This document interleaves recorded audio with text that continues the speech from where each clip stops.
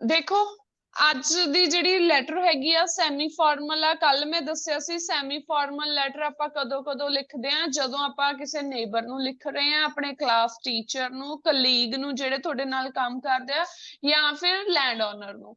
Mostly exam ਦੇ ਵਿੱਚ ਜਿਹੜੀਆਂ ਸੈਮੀ ਫਾਰਮਲ ਲੈਟਰ ਆਉਂਦੀ ਆ ਉਹ ਕਿਹੜੀ ਆਉਂਦੀ ਆ, ਜਾਂ ਤਾਂ ਨੇਬਰਹੁੱਡ ਦੇ ਲਈ ਆਉਂਦੀ ਹੁੰਦੀ ਆ, ਨੇਬਰ ਦੇ ਲਈ, ਜਾਂ ਫਿਰ ਆਉਂਦੀ ਆ ਲੈਂਡਲੋਰਡ ਦੇ ਲਈ।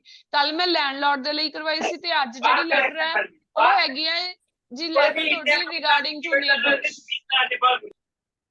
ਸੋ ਅੱਜ ਦੀ ਜਿਹੜੀ ਲੈਟਰ ਆ ਉਹ ਹੈਗੀ ਆ ਨੇਬਰਸ ਦੇ ਰਿਗਾਰਡਿੰਗ।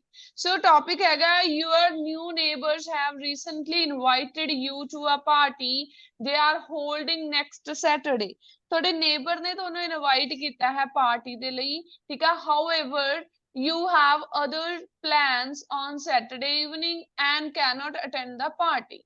but ਕਹਿੰਦੇ ਦੂਸਰੀ ਸਾਈਡ ਕੀ ਹੋ ਗਿਆ, ਤੁਸੀਂ ਸੈਟਰਡੇ ਨੂੰ ਤੁਹਾਡਾ ਕੋਈ ਹੋਰ ਪਲਾਨ ਹੈ, ਠੀਕ ਹੈ, ਤੇ ਤੁਸੀਂ ਉਸ ਪਾਰਟੀ ਨੂੰ ਅਟੈਂਡ ਨਹੀਂ ਕਰ ਸਕਦੇ। ਹੁਣ ਪਹਿਲਾਂ ਆਪਾਂ ਫਸਟ ਪੈਰਾਗ੍ਰਾਫ ਕਿਸ ਦਾ ਬਣਾਉਣਾ, ਪਰਪਸ ਦਾ, ਜਿਹੜਾ ਮੇਰਾ ਕਲੀਅਰ ਹੋ ਜਾਵੇ ਵੀ ਮੈਂ ਲੈਟਰ ਲਿਖ ਕਿਉਂ ਰਹੀ ਹਾਂ। ਦੈਨ ਉਸ ਤੋਂ ਬਾਅਦ ਆਪਾਂ ਨੇ ਸੈਕਿੰਡ ਪੈਰਾਗ੍ਰਾਫ ਦੇ ਵਿੱਚ ਅਗਲੇ ਕਿਊਜ਼ ਕਵਰ ਕਰਨੇ ਸਟਾਰਟ ਕਰਨੇ ਆ। ਫਸਟ ਕਹਿੰਦੇ ਕੀ ਆ, write a letter to your neighbours, thank them for the invitation. ਕਹਿੰਦੇ ਉਹਨਾਂ ਨੂੰ ਤੁਸੀਂ ਥੈਂਕ ਯੂ ਕਰਨਾ ਕਿ ਉਹਨਾਂ ਨੇ ਤੁਹਾਨੂੰ ਇਨਵਾਈਟ ਕੀਤਾ। Next mention what plans you already have, ਤੁਹਾਡੇ ਕੀ ਪਲਾਨ ਸੀਗੇ already। and third one suggest when you can meet them, ਤੇ ਤੁਸੀਂ ਉਹਨਾਂ ਨੂੰ ਕਦੋਂ ਪੂਰਾ ਕਰ ਸਕਦੇ ਹੋ, ਠੀਕ ਹੈ। when you can meet ਮਤਲਬ ਕਿ ਕਦੋਂ ਦੁਬਾਰਾ ਉਹਨਾਂ ਨੂੰ ਮੀਟ ਕਰ ਸਕਦੇ ਹੋ, ਵੀ ਹੋਰ ਕਿਹੜਾ ਤੁਹਾਡਾ ਕੋਈ ਪਲਾਨ ਹੈ, ਵੀ ਉਹਨਾਂ ਨੂੰ ਕਦੋਂ ਸੁਜੈਸ਼ਨ ਕੋਈ ਹੋਰ ਟਾਈਮ ਪੀਰੀਅਡ ਰੱਖ ਸਕਦੇ ਹੋ। ਸੋ ਹੁਣ ਟਾਸਕ 1 ਤੁਹਾਨੂੰ ਪਤਾ ਕਿ 3 ਬੈਂਡ ਸਕੋਰ ਦੀ ਹੁੰਦੀ ਆ, ਠੀਕ ਹੈ। ਲੈਟਰ ਦੇ ਵਿੱਚ ਰਾਈਟਿੰਗ ਆਪਾਂ ਵਰਡ ਲਿਮਿਟ ਕਿੰਨੀ ਰਹਿੰਦੀ ਆ, 150 to 180 ਜਾਂ 190 ਤੱਕ, ਮਤਲਬ ਕਿ 200 ਦੇ ਥੱਲੇ ਆਪਾਂ ਲਿਖ ਸਕਦੇ ਹਾਂ। ਸੋ ਇਹਦੇ ਵਿੱਚ ਹੁਣ ਆਪਾਂ ਨੇ ਕੀ ਕਰਨਾ ਹੈ, ਸਟਾਰਟਿੰਗ ਕਿੱਦਾਂ ਕਰਨੀ ਹੁੰਦੀ ਹੈ, ਜਦੋਂ ਸੈਮੀ ਫਾਰਮਲ ਲੈਟਰ ਆਉਂਦੀ ਹੈ ਆਪਾਂ ਨੇ ਨੇਬਰ ਦਾ ਲਾਸਟ ਨੇਮ ਲਿਖਣਾ, dear Mr Singla, dear Mr and Mrs Singla, ਠੀਕ ਹੈ। ਨੇਬਰਸ ਦੀ ਗੱਲ ਹੋਈ ਹੈ ਤਾਂ ਆਪਾਂ ਦੋਨਾਂ ਤੋਂ ਸਟਾਰਟ ਕਰ ਸਕਦੇ ਹਾਂ, ਚਾਹੇ ਆਪਾਂ ਡੀਅਰ ਮਿਸਟਰ, ਠੀਕ ਹੈ, ਜੋ ਵੀ ਉਹਨਾਂ ਦਾ ਲਾਸਟ ਸਰਨੇਮ ਆਪਾਂ ਨੇ ਉਹ ਮੈਂਸ਼ਨ ਕਰਨਾ ਹੁੰਦਾ। ਲਿਖਣਾ ਸਾਰਾ ਐਕਸਟ੍ਰੀਮ ਲੈਫਟ ਤੋਂ ਹੁੰਦਾ। ਇੱਕ ਵਾਰੀ ਮੈਂ ਸਮਝਾ ਦਿੰਨੀ ਆ ਤੇ ਮੈਂ ਨੇਬਰ ਵਾਲੀ ਹੋਈ ਕੋਈ ਲੈਟਰ ਤੁਹਾਨੂੰ ਲਾਈਕ ਹੋਮਵਰਕ ਦੇ ਵਿੱਚ ਦੇ ਦੂੰਗੀ, ਤੁਸੀਂ ਉਹਨੂੰ ਲਿਖ ਦਿਓ। ਦੇਖੋ ਸਟਾਰਟਿੰਗ ਕਿੱਦਾਂ ਕਰਾਂਗੇ, ਡੀਅਰ ਨੇਬਰਸ ਨੇਮ, ਤੁਸੀਂ ਇੱਥੇ ਨੇਬਰਸ ਦਾ ਨੇਮ ਲਿਖੋਗੇ, ਡੀਅਰ ਮਿਸਟਰ ਜਾਂ ਮਿਸਿਸ ਸਿੰਗਲਾ, ਠੀਕ ਹੈ।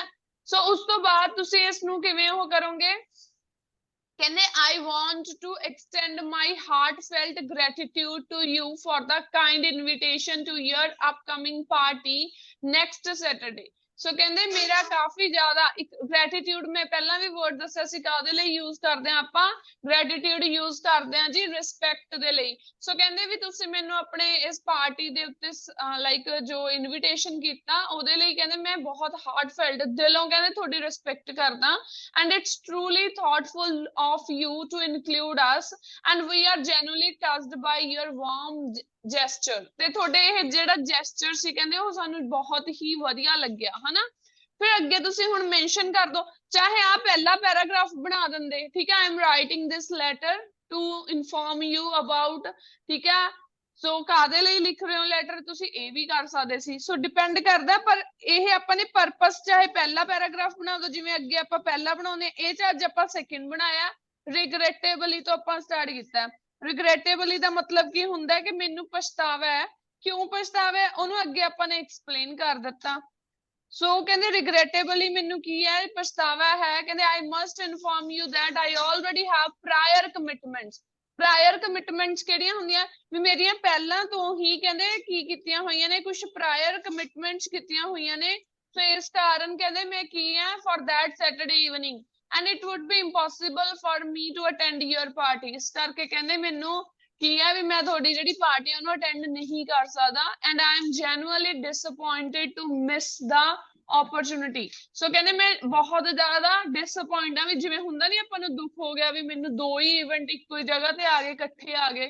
ਸੋ ਕਹਿੰਦੇ to get to know you better and enjoy the evening with our wonderful neighbors। ਸੋ ਕਹਿੰਦੇ ਮੈਨੂੰ ਪਤਾ ਵੀ ਮੈਨੂੰ ਕੀ ਸੀ, ਮੌਕਾ ਮਿਲਣਾ ਸੀਗਾ ਵੀ ਆਪਣੇ ਨੇਬਰਸ ਨੂੰ ਹੋਰ ਜਾਣਨ ਦਾ, ਬਟ ਮੈਂ ਉਹਨੂੰ ਕਹਿੰਦੇ ਕੀ ਕਰ ਰਿਹਾ, ਮਿਸ ਕਰ ਰਿਹਾ ਉਸ ਇਵਨਿੰਗ ਨੂੰ। however ਕਹਿੰਦੇ I would love the chance to meet you your neighbors on a different occasion. So ਕਹਿੰਦੇ ਕੀ ਆ, ਇਹ ਸੈਮੀ ਫਾਰਮਲ ਆ ਤਾਂ ਤੁਸੀਂ ਇਹਦੇ ਵਿੱਚ ਏਦਾਂ ਲਿਖ ਸਕਦੇ ਹੋ, ਠੀਕ ਹੈ, ਇਹ ਸ਼ਾਰਟ ਫਾਰਮ ਨਹੀਂ ਕਾਊਂਟ ਹੋਏਗੀ। ਸੋ ਕਹਿੰਦੇ ਮੈਨੂੰ ਕੀ ਆ, ਮੈਨੂੰ ਇਹ ਆ ਵੀ ਆਪਾਂ ਅਦਰ ਨੇਬਰਸ ਨੂੰ ਇੱਕ ਡਿਫਰੈਂਟ ਓਕੇਜ਼ਨ ਤੇ ਮਿਲੀਏ। How about we plan a small gathering to get together, ਜਾਂ ਗੈਟ ਟੂਗੇਦਰ ਵਰਡ ਯੂਜ਼ ਕਰ ਸਕਦੇ ਆ, on the following Sunday afternoon. So ਆਪਾਂ ਨੇ ਕੀ ਕੀਤਾ, ਦੇਖੋ ਮੈਂ ਤੁਹਾਨੂੰ ਅਗੇਨ ਦੱਸ ਰਹੀ ਹਾਂ, ਵੈਸੇ ਆਪਾਂ ਜਿਹੜੀ ਸਟਾਰਟਿੰਗ ਕਰਦੇ ਹੁੰਦੇ ਆ ਆਪਾਂ ਇੱਥੋਂ ਹੀ ਕਰਦੇ ਹੁੰਦੇ ਆ। ਸੋ ਤੁਸੀਂ ਵੀ ਇੱਥੋਂ ਸਟਾਰਟਿੰਗ ਕਰ ਸਕਦੇ ਸੀ, ਜ਼ਰੂਰੀ ਨਹੀਂ ਕਿ ਪਹਿਲਾਂ ਜੇ ਤੁਸੀਂ ਪਰਪਸ ਦੇਣਾ ਪਹਿਲਾਂ ਪਰਪਸ ਦੇ ਦਿਓ, ਬਟ ਮਿਸ ਨਹੀਂ ਹੋਣਾ ਚਾਹੀਦਾ ਜਿਹੜਾ ਪਰਪਸ ਆ। ਹੁਣ ਪਹਿਲਾਂ ਆਪਾਂ ਨੇ ਉਹਨਾਂ ਦਾ ਸ਼ੁਕਰੀਆ ਅਦਾ ਕੀਤਾ, ਆਪਾਂ ਨੇ ਪਹਿਲਾ ਪੁਆਇੰਟ ਦੂਜੇ ਤੇ ਕਰਤਾ, ਦੂਜਾ ਪਹਿਲੇ ਤੇ ਕਰਤਾ, ਕੋਈ ਇਸ਼ੂ ਨਹੀਂ ਜੇ ਮੈਂ ਪਹਿਲਾਂ ਇਹਨੂੰ ਲਿਖ ਦਿੰਦੀ, ਠੀਕ ਆ। I am writing this letter to inform you about the ਕੀ ਹੈ, ਕੀ ਕਰਾਉਣਾ ਚਾਹੁੰਦਾ ਹੈ, ਕਹਿੰਦੇ ਕੀ ਆ, ਮੈਨੂੰ ਇਹ ਓਪਰਚੁਨਿਟੀ ਕੀ ਕਰਨੀ ਪੈ ਰਹੀ ਹੈ, ਮਿਸ ਕਰਨੀ ਪੈ ਰਹੀ ਹੈ, it would be impossible for me to attend your party, ਠੀਕ ਆ। ਫਿਰ ਉਸ ਤੋਂ ਬਾਅਦ ਤੁਸੀਂ ਸੈਕਿੰਡ ਚ ਥੈਂਕਸ ਕਰ ਸਕਦੇ ਸੀ। ਸੋ ਡਿਪੈਂਡ ਕਰਦਾ ਜਿਵੇਂ ਤੁਸੀਂ ਲਿਖਣਾ ਚਾਹੁੰਦੇ ਹੋ, ਬਟ ਕਵਰ ਦੋਨੇ ਹੀ ਕਰਦੇ ਆ। ਤੇ ਹੁਣ ਅਗਲਾ ਆਪਾਂ ਕਵਰ ਕਰ ਰਹੇ ਹਾਂ ਤੁਹਾਡੇ ਕੀ ਪਲਾਨ ਸੀਗੇ, ਠੀਕ ਹੈ। ਸੋ ਤੁਹਾਡੇ ਪਲਾਨਸ ਵਾਲਾ ਆਪਾਂ ਨੇ ਇੱਥੇ ਪੈਰਾਗ੍ਰਾਫ ਕੀ ਲਿਖਿਆ ਹੋਇਆ, ਕਹਿੰਦੇ for me to attend I am generally ਮੈਂ ਡਿਸਅਪਾਇੰਟ ਆ ਕਿਉਂਕਿ ਮੇਰੀਆਂ ਕੁਝ ਪ੍ਰਾਇਰ ਕਮਿਟਮੈਂਟ ਸੀ। ਹੁਣ ਪ੍ਰਾਇਰ ਕਮਿਟਮੈਂਟਸ ਦੀ ਜਗ੍ਹਾ ਤੇ ਤੁਸੀਂ ਐਕਸਪਲੇਨ ਕਰ ਸਕਦੇ ਹੋ ਕਮਿਟਮੈਂਟ ਕੀ ਸੀ, ਕਿਸੇ ਫਰੈਂਡ ਦੀ ਬਰਥਡੇ ਪਾਰਟੀ ਸੀ, ਹਨਾ, ਸੋ ਤੁਸੀਂ ਉੱਥੇ ਜਾਣਾ ਸੀ, ਜਾਂ ਕਿਸੇ ਕਜ਼ਨ ਦੀ ਵੈਡਿੰਗ ਸੀ ਉੱਥੇ ਜਾਣਾ ਸੀ, ਇਸ ਨੂੰ ਤੁਸੀਂ ਹੋਰ ਐਕਸਪਲੇਨ ਕਰ ਸਕਦੇ ਹੋ। ਸੋ ਡਿਪੈਂਡ ਔਨ ਯੂ ਤੁਸੀਂ ਕਿਵੇਂ ਲਿਖਣਾ। ਜੇ ਨਹੀਂ ਕੁਝ ਐਕਸਪਲੇਨ ਕਰਨਾ ਫਿਰ ਇਹ ਵਰਡ ਵੀ ਕਾਫੀ ਅੱਛਾ ਹੈ, ਪ੍ਰਾਇਰ ਕਮਿਟਮੈਂਟਸ। ਪ੍ਰਾਇਰ ਕਮਿਟਮੈਂਟਸ ਤੋਂ ਬਾਅਦ ਅਗਰ ਤੁਸੀਂ ਇਹਨੂੰ ਇੱਥੇ ਕੌਮੇ ਤੋਂ ਬਾਅਦ ਐਕਸਪਲੇਨ ਕਰਨਾ ਚਾਹੁੰਦੇ ਹੋ ਐਕਸਪਲੇਨ ਕਰ ਸਕਦੇ ਹੋ। ਸੋ ਵਰਡ ਲਿਮਿਟ ਦੇਖਣੀ ਆਪਣੇ ਨਾਲ ਦੀ ਨਾਲ। ਫਿਰ ਉਸ ਤੋਂ ਬਾਅਦ ਲਾਸਟ ਕੁਐਸਚਨ ਫਿਰ ਸੀਗਾ, ਕਹਿੰਦੇ suggest when you can meet them। So ਕਹਿੰਦੇ ਮੈਨੂੰ ਲੱਗਦਾ ਕਿ ਆਪਾਂ ਨੂੰ ਹੋਰ ਜਾਣਨਾ ਚਾਹੀਦਾ ਇੱਕ ਨੇਬਰ ਲਾਈਕ ਆਪਣੇ ਨੇਬਰਸ ਨੂੰ ਡਿਫਰੈਂਟ ਓਕੇਜ਼ਨ ਤੇ, ਕਿਉਂ ਨਾ ਆਪਾਂ ਇੱਕ ਸਮਾਲ ਗੈਦਰਿੰਗ ਰੱਖ ਲੈਂਦੇ ਆ ਜਿਸ ਤੇ ਕਹਿੰਦੇ ਆਪਾਂ ਕੀ ਕਰ ਸਕਦੇ ਆ on the following Sunday afternoon, ਵੀ ਆਉਣ ਵਾਲੇ ਸੰਡੇ ਆਫਟਰਨੂਨ ਨੂੰ। ਦਿਸ ਵੇ ਕਹਿੰਦੇ we can spend quality time together, share stories and strengthen our neighbourly bonds. Strengthen our neighbourly bonds ਦਾ ਮਤਲਬ ਕੀ ਆਪਾਂ ਆਪਣੇ ਜਿਹੜੀ ਬੌਂਡਿੰਗ ਆ ਉਹਨੂੰ ਸਟਰੋਂਗ ਕਰ ਸਕਦੇ ਆ। So once again, thank you for the invitation and I am looking forward to an opportunity to spend some time with you and the rest of our neighbors. So ਕਹਿੰਦੇ ਮੈਨੂੰ ਲੱਗਦਾ ਹੈ ਕਿ once again ਮੈਂ ਤੁਹਾਡਾ ਧੰਨਵਾਦ ਕਰਦਾ ਕਿ ਤੁਸੀਂ ਮੈਨੂੰ ਇਨਵੀਟੇਸ਼ਨ ਦਿੱਤਾ ਤੇ ਕਹਿੰਦੇ I am looking for the opportunity। Again ਆਪਾਂ ਨੇ ਇਹ ਲਾਈਨ ਕਾਹਦੇ ਲਈ ਲਿਖੀ, ਕਹਿੰਦੇ ਮੈਂ ਉਹ ਆਉਣ ਵਾਲੀ ਓਪਰਚੁਨਿਟੀ ਦਾ ਵੇਟ ਕਰੂੰਗਾ ਕਿ ਆਪਾਂ ਇਕੱਠੇ ਟਾਈਮ ਸਪੈਂਡ ਕਰ ਸਕੀਏ ਰੈਸਟ ਆਫ ਆਰ ਨੇਬਰਸ, ਆਪਣੇ ਬਾਕੀ ਗੁਆਂਢੀਆਂ ਦੇ ਨਾਲ ਜਾਂ ਬਾਕੀ ਨੇਬਰਸ ਦੇ ਨਾਲ, ਠੀਕ ਹੈ ਜੀ। ਸੋ ਇਸ ਤਰ੍ਹਾਂ ਇਹਨੂੰ ਤੁਸੀਂ ਲਿਖ ਸਕਦੇ ਹੋ। ਕਿਸੇ ਨੇ ਕੋਈ ਡਾਊਟ ਪੁੱਛਣਾ? ਵੈਸੇ ਤਾਂ ਅੱਜ ਤੁਹਾਡੀ ਟਰਨ ਸੀਗੀ, ਹਾਂਜੀ ਦੱਸੋ ਦੱਸੋ। ਮੈਮ ਮੇਰਾ ਇੱਕ ਕੁਐਸਚਨ ਆ, ਜਿਵੇਂ ਆਪਾਂ ਸ਼ਾਰਟ ਫਾਰਮ ਦੇ ਵਿੱਚ ਲਿਖਦੇ ਆ, ਇਹ ਆਪਾਂ ਇਨਫਾਰਮਲ ਤੇ ਸੈਮੀ ਫਾਰਮਲ ਲੈਟਰ ਦੇ ਵਿੱਚ ਤੁਸੀਂ ਕਹਿੰਦੇ ਵੀ ਸਿਰਫ ਦੋਨਾਂ ਚ ਲਿਖ ਸਕਦੇ ਆ, ਫਾਰਮਲ ਚ ਨਹੀਂ ਲਿਖ ਸਕਦੇ। ਔਰ ਮੈਮ ਇਹ ਲਿਖਣਾ ਜ਼ਰੂਰੀ ਆ, ਮੰਨ ਕੇ ਚਲੋ ਨਹੀਂ ਜ਼ਰੂਰੀ ਨਹੀਂ ਹੈ, ਫੁੱਲ ਫਾਰਮ ਪਾ ਦੋ ਹੋਰ ਸਹੀ ਆ, ਇਹ ਕੋਈ ਜ਼ਰੂਰੀ ਨਹੀਂ ਆ। ਮੈਂ ਤਾਂ ਇਹਨੂੰ ਉਹੀ ਨਹੀਂ ਕਰਦੀ, ਮੈਂ ਤਾਂ ਟਰਾਈ ਕਰਦੀ ਹੁੰਦੀ ਕਿ ਫੁੱਲ ਫਾਰਮ ਚ ਹੀ ਕਰਾਵਾਂ, ਸਿਰਫ ਇੱਕ ਦੋ ਹੀ ਜਗ੍ਹਾ ਯੂਜ਼ ਕੀਤਾ, ਜ਼ਿਆਦਾ ਨਹੀਂ, ਜ਼ਿਆਦਾ ਯੂਜ਼ ਵੀ ਨਹੀਂ ਕਰਨਾ। ਇਹ ਕੋਈ ਕੰਪਲਸ਼ਨ ਨਹੀਂ ਹੈ। ਨਾ ਹੁੰਦੇ ਇਦਾਂ ਸ਼ਾਰਟ ਫਾਰਮ ਦੇ ਵਿੱਚ ਲਿਖਣ ਦੇ, ਤੇ ਬਿਲਕੁਲ ਯੂਜ਼ ਟੂ ਨਹੀਂ ਹੁੰਦੇ, ਫੁੱਲ ਫਾਰਮ ਹੀ ਲਿਖੋ, ਬੈਟਰ ਹੈ। Okay ma'am, thank you. ਠੀਕ ਹੈ।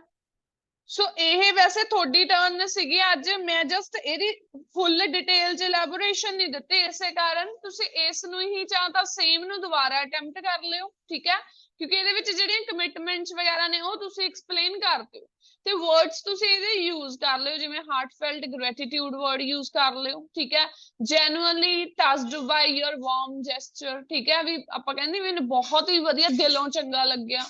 ਸੋ ਉਸ ਤੋਂ ਬਾਅਦ ਪ੍ਰਾਇਰ ਕਮਿਟਮੈਂਟਸ ਨੂੰ ਐਕਸਪਲੇਨ ਕਰ ਦਿਓ ਵੀ ਆਹ ਕਮਿਟਮੈਂਟ ਕੀਤੀ ਹੋਈ ਸੀਗੀ।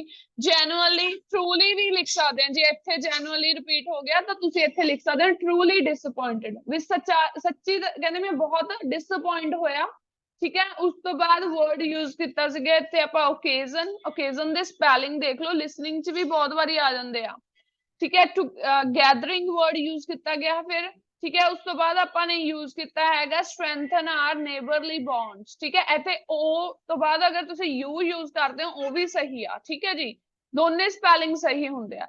ਐਂਡ ਇਸ ਤਰ੍ਹਾਂ ਤੁਸੀਂ ਇਹਨੂੰ ਲਿਖਣਾ ਹੈ ਲੈਟਰ ਨੂੰ। ਸੈਮੀ ਫਾਰਮਲ ਲੈਟਰ ਸੀਗੀ, ਕਿਸੇ ਨੇ ਇਹਦੇ ਵਿੱਚ ਕੁਝ ਪੁੱਛਣਾ ਹੈ ਤਾਂ ਪੁੱਛੋ ਜੀ, ਬਿਕੋਜ਼ ਕਿਉਂਕਿ ਆਪਾਂ ਇਹਨੂੰ ਕੱਲ ਪ੍ਰੋਪਰ ਡਿਸਕਸ ਕਰ ਲਿਆ ਸੀਗਾ, ਇਸ ਕਰਕੇ ਮੈਂ ਐਕਸਪਲੇਨ ਨਹੀਂ ਕਰਾ ਰਹੀ ਜ਼ਿਆਦਾ। ਅਗਰ ਤੁਹਾਨੂੰ ਕਿਸੇ ਨੂੰ ਡਾਊਟ ਹੈ ਤਾਂ ਮੈਂ ਇਹਨੂੰ ਹੋਰ ਡੀਪਲੀ ਐਕਸਪਲੇਨ ਕਰਾ ਦੂੰਗੀ। ਕਿਸੇ ਨੇ ਕੁਝ ਵੀ ਪੁੱਛਣਾ ਤਾਂ ਤੁਸੀਂ ਪੁੱਛ ਸਕਦੇ ਹੋ। ਮੈਮ ਹਾਂਜੀ ਮੈਮ ਜਿੱਦਾਂ ਆਪਾਂ ਕਹਿੰਦੇ ਹੈਗੇ ਵੀ ਰਾਈਟਿੰਗ ਦੇ ਵਿੱਚ ਆਪਾਂ ਬਟ ਵਰਡ ਨਹੀਂ ਯੂਜ਼ ਕਰਨਾ ਹੈਗਾ, ਤਾਂ ਜਿੱਦਾਂ ਹੁਣ ਮੰਨ ਲਓ ਵੀ ਇਹਦੇ ਵਿੱਚ ਮੈਂ ਕਹਿ ਰਹੀ ਹਾਂ ਵੀ ਮੈਂ ਇੱਕ ਤਾਂ ਥੈਂਕ ਯੂ ਕਹਿ ਰਹੀ ਹੈਗੀ ਆ, ਤੇ ਬਟ ਮੈਂ ਨਹੀਂ ਜੁਆਇਨ ਕਰ ਪਾ ਰਹੀ ਤੁਹਾਨੂੰ, ਹਨਾ ਉੱਥੇ ਵੀ ਬਟ ਵਰਡ ਆ ਰਿਹਾ ਹੈਗਾ, ਤਾਂ ਮੈਮ ਉੱਥੇ ਬਟ ਦੀ ਜਗ੍ਹਾ ਤੇ ਸਿੱਧਾ ਜਿਵੇਂ ਆਪਾਂ ਸਿੱਧਾ ਬਟ ਲਿਖਦੇ ਹਾਂ ਉੱਥੇ ਇਰੇਜ਼ ਕਰਕੇ ਹਾਊ ਐਵਰ। ਹਾਂ ਹਾਊਐਵਰ ਲਿਖ ਦੋ ਜਾਂ ਕਾਮੇ ਦੇ ਨਾਲ ਸ਼ੋ ਕਰ ਦੋ। ਮਤਲਬ ਸਿੰਪਲ ਮੈਮ ਕਾਮੇ ਨਾਲ ਬਟ ਸ਼ੋ ਕਰ ਦੋ, ਬਟ ਲਿਖਣਾ ਨਹੀਂ ਹੈਗਾ। ਬਟ ਦਾ ਮਤਲਬ ਇਹ ਹੈ ਕਿ ਜ਼ਿਆਦਾ ਯੂਜ਼ ਨਾ ਹੋਵੇ, ਇੰਟਰੋ ਚ ਯੂਜ਼ ਨਾ ਹੋਵੇ। ਇੱਕ ਅੱਧੀ ਵਾਰ ਕੀਤਾ ਉਹਦਾ ਗਲਤ ਨਹੀਂ ਯੂਜ਼ ਕੀਤਾ ਜਾਊਗਾ, ਮੰਨਿਆ ਜਾਊਗਾ। ਇਹ ਨਾ ਹੋਵੇ ਕਿ ਤੁਸੀਂ ਸਟਾਰਟਿੰਗ ਚ ਹੀ ਬਟ ਲਿਖਤਾ, ਅਦਰਵਾਈਜ਼ ਤੁਸੀਂ ਯੂਜ਼ ਕਰੋ ਸਿਰਫ ਇੱਕ ਵਾਰੀ ਕਿਤੇ ਯੂਜ਼ ਕੀਤਾ ਤਾਂ ਉਹ ਸਹੀ ਆ। ਠੀਕ ਹੈ ਮੈਮ। ਠੀਕ ਹੈ, ਏਦਾਂ ਟਰਾਈ ਕਰਿਆ। ਜਿੱਦਾਂ ਮੈਮ ਇਨਫੋਰਮ ਜਿਵੇਂ ਸੈਮੀ ਫਾਰਮਲ ਲੈਟਰ ਰਾਈਟ, ਇਹਦੇ ਆਪਾਂ ਵਿੱਚ ਇਹਦੇ ਤੁਸੀਂ ਚ ਲਿਖ ਸਕਦੇ ਹਾਂ ਬਟ ਕਰ ਸਕਦੇ ਹੋ ਜੀ, ਕਰ ਸਕਦੇ ਹੋ। ਸੈਮੀ ਫਾਰਮਲ ਤੇ ਇਨਫਾਰਮਲ ਚ ਯੂਜ਼ ਕਰ ਸਕਦੇ ਹੋ, ਕੋਈ ਇਹਦੇ ਵਿੱਚ ਦਿੱਕਤ ਨਹੀਂ ਆ। ਅਗਰ ਫਾਰਮਲ ਵੀ ਆਉਂਦਾ ਤਾਂ ਉਹਦੇ ਵਿੱਚ ਵੀ ਕਿਤੇ ਨਾ ਕਿਤੇ ਉੱਥੇ ਤੁਸੀਂ ਕਾਮੇ ਦਾ ਯੂਜ਼ ਕਰ ਦੋ, ਉਹ ਜ਼ਿਆਦਾ ਬੈਟਰ ਆ। ਸੈਮੀ ਫਾਰਮਲ ਤੇ ਇਹਦੇ ਚ ਮੈਮ ਜਿਵੇਂ ਫਾਰਮਲ ਜਿਵੇਂ ਇਨਫਾਰਮਲ ਲੈਟਰ ਹੈ ਸੈਮੀ ਫਾਰਮਲ, ਇਹਦੇ ਚ ਆਪਾਂ ਹਾਊ ਐਵਰ, ਮੋਰ ਓਵਰ ਇਹੋ ਜਿਹੇ ਵਰਡ, ਫਰਦਰ ਮੋਰ, ਇਹ ਵਰਡ ਯੂਜ਼ ਕਰਨੇ ਹੁੰਦੇ ਆ। ਹਾਂ ਬਿਲਕੁਲ, ਇਹ ਤਾਂ ਇੱਕ ਕਨੈਕਟਰ ਹੈ। ਹਾਊਐਵਰ ਤਾਂ ਇੱਥੇ ਕੰਟਰਾਸਟਿੰਗ ਵਿਊ ਦੇ ਲਈ ਲੱਗਿਆ।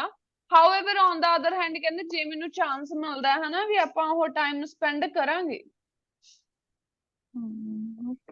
ਫਿਰ ਮੈਮ ਐਸੇ ਦੇ ਵਿੱਚ ਵੀ ਆਪਾਂ ਇੱਕ ਵਾਰੀ, ਇੱਕ ਜਾਂ ਦੋ ਵਾਰੀ ਯੂਜ਼ ਕਰ ਸਕਦੇ ਹੈਗੇ ਆ? ਇੱਕ ਜਾਂ ਦੋ ਵਾਰੀ ਨਹੀਂ, ਸਿਰਫ ਇੱਕ ਵਾਰੀ। ਵੈਸੇ ਤਾਂ ਅਵੋਇਡ ਹੀ ਕਰਿਓ, ਠੀਕ ਆ, ਅਦਰਵਾਈਜ਼ ਇੱਕ ਵਾਰੀ ਤੁਸੀਂ ਉਹਨੂੰ ਯੂਜ਼ ਕਰ ਸਕਦੇ ਹੋ। ਠੀਕ ਹੈ ਮੈਮ। ਠੀਕ ਹੈ ਮੈਮ ਇੱਕ ਕਨਫਿਊਜ਼ਨ ਹੋਰ ਹੈ ਥੋੜੀ ਜੀ। ਮੈਮ ਜਿੱਦਾਂ ਆਪਾਂ ਮੰਨ ਲਓ ਸੀਐਸ ਲਗਾ ਕੇ ਆਪਾਂ ਇੱਕ ਸੈਂਟੈਂਸ ਬਣਾਤਾ ਹੈਗਾ, ਉਦੋਂ ਜਦੋਂ ਆਪਾਂ ਸੀਐਸ ਲਗਾ ਕੇ ਬਣਾਵਾਂਗੇ ਤਾਂ ਆਪਾਂ ਵਿੱਚ ਕੌਮਾ ਲਗਾ ਦਿੱਤਾ ਹੈਗਾ, ਕੁਝ ਵੀ ਮਤਲਬ ਆਪਾਂ ਕਿਉਂਕਿ ਉੱਥੇ ਲਗਾਉਣਾ ਪੈਂਦਾ। ਫਿਰ ਜਦੋਂ ਆਪਾਂ ਉਹਦੇ ਨਾਲ ਫਿਰ ਸੀਸੀਐਸ ਬਣਾ ਰਹੇ ਹਾਂ, ਮਤਲਬ ਨਾਲ ਐਂਡ ਜਾਂ ਬਟ ਲਗਾ ਰਹੇ ਹੈਗੇ ਆ, ਤਾਂ ਫਿਰ ਮੈਮ ਉੱਥੇ ਉਸ ਜਗ੍ਹਾ ਤੇ ਉੱਥੇ ਕੌਮਾ ਲੱਗ ਜਾਏਗਾ? ਉੱਥੇ ਕੌਮਾ ਲੱਗ ਜਾਏਗਾ ਜਾਂ ਮਤਲਬ ਫਿਰ ਦੋ ਤੁਸੀਂ ਕੌਮੇ ਇੱਕ ਉਹਦੇ ਵਿੱਚ ਪੂਰੇ ਵਰਡ ਦੇ ਵਿੱਚ ਦੋ ਕੌਮੇ ਆ ਜਾਣਗੇ?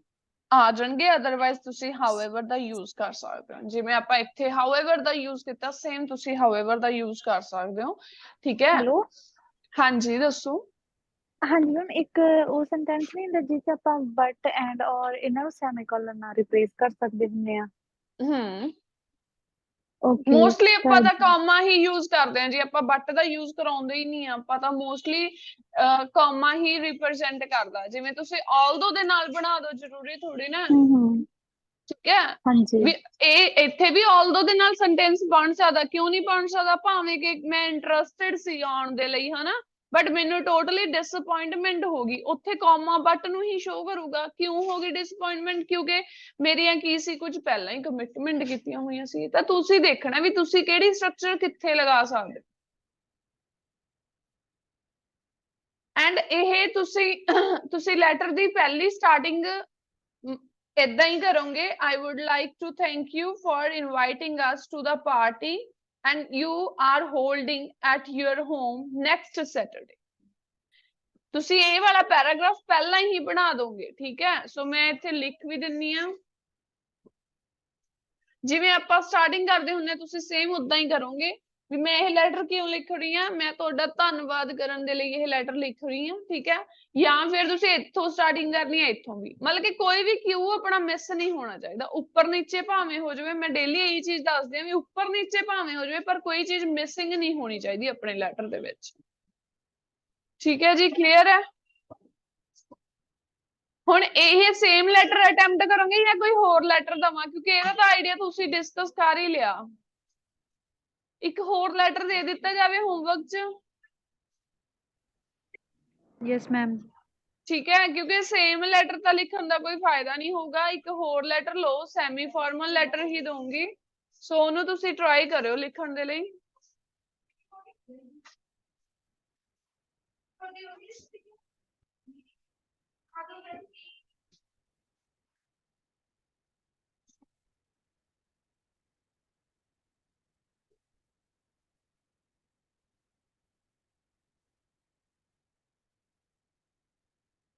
ਓਕੇ ਕੱਲ ਨੇਬਰਹੁੱਡ ਉਹਦੇ ਵਾਲਾ ਕੀਤਾ ਸੀ, ਹੁਣ ਅੱਜ ਹੈਗਾ ਆਈਡੀਆ। ਤੁਸੀਂ ਖੁਦ ਸੋਚੋਗੇ ਇਹਦਾ।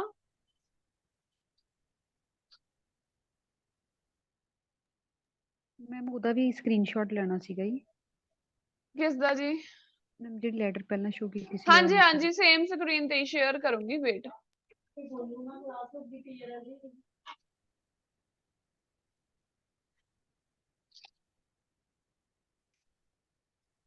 ਲਓ ਜੀ ਪਹਿਲਾਂ ਤਾਂ ਹੋਮਵਰਕ ਵਾਲੀ ਲੈਟਰ ਲਓ, ਜਿਹੜੀ ਲੈਟਰ ਹੈਗੀ ਆ ਕਹਿੰਦੇ you live in a rented accommodation which was recently damaged due to bad weather. Bad weather ਦੇ ਕਾਰਨ ਉਹ ਡੈਮੇਜ ਹੋ ਗਈ ਜਿੱਥੇ ਤੁਸੀਂ ਰਹਿੰਦੇ ਸੀਗੇ।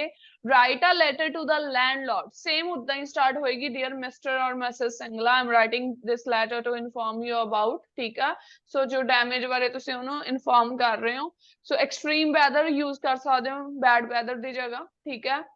ਸੋ ਕਹਿੰਦੇ write a letter to the landlord, explain what caused the damage, ਕਿਸ ਦੇ ਕਾਰਨ ਡੈਮੇਜ ਹੋਈ ਆ, ਠੀਕ ਹੈ। ਜ਼ਿਆਦਾ ਰੇਨ ਸੀ, ਰੇਨ ਦੇ ਕਾਰਨ ਕੋਈ ਕੈਬਿਨੇਟ ਜਾਂ ਕੋਈ ਵਿੰਡੋ ਕੁਝ ਵੀ ਡੈਮੇਜ ਹੋ ਗਈ, ਠੀਕ ਹੈ। ਤੁਸੀਂ ਦੱਸ ਸਕਦੇ ਹੋ why you need him or her to fix the problem right away। ਹੁਣ ਉਹ ਪ੍ਰੋਬਲਮ ਨੂੰ right away ਕਿਉਂ ਫਿਕਸ, ਤੁਸੀਂ ਕਹਿ ਸਕਦੇ ਹੋ ਵੀ ਜਿਹੜਾ ਕੀ ਹੈ ਵਿੰਟਰ ਦਾ ਟਾਈਮ ਹੈ, ਠੀਕ ਹੈ। ਸੋ ਜਿਹੜੀ ਉਹ ਵਿੰਡੋ ਹੈ ਉਹਦੇ ਤੋਂ ਕਹਿ ਸਕਦੇ ਹਾਂ ਵੀ ਬਹੁਤ ਠੰਡੀ ਹਵਾ ਆਉਂਦੀ ਹੈ, ਕੂਲ ਬਰੀਜ਼ ਪਾਸ ਹੁੰਦੀ ਹੈ, ਜੋ ਕਿ ਸਾਡੇ ਲਈ ਬਹੁਤ ਜ਼ਿਆਦਾ ਹੈਕਟਿਕ ਬਣ ਚੁੱਕਿਆ।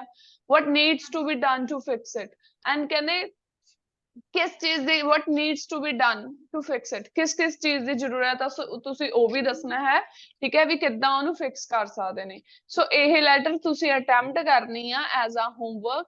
ਕਿਸੇ ਨੇ ਅਗਰ ਕੋਈ ਹੋਰ ਆਈਡੀਆ ਲਿਖਣਾ, ਤੁਸੀਂ ਆਪਣੇ ਅਕੋਰਡਿੰਗ ਜਿਹੜਾ ਵੀ ਆਈਡੀਆ ਲਿਖਣਾ ਚਾਹੁੰਦੇ ਹੋ ਲਿਖ ਸਕਦੇ ਹੋ। ਬਸ ਤੁਸੀਂ ਬੈਡ ਵੈਦਰ ਦੇ ਲਈ ਜਿਹੜੇ ਵਰਡ ਯੂਜ਼ ਕਰ ਸਕਦੇ ਹੋ ਆਪਣੀ ਰਾਈਟਿੰਗ ਦੇ ਵਿੱਚ, ਉਹ ਤੁਸੀਂ ਐਕਸਟ੍ਰੀਮ ਵੈਦਰ ਕਹਿ ਸਕਦੇ ਹੋ, ਹਾਰਸ਼ ਵੈਦਰ ਕਹਿ ਸਕਦੇ ਹੋ। EX ਐਕਸਟ੍ਰੀਮ ਦਾ ਮਤਲਬ ਹੁੰਦਾ ਬਹੁਤ ਹਾਰਸ਼ ਨਹੀਂ, ਬੁਰਾ ਵੈਦਰ। EXTREME extreme. ਹਾਰਸ਼ ਦੇ ਸਪੈਲਿੰਗ ਹੁੰਦੇ ਆ HARSH ਹਾਰਸ਼। ਸੋ ਇਹ ਸਾਰੇ ਹੀ ਬੈਡ ਵੈਦਰ ਲਈ ਯੂਜ਼ ਕਰਦੇ ਆ, ਠੀਕ ਹੈ। ਰੇਨੀ ਦਾ ਅਗਰ ਤੁਸੀਂ ਦੱਸਣਾ ਹੋਇਆ, ਜਾਂ ਸਟੋਰਮੀ ਕਹਿ ਸਕਦੇ ਹੋ। ਸਟੋਰਮੀ ਮਤਲਬ ਕਿ ਗੜੇਮਾਰੀ ਹੋਈ ਸੀ, STORMY ਸਟੋਰਮੀ ਵੈਦਰ ਸੀਗਾ, ਜਾਂ ਸਟੋਰਮੀ ਬਹੁਤ ਜ਼ਿਆਦਾ ਸਟੋਰਮਸ ਦੇ ਕਾਰਨ ਜੋ ਵੀ ਡੈਮੇਜ ਹੋਇਆ। ਸਟੋਰਮੀ ਇਹ ਵਾਲਾ ਹਾਂਜੀ ਮੈਮ। STORMY ਸਟੋਰਮ ਦਾ ਮਤਲਬ ਹੁੰਦਾ ਜਦੋਂ ਕਈ ਔਲੇ ਕਹਿੰਦੇ ਆ ਉਹਨਾਂ ਨੂੰ, ਕਈ ਕਹਿੰਦੇ ਵੀ ਗੜੇ ਪੈ ਗਏ ਹਨਾ। ਸੋ ਜਦੋਂ ਉਹ ਬਰਫ਼ ਜੀ ਡਿੱਗਦੀ ਹੈ, ਗੋਲੇ ਡਿੱਗਦੇ ਆ, ਕਈ ਗੋਲੇ ਵੀ ਕਹਿ ਦਿੰਦੇ ਆ। ਸੋ ਉਹ ਵਾਲਾ ਵੈਦਰ ਸੀਗਾ, ਸੋ ਉਸ ਟਾਈਮ ਤੁਸੀਂ ਕਹਿ ਸਕਦੇ ਹੋ ਵੀ ਡੈਮੇਜ ਹੋ ਗਿਆ। ਜਾਂ ਰੇਨੀ ਵੈਦਰ ਸੀਗਾ ਬਹੁਤ ਜ਼ਿਆਦਾ, ਉਦੋਂ ਕਹਿ ਸਕਦੇ ਹੋ,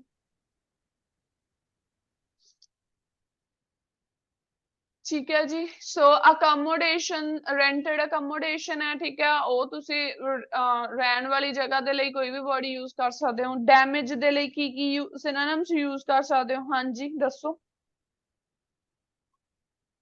ਡੈਮੇਜ ਦੇ ਲਈ ਦੱਸੋ। ਡਿਸਟਰੋਏ ਹੋ ਗਿਆ, ਡਿਸਟਰਕਸ਼ਨ ਹੋ ਗਈ।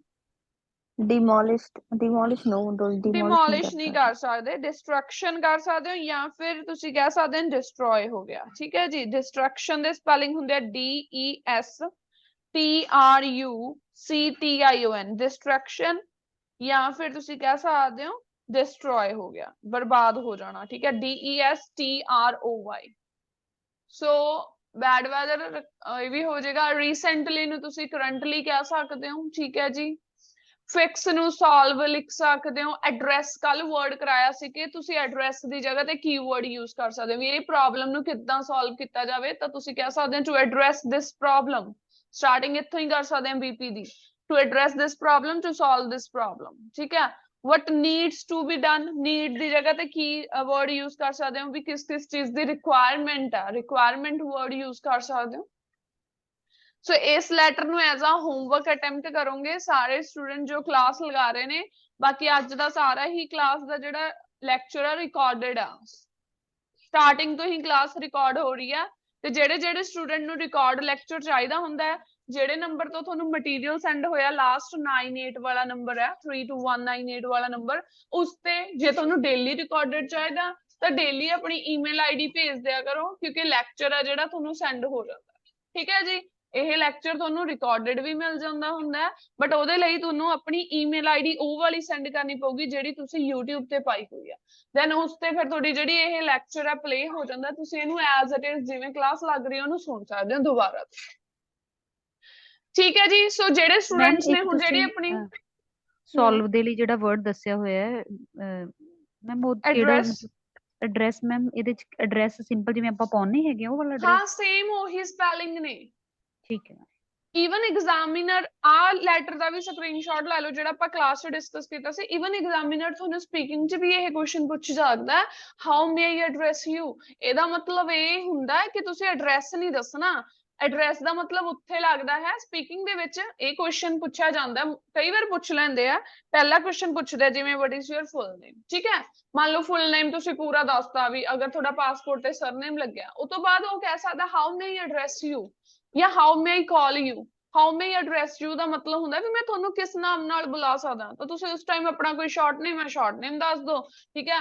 ਅਦਰਵਾਈਜ਼ ਸਿੰਪਲ ਕੋਈ ਹੋਰ ਨੇਮ ਦੱਸ ਸਕਦੇ ਆ, ਜਿਵੇਂ ਆਪਣੇ ਸ਼ਾਰਟ ਨੇਮ ਹੁੰਦੇ ਆ ਤਾਂ ਉਹ ਦੱਸ ਦਿਓ। ਉੱਥੇ ਵੀ ਉਸ ਟਾਈਮ ਮਤਲਬ ਇਹੀ ਹੁੰਦਾ ਵੀ ਮੈਂ ਤੁਹਾਨੂੰ ਕਿਸ ਨਾਮ ਤੋਂ ਬੁਲਾ ਸਕਦਾ, ਐਡਰੈਸ ਨਹੀਂ ਉਦੋਂ ਵੀ ਆਪਾਂ ਦੱਸਣਾ ਹੁੰਦਾ। ਠੀਕ ਹੈ ਜੀ, ਕਲੀਅਰ ਹੈ, ਇਹ ਲੈਟਰ ਹੋ ਗਈ। ਸੋ ਇਹ ਵਾਲੀ ਹੋਮਵਰਕ ਦੇ ਵਿੱਚ ਹੈ, ਅਗੇਨ ਮੈਂ ਦੱਸ ਦਿੱਤਾ। ਤੇ ਹੁਣ ਆਪਾਂ ਰੀਡਿੰਗ ਦਿੱਤੀ ਹੋਈ ਸੀ ਤੁਹਾਨੂੰ ਹੋਮਵਰਕ ਦੇ ਵਿੱਚ, ਰੀਡਿੰਗ ਨੰਬਰ 37। ਸੋ 37 ਨੰਬਰ ਰੀਡਿੰਗ ਆਪਾਂ ਚੈੱਕ ਕਰ ਲੈਂਦੇ ਆ, ਮੈਂ ਤੁਹਾਨੂੰ ਸਕਰੀਨ ਤੇ ਸ਼ੇਅਰ ਕਰ ਦਿੰਨੀ ਆ।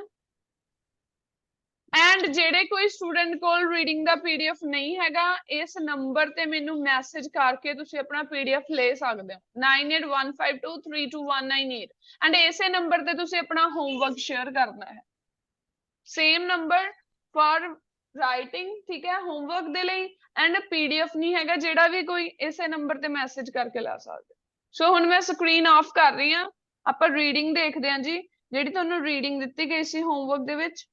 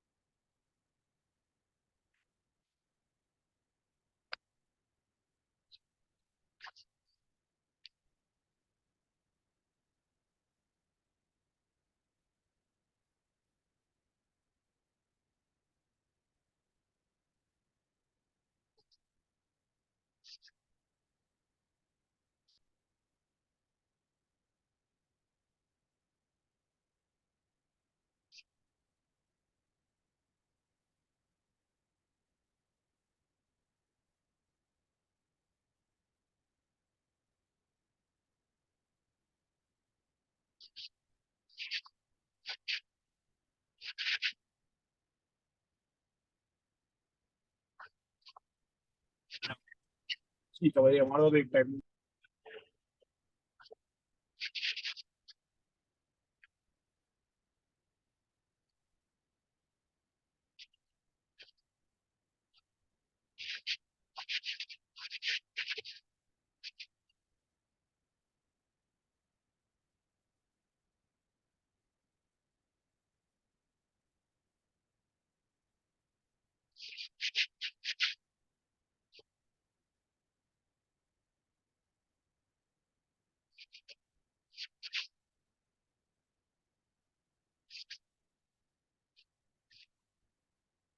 ਹਾਂਜੀ ਸਟੂडेंट्स, ਸੋ ਸਟਾਰਟ ਕਰਦੇ ਹਾਂ ਰੀਡਿੰਗ ਨੰਬਰ 37, ਠੀਕ ਹੈ। 37 ਦੇ ਕੱਲ ਆਪਾਂ ਕੁਐਸਚਨ ਨੰਬਰ 7 ਤੋਂ ਨੈਕਸਟ ਵਾਲੇ ਕਰ ਲਏ ਸੀ ਕਲਾਸ ਦੇ ਵਿੱਚ, ਤੇ ਹੁਣ ਤੁਸੀਂ 1 to 7 ਵਾਲੇ ਦੇ ਆਨਸਰਸ ਚੈੱਕ ਕਰੋ। ਐਂਡ ਜਿਹੜੇ ਜਿਹੜੇ ਡਾਊਟਡ ਕੁਐਸਚਨਸ ਹੋਏ ਤੁਸੀਂ ਉਹ ਮੈਨੂੰ ਪੁੱਛ ਲਿਓ।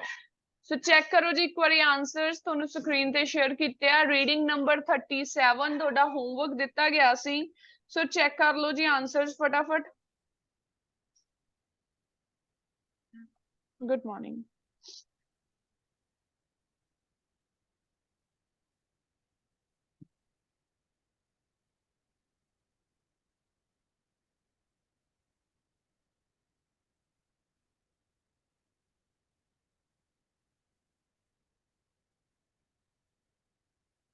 ਡਾਊਟ ਦੱਸ ਦਿਓ ਜੀ ਇਹਨਾਂ ਚੋਂ।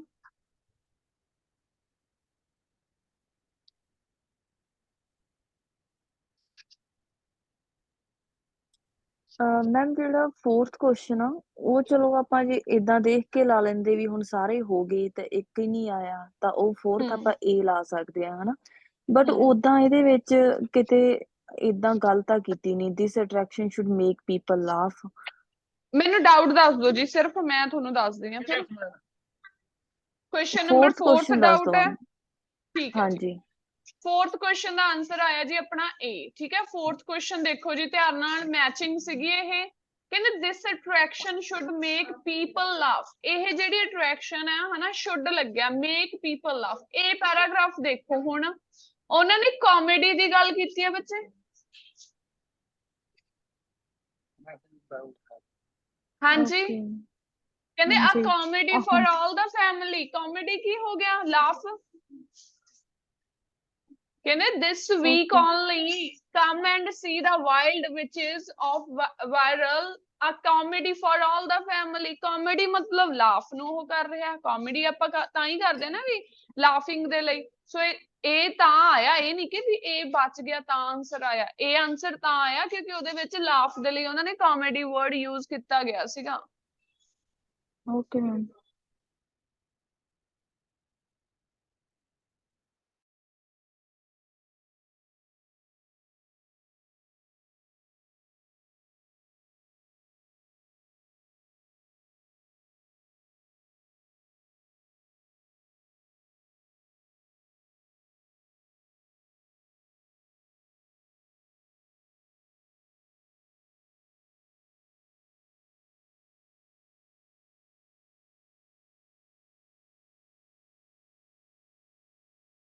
ਹਾਂਜੀ ਸਟੂਡੈਂਟਸ, ਹੋਰ ਕੋਈ ਡਾਊਟ ਨਹੀਂ ਫਸਟ 7 ਅਗਲੇ ਤਾਂ ਆਪਾਂ ਕਲਾਸ ਚ ਕਰ ਹੀ ਲਏ ਸੀਗੇ 8 to 13 ਤਾਂ। ਫਿਰ ਵੀ ਜੇ ਕਿਸੇ ਨੇ ਆਨਸਰਸ ਰਾਈਟ ਡਾਊਨ ਕਰਨੇ ਆ ਤਾਂ ਕਰ ਲਓ ਜੀ, ਪਿਕਚਰ ਕਲਿੱਕ ਕਰਨੀ ਆ ਕਰ ਲਓ। ਰੀਡਿੰਗ ਦੀ ਡਿਸਕਸ਼ਨ ਕੱਲ ਹੋਈ ਸੀ, ਲੈਟਰ ਦੀ ਅੱਜ ਕੀਤੀ ਆ। ਸੋ ਇਹ ਲੈਕਚਰ ਰਿਕਾਰਡਡ ਆ। ਜਿਹੜਾ ਕੋਈ ਨਿਊ ਸਟੂਡੈਂਟ ਐਂਟਰ ਹੋਇਆ ਹੈ ਕਲਾਸ ਦੇ ਵਿੱਚ, ਜੋ ਆਪਾਂ ਅੱਧੇ ਘੰਟੇ ਚ ਪਹਿਲਾਂ ਕਰ ਚੁੱਕੇ ਆ, ਉਹਦੇ ਲਈ ਅਗਰ ਤੁਸੀਂ ਰਿਕਾਰਡ ਲੈਣਾ, ਜਿਵੇਂ ਗੌਰਵ ਨੇ ਮੈਨੂੰ ਸੈਂਡ ਕਰਤੀ ਆਪਣੀ ਆਈਡੀ, ਠੀਕ ਹੈ। ਸੋ YouTube ਤੇ ਜੋ ਤੁਸੀਂ ਆਪਣੀ ਈਮੇਲ ਆਈਡੀ ਪਾਈ ਹੋਈ ਆ ਉਹ ਸੈਂਡ ਕਰ ਦਿਆ ਕਰੋ, ਤੁਹਾਨੂੰ ਰਿਕਾਰਡਡ ਲੈਕਚਰ ਫੁੱਲ ਮਿਲ ਜਾਇਆ ਕਰੂਗਾ। ਹੁਣ ਆਪਾਂ ਗੱਲ ਕਰੀਏ ਸੈਕਿੰਡ ਪੈਸੇਜ ਦੀ। ਇਹਦੀ ਇਸ ਚ ਕਿਸੇ ਨੂੰ ਕੋਈ ਡਾਊਟ ਨਹੀਂ, ਸਾਰੇ ਠੀਕ ਨੇ ਬਾਕੀ? Yes ma'am. ਓਕੇ ਜੀ, ਸੋ ਨੈਕਸਟ ਦੇਖਦੇ ਹਾਂ ਫਿਰ ਆਪਾਂ second passage.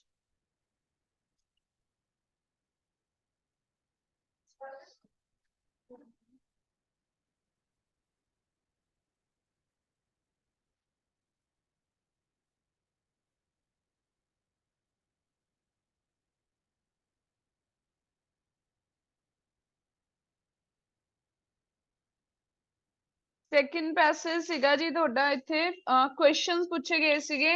Want to buy a business, okay.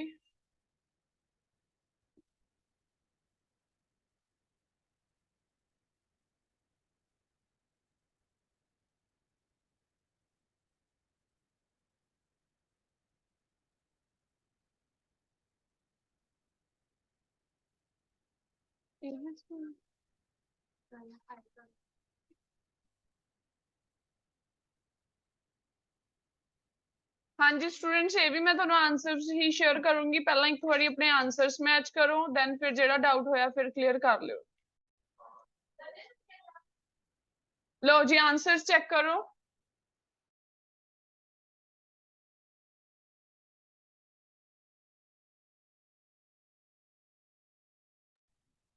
Hello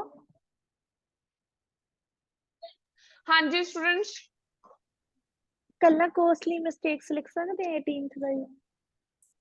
ਹਾਂਜੀ ਬੱਚੇ, ਜੋ ਬ੍ਰੈਕਟ ਚ ਹੈ ਉਹ ਜ਼ਰੂਰੀ ਨਹੀਂ ਹੁੰਦਾ, ਜਿਹੜਾ ਵਿਦਆਊਟ ਬ੍ਰੈਕਟ ਆ ਉਹ ਮੇਨ ਆਨਸਰ ਹੁੰਦਾ। ਅਗਰ ਤੁਸੀਂ ਬ੍ਰੈਕਟ ਵਾਲਾ ਲਗਾਇਆ ਤਾਂ ਵੀ ਠੀਕ ਹੈ, ਅਗਰ ਨਹੀਂ ਲਗਾਇਆ ਤਾਂ ਵੀ ਠੀਕ ਹੈ।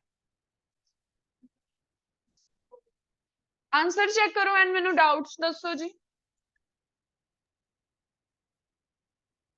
Ma'am 15 number. Question number 15,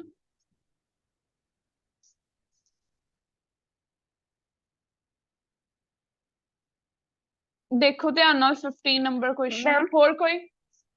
ma'am ਮੇਰਾ ਤਾਂ ਸਾਰੇ 20 explain ਵੀ ਕਰ ਗਲਤ ਦਿਓ। ਹੈ, 20 ਵੀ ਮਿਸਟੇਕ ਹੋਗੀ 20 ਚ ਵੀ। ਔਰ ਮੈਨੂੰ ਫਸਟ ਵੀ ਲੱਗਦਾ ਮੈਂ ਤਾਂ ਫਸਟ ਦਾ ਸੀ ਵੀ ਲਿਖਤਾ ਸੀ, ਪਤਾ ਨਹੀਂ ਕੀ ਸੋਚ ਕੇ। 14 ਵੀ ਦੇਖ ਲੈਂਦੇ ਆ। ਦੇਖੋ ਮੈम जी मैं 20 ਚ लाइन मैंने भी कल्ला एग्जिट पाया हुआ है, वो भी गलत है। स्ट्रैटेजी आएगी ना बच्चे, एग्जिट स्ट्रैटेजी आऊगी। 1 मिनट रुको, मैं सारे क्वेश्चन करवानी है 14 टू। देखो ध्यान नाल देखो, क्वेश्चन रीड कर। पहला क्वेश्चन सीगा नो मोर देन 3 वर्ड्स। पहला तो नो मोर देन 3 वर्ड्स का मतलब ये हुंदा कि ਤੁਹਾਡਾ आंसर 3 वर्ड्स च नहीं आऊगा। ਇਹਦਾ मतलब ये नहीं भी 3 नहीं आने आ। आंसर ਤੁਹਾਡਾ 1 वर्ड च आ सकदा, 2 वर्ड्स च आ सकदा या फिर 3 वर्ड्स च आ सकदा है। 3 ਦੇ ਅੰਡਰ रहेगा, 3 तो एक्सीड नहीं होगा। क्वेश्चन ਕੀ ਹੈ, ਕਹਿੰਦੇ what is the first document that a business buyer will most probably be able to see before signing a non disclosure agreement। First document दसना सीगा जेड़ा कि कहंदे की आ most probably be able to see. So केड़ा document सीगा, देखो जी हुण इत्थों गल स्टार्ट होई सीगी, उन्होंने गल कीती हुई आ। देखो इन्फॉर्मेशन, इनिशियली देखो थर्ड लाइन चो कहंदे इनिशियली। इनिशियली मतलब कि स्टार्टिंग दे विच, ठीक है। इनिशियली दा मतलब हो गया स्टार्टिंग। कहंदे it is likely that you may only have access to companies business sale memorandum. So देखो ना, तुसी वर्ड नहीं देखे बच्चे। प्रोबेबली मतलब की हो गया मे, लाइकली दा मतलब भी ये हो गया फ्यूचर नु शो कर रहा है। कहंदे की ओनली हैव एक्सेस, किस चीज दे एक्सेस है, कंपनी दे बिजनेस सेल मेमोरेंडम दी। सो इधर भी उन्होंने ये किया से इनिशियली हो गया फर्स्ट। इनिशियली इनिशियल स्टेज केड़ी हुंदी आ, पहली स्टेज सब तो।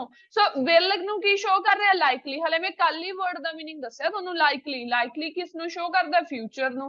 प्रोबेबली की हुंदी आ, पॉसिबिलिटी। पॉसिबिलिटी उन्होंने शो कीती है मे दे नाल। देन अपना आंसर की आ जाऊगा, बिजनेस सेल मेमोरेंडम या ओनली सेल मेमोरेंडम। फिर नेक्स्ट क्वेश्चन सी कहंदे what process is carried out after an offer to buy a business has been submitted and accepted। केड़ी प्रोसेस कैरिड आउट की जाऊगी।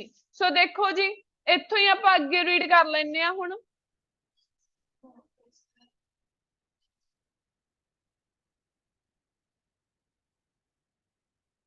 देखो ध्यान नाल, कहंदे after an offer is made and agreed on due diligence is carried out. बच्चे etch तां कोई doubt होना ही नहीं सी चाहिदा। सो कहंदे केड़ी प्रोसेस कैरिड आउट की जाऊगी, उन्होंने क्या ड्यू डिलीजेंस। सो अपना आंसर भी 15 दा ड्यू डिलीजेंस ही सीगा। देखो मैम मैं ध्यान नाल, कल्ला डिलीजेंस कीता सी, कल्ला नहीं डिलीजेंस लिखिया सीगा। ड्यू टू नहीं दस्या होया। वो कहंदे भी केड़ी प्रोसेस है, ये प्रोसेस दा नेम ही पूरा ड्यू डिलीजेंस सी। So answer is due diligence. ਹੁਣ ਨੈਕਸਟ ਦੇਖੋ क्वेश्चन ਨੂੰ ਧਿਆਨ ਨਾਲ। नेक्स्ट क्वेश्चन 16 ਕੀ ਸੀ, ਕਹਿੰਦੇ what kind of information is given in the text as an example of information protected by the data protection act। ਸੋ ਕਿਹੜੀ information given ਸੀਗੀ, employees records।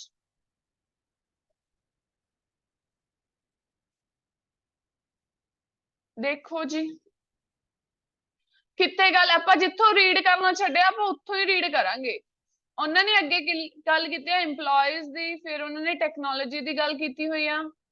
Okay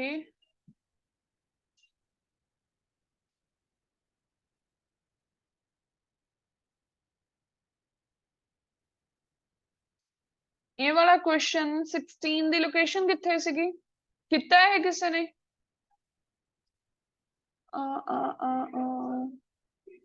ਹਾਂਜੀ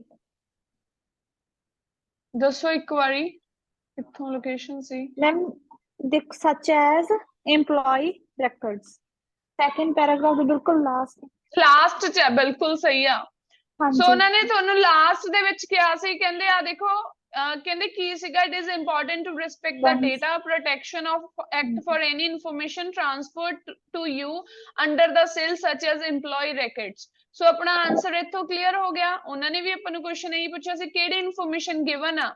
ਸੋ information data protection act ਦੀ ਗੱਲ ਉਹਨਾਂ ਨੇ ਇੱਥੇ ਹੀ ਆਪਾਂ ਨੂੰ ਲਾਸਟ ਤੇ ਕੀਤੀ ਹੋਈ ਆ।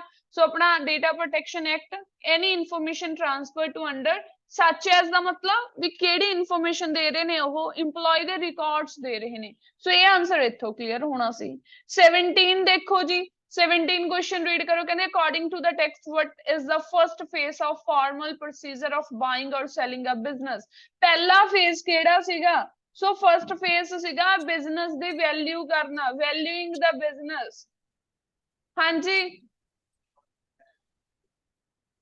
ਕੀ ਡਾਊਟ ਸੀ? ਆ ਦੇਖੋ ਪਹਿਲੀ ਲਾਈਨ 'ਚ ਲਿਖਿਆ ਸੀ, ਕਹਿੰਦੇ देयर आर several stages, ਬਹੁਤ ਸਾਰੀਆਂ stages ਨੇ to the official process of buying or selling a business. They start with valuing the business. Start ਕਿਹਦੇ ਨਾਲ ਹੋ ਰਿਹਾ? ਵੈਲਿਊਇੰਗ ਦਾ ਬਿਜ਼ਨਸ। ਉਹਨਾਂ ਨੇ ਕੀ ਕਿਹਾ ਸੀ? First phase. ਬੱਚੇ ਤੁਸੀਂ ਇਹ 'ਚ ਹੀ ਬੜਾ ਕਨਫਿਊਜ਼ ਹੋਈ ਜਾਂਦੇ ਹੋ। ਪਹਿਲਾਂ ਉਹਨਾਂ ਨੇ ਇਨੀਸ਼ੀਅਲ ਵਰਡ ਦਿੱਤਾ, ਇਨੀਸ਼ੀਅਲ ਦਾ ਮਤਲਬ ਵੀ ਫਰਸਟ ਸਟੇਜ ਹੁੰਦਾ। ਹੁਣ ਉਹਨਾਂ ਨੇ ਫਰਸਟ ਸਟੇਜ ਦੇ ਲਈ ਸਟਾਰਟਿੰਗ ਪਹਿਲਾਂ ਹੀ ਦੱਸਤਾ। ਫਰਸਟ ਫੇਜ਼ ਹੋ ਗਿਆ। ਇੱਧਰ ਕੀ ਹੋ ਗਿਆ ਜੀ? ਤੁਹਾਨੂੰ ਵਰਡ ਦੇਤਾ ਉਹਨਾਂ ਨੇ, ਦੇ ਸਟਾਰਟ ਵਿਦ। ਸਟਾਰਟ ਦਾ ਮਤਲਬ ਵੀ ਉਹੀ ਹੁੰਦਾ, ਫਰਸਟ ਦਾ ਮਤਲਬ ਵੀ ਉਹੀ ਹੁੰਦਾ। ਸੋ ਆਪਣਾ ਆਨਸਰ ਕੀ ਆ ਜਾਊਗਾ? ਵੈਲਿਊਇੰਗ ਦਾ ਬਿਜ਼ਨਸ। ਕੁਝ ਵੀ ਨਹੀਂ ਸੀ ਇਹਨਾਂ ਕੁਐਸਚਨਸ ਦੇ ਵਿੱਚ ਤਾਂ। 18 question ਦੇਖੋ, ਕਹਿੰਦੇ what does the text say you can avoid by consulting an accountant and solicitor? ਕਹਿੰਦੇ ਕੀ ਟੈਕਸਟ ਕੀ ਸੇ ਕਰਦਾ ਕਿ ਇਸ ਨੂੰ you can avoid by consulting। ਅਗਰ ਫਿਰ ਆਪਣਾ ਆਨਸਰ ਕੀ ਸੀਗਾ 18 ਦਾ? ਕਾਸਟਲੀ ਮਿਸਟੇਕਸ ਹੋਣਗੇ ਜੇ ਤੁਹਾਨੂੰ ਇਹ ਲੋਕ ਅਵੋਇਡ ਕਰਨਗੇ। ਸੋ ਆਨਸਰ ਕੀ ਆਉਣਾ ਸੀ ਤੁਹਾਡਾ? Costly mistakes. ਦੱਸੋ। ਠੀਕ ਹੈ ਮੈਮ ਇਹ ਤਾਂ। ਠੀਕ ਹੈ ਜੀ। ਸੋ ਹੁਣ ਅਗਲੇ ਕੁਐਸਚਨਸ ਵੀ ਤੁਸੀਂ ਖੁਦ ਤੋਂ ਕਰਿਓ। ਪਹਿਲਾਂ ਤਾਂ 19 to 20, 19 ਤੇ 20 ਚ ਕੁਝ ਵੀ ਨਹੀਂ ਹੈਗਾ। 21 to ਮੈਮ 27 ਜੇ ਕੋਈ ਪੁੱਛਣੇ ਆ ਉਹ ਤੁਸੀਂ ਮੈਨੂੰ ਦੱਸੋ। 20 ਦੱਸੋ ਮੈਮ ਇੱਕ ਵਾਰ। 20 ਦੀ 20th ਓਕੇ, ਲੋਕੇਸ਼ਨ 20th ਦੱਸ ਦਿੰਦੇ ਆ। 20th ਕੁਐਸਚਨ ਕੀ ਹੈ? ਕਹਿੰਦੇ because by eventually ਕੀ ਲਿਖਿਆ ਹੋਇਆ? ਕਹਿੰਦੇ leaving the business you by might adversely affect it, it's important to plan ਹੈ। ਕੀ important ਹੈ? ਕੀ plan ਕੀਤਾ ਗਿਆ? ਬੱਚੇ ਜਿਹੜੇ ਕਹਿੰਦੇ ਸੀ ਮੈਂ ਇਕੱਲਾ exit ਲਿਖਿਆ, exit ਦਾ ਤਾਂ ਕੋਈ meaning ਹੀ ਨਹੀਂ ਬਣਦਾ। exit strategy ਦੇ ਉੱਤੇ work ਕੀਤਾ ਜਾਵੇ। ਆ ਦੇਖੋ ਜੀ next paragraph, when you are setting up your business, essential to think about you will ultimately and your involvement with it. An exit strategy can help you to maximize the value you get from your business. ਕਿਹੜੀ strategy ਹੈ? exit strategy ਤੇ ਜੇ ਕਹਿੰਦੇ ਤੁਸੀਂ work ਕਰੋਗੇ, ਇਹ important ਹੈ। important ਦੇ ਲਈ ਹੁਣ word ਦੇਖੋ ਉਹਨਾਂ ਨੇ ਕੀ ਲਿਖਿਆ ਹੋਇਆ। ਉਹਨਾਂ ਨੇ ਇੱਥੇ ਤੁਹਾਨੂੰ word ਦੱਸਤਾ ਸੀਗਾ ਵੀ ਇਹ ਜ਼ਰੂਰੀ ਆ, essential ਆ। ਕਹਿੰਦੇ essential to think about it, ਤੁਸੀਂ ਇਹਦੇ ਬਾਰੇ ਸੋਚੋ। ਠੀਕ ਹੈ ਜੀ। ਸੋ ਹੁਣ ਆਪਾਂ ਕੁਐਸਚਨ ਨੰਬਰ ਮੈਨੂੰ 21 to 27 ਚੋਂ ਡਾਊਟ ਦੱਸ ਦਿਓ। ਜਿਹੜੇ ਇਹ ਤੁਸੀਂ ਕੁਐਸਚਨਸ ਦੀ ਐਕਸਪਲੇਨੇਸ਼ਨ ਲਈ ਹੈ, ਕੋਈ ਟਫ ਕੁਐਸਚਨਸ ਹੈ ਨਹੀਂ ਸੀਗੇ, ਬਹੁਤ ਈਜ਼ੀ ਸੀਗੇ। ਓਕੇ ਦੱਸੋ 21 to 27 ਕੋਈ ਡਾਊਟ ਹੈ ਤਾਂ। ਹਾਂਜੀ ma'am question number 24। Question number 24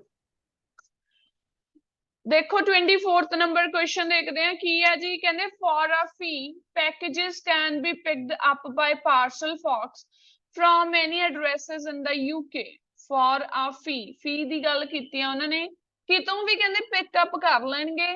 ਠੀਕ ਹੈ, picked up by parcel forks from any addresses in the UK। Fees ਦੇ ਲਈ ਤਾਂ ਕਹਿੰਦੇ ਉਹ ਕਿਤੋਂ ਵੀ ਪਿਕ ਕਰ ਸਕਦੇ ਆ। ਸੋ ਦੇਖੋ ਜੀ ਪਹਿਲਾਂ ਤਾਂ ਦੇਖਦੇ ਆ UK ਦੀ ਗੱਲ ਹੋਈ ਆ। ਇੱਕ ਮਿੰਟ,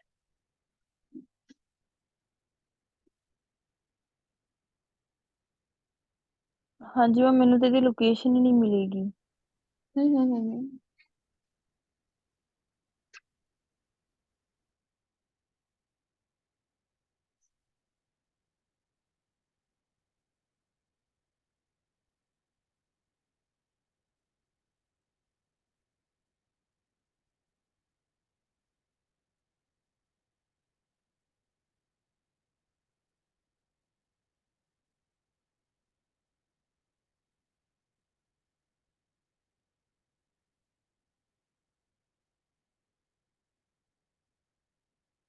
ਇੱਥੇ ਗੱਲ ਤਾਂ ਕੀਤੀ ਹੈ ਬਟ ਉਹਨਾਂ ਨੇ ਕਿਤੇ ਫੀਸ ਦੀ ਗੱਲ ਨਹੀਂ ਕੀਤੀ। ਇੱਕ ਮਿੰਟ,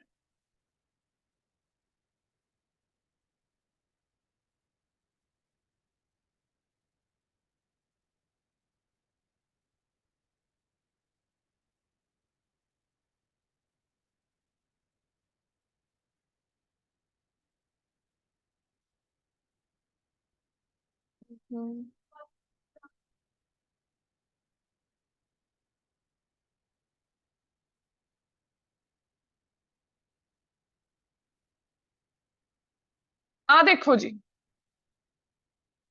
ਉਹਨਾਂ ਨੇ ਕੀ ਕਿਹਾ ਲਿਖਿਆ ਹੋਇਆ ਨਾ, ਕਹਿੰਦੇ are additional services include extra cost. Fees ਦੀ ਗੱਲ ਹੋ ਗਈ, ਸਿੰਪਲ ਸੀ ਕੁਐਸਚਨ। ਕਹਿੰਦੇ ਐਕਸਟਰਾ ਕਾਸਟ ਤੇ ਕੀ ਆ? ਉਹਨਾਂ ਨੇ ਥਰਡ ਪਾਰਟੀ 'ਚ ਗੱਲ ਕੀਤੀ ਸੀ, ਮਤਲਬ ਕਿ ਫੀਸ ਲੱਗੇਗੀ ਦੈਨ ਉਹ ਕਿਤੋਂ ਵੀ ਕਲੈਕਟ ਕਰ ਲੈਣਗੇ, ਕੁਝ ਵੀ ਨਹੀਂ ਸੀ ਇਸ question. Collection from any address and delivery to any address in the UK, ਇਹੀ ਕੁਐਸਚਨ ਸੀਗਾ। ਫੀਸ ਦੇ ਲਈ ਉਹਨਾਂ ਨੇ ਇਹ ਸਾਰਿਆਂ ਦੇ ਵਿੱਚ ਹੀ ਫੀਸ ਇਨਕਲੂਡ ਆ, ਕਿਸੇ ਦੀ ਵੀ ਗੱਲ ਹੁੰਦੀ ਤਾਂ ਫੀਸ ਦੀ ਹੀ ਉਹ ਗੱਲ ਕਰ ਰਹੇ ਸੀ। ਜੇ ਫੀਸ ਦੀ ਗੱਲ ਕਰ ਰਹੇ ਨੇ ਤਾਂ ਤੁਹਾਨੂੰ ਇੱਥੋਂ ਇਨਫੋਰਮੇਸ਼ਨ ਕਲੀਅਰ ਹੋ ਰਹੀ ਸੀਗੀ। ਕਲੀਅਰ ਹੈ? ਧਿਆਨ ਨਾਲ ਦੇਖੋ, ਤੁਸੀਂ ਇੱਕ ਵਾਰੀ ਹੀ ਧਿਆਨ ਨਾਲ ਦੇਖਣਾ, ਤੁਹਾਨੂੰ ਸੈਕਿੰਡ ਚਾਂਸ ਨਹੀਂ ਮਿਲਣਾ। ਇਹ ਤਾਂ ਹੁਣ ਮੈਂ ਦੱਸਤਾ ਇੱਥੇ ਉਹਨਾਂ ਨੇ, ਆ ਦੇਖੋ ਇਹਦੇ ਵਿੱਚ ਬ੍ਰੈਕਟ ਦਾ ਮਤਲਬ ਇਹ ਕੀ ਹੈ, ਐਕਸਟਰਾ।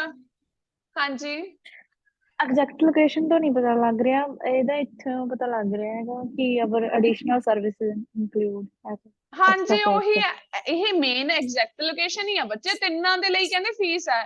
ਜੇ ਹਾਂਜੀ ਕਲੈਕਟ ਫਰਮ ਯੂਐਸ ਹੈ, ਐਕਸਚੇਂਜ ਹੈ, ਥਰਡ ਪਾਰਟੀ ਹੈ, ਡ੍ਰੌਪ ਇਨਟੂ ਯੂਐਸ ਹੈ। ਹਾਂਜੀ, ਸੋ ਉਹ ਇਹਨਾਂ ਆਪਾਂ ਨੇ ਨੂੰ ਕਿਹਾ ਰੀਡ ਕਿ ਆਪਾਂ ਕਰਨਾ, ਇਹਨੂੰ ਹੈਡਿੰਗ ਕਰਕੇ ਸਕਿਪ ਕਰ ਜਾਂਦੇ ਆ ਤਾਂ ਫਿਰ ਨਹੀਂ ਲੱਗਣਾ।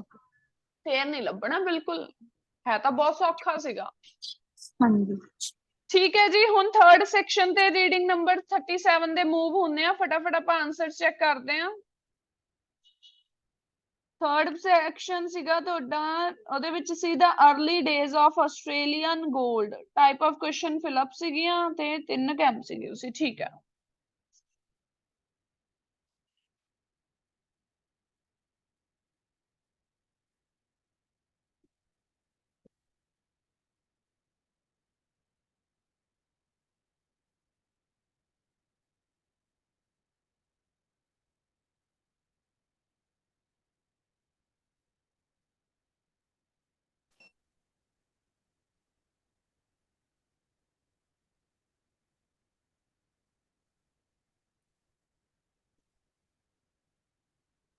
ਲੋ ਜੀ ਇਹਦੇ ਵੀ ਆਨਸਰ ਚੈੱਕ ਕਰੋ, ਲਾਸਟ ਸੈਕਸ਼ਨ ਆਪਣਾ।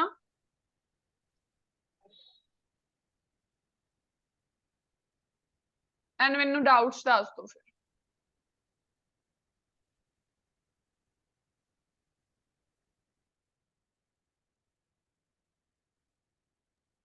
ਮੈਮ 39।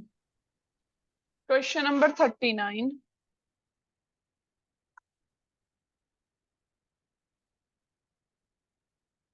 39 ਦਾ ਆਨਸਰ ਦੇਖੋ ਬੀ ਹੈ, ਬੀ ਫॉर ਬॉय।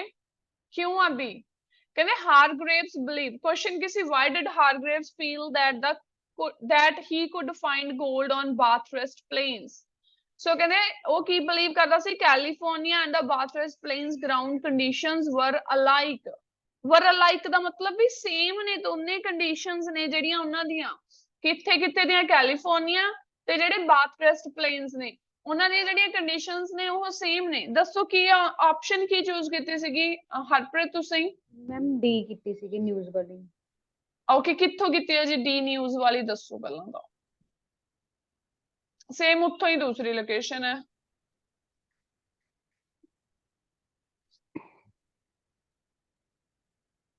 ਮੈਮ ਇਹਨਾਂ ਦੇ ਬਣਾ ਵਿੱਚ ਨਾ ਪੈਰਾਗ੍ਰਾਫ ਦੇ ਵਿੱਚ ਨਾ ਸੇਮ ਜਿਹੀਆਂ ਚੀਜ਼ਾਂ ਦਿੱਤੀਆਂ ਹੁੰਦੀਆਂ ਹੈਗੀਆਂ, ਮਤਲਬ ਗੱਲ ਸਾਰੀ ਚੀਜ਼ ਦੀ ਕੀਤੀ ਨਹੀਂ ਹੁੰਦੀ ਹੈਗੀ ਹੈ। ਨਹੀਂ ਹੋ ਨਹੀਂ ਸਕਦਾ, ਮੈਮ ਤੁਸੀਂ ਮੈਂ ਤਾਂ ਮੈਨੂੰ ਉਲਝ ਦੱਸੋ ਜਾਂਦੀ ਹੈਗੀਆਂ। ਦੱਸੋ ਤੁਸੀਂ ਵੀ ਲਾਈਕ ਲਾਈਨ ਆ ਦੇਖੋ, ਇੱਥੇ ਗੱਲ ਹੋਈ ਸੀ ਬਾਥਰਸਟ ਦੀ, ਆ ਪਹਿਲੇ 2 ਪੈਰਾਗ੍ਰਾਫ ਚ ਸੈਕਿੰਡ ਚ ਹੀ ਹੋਈ ਸੀ ਮੇਨਲੀ ਤਾਂ ਗੱਲ।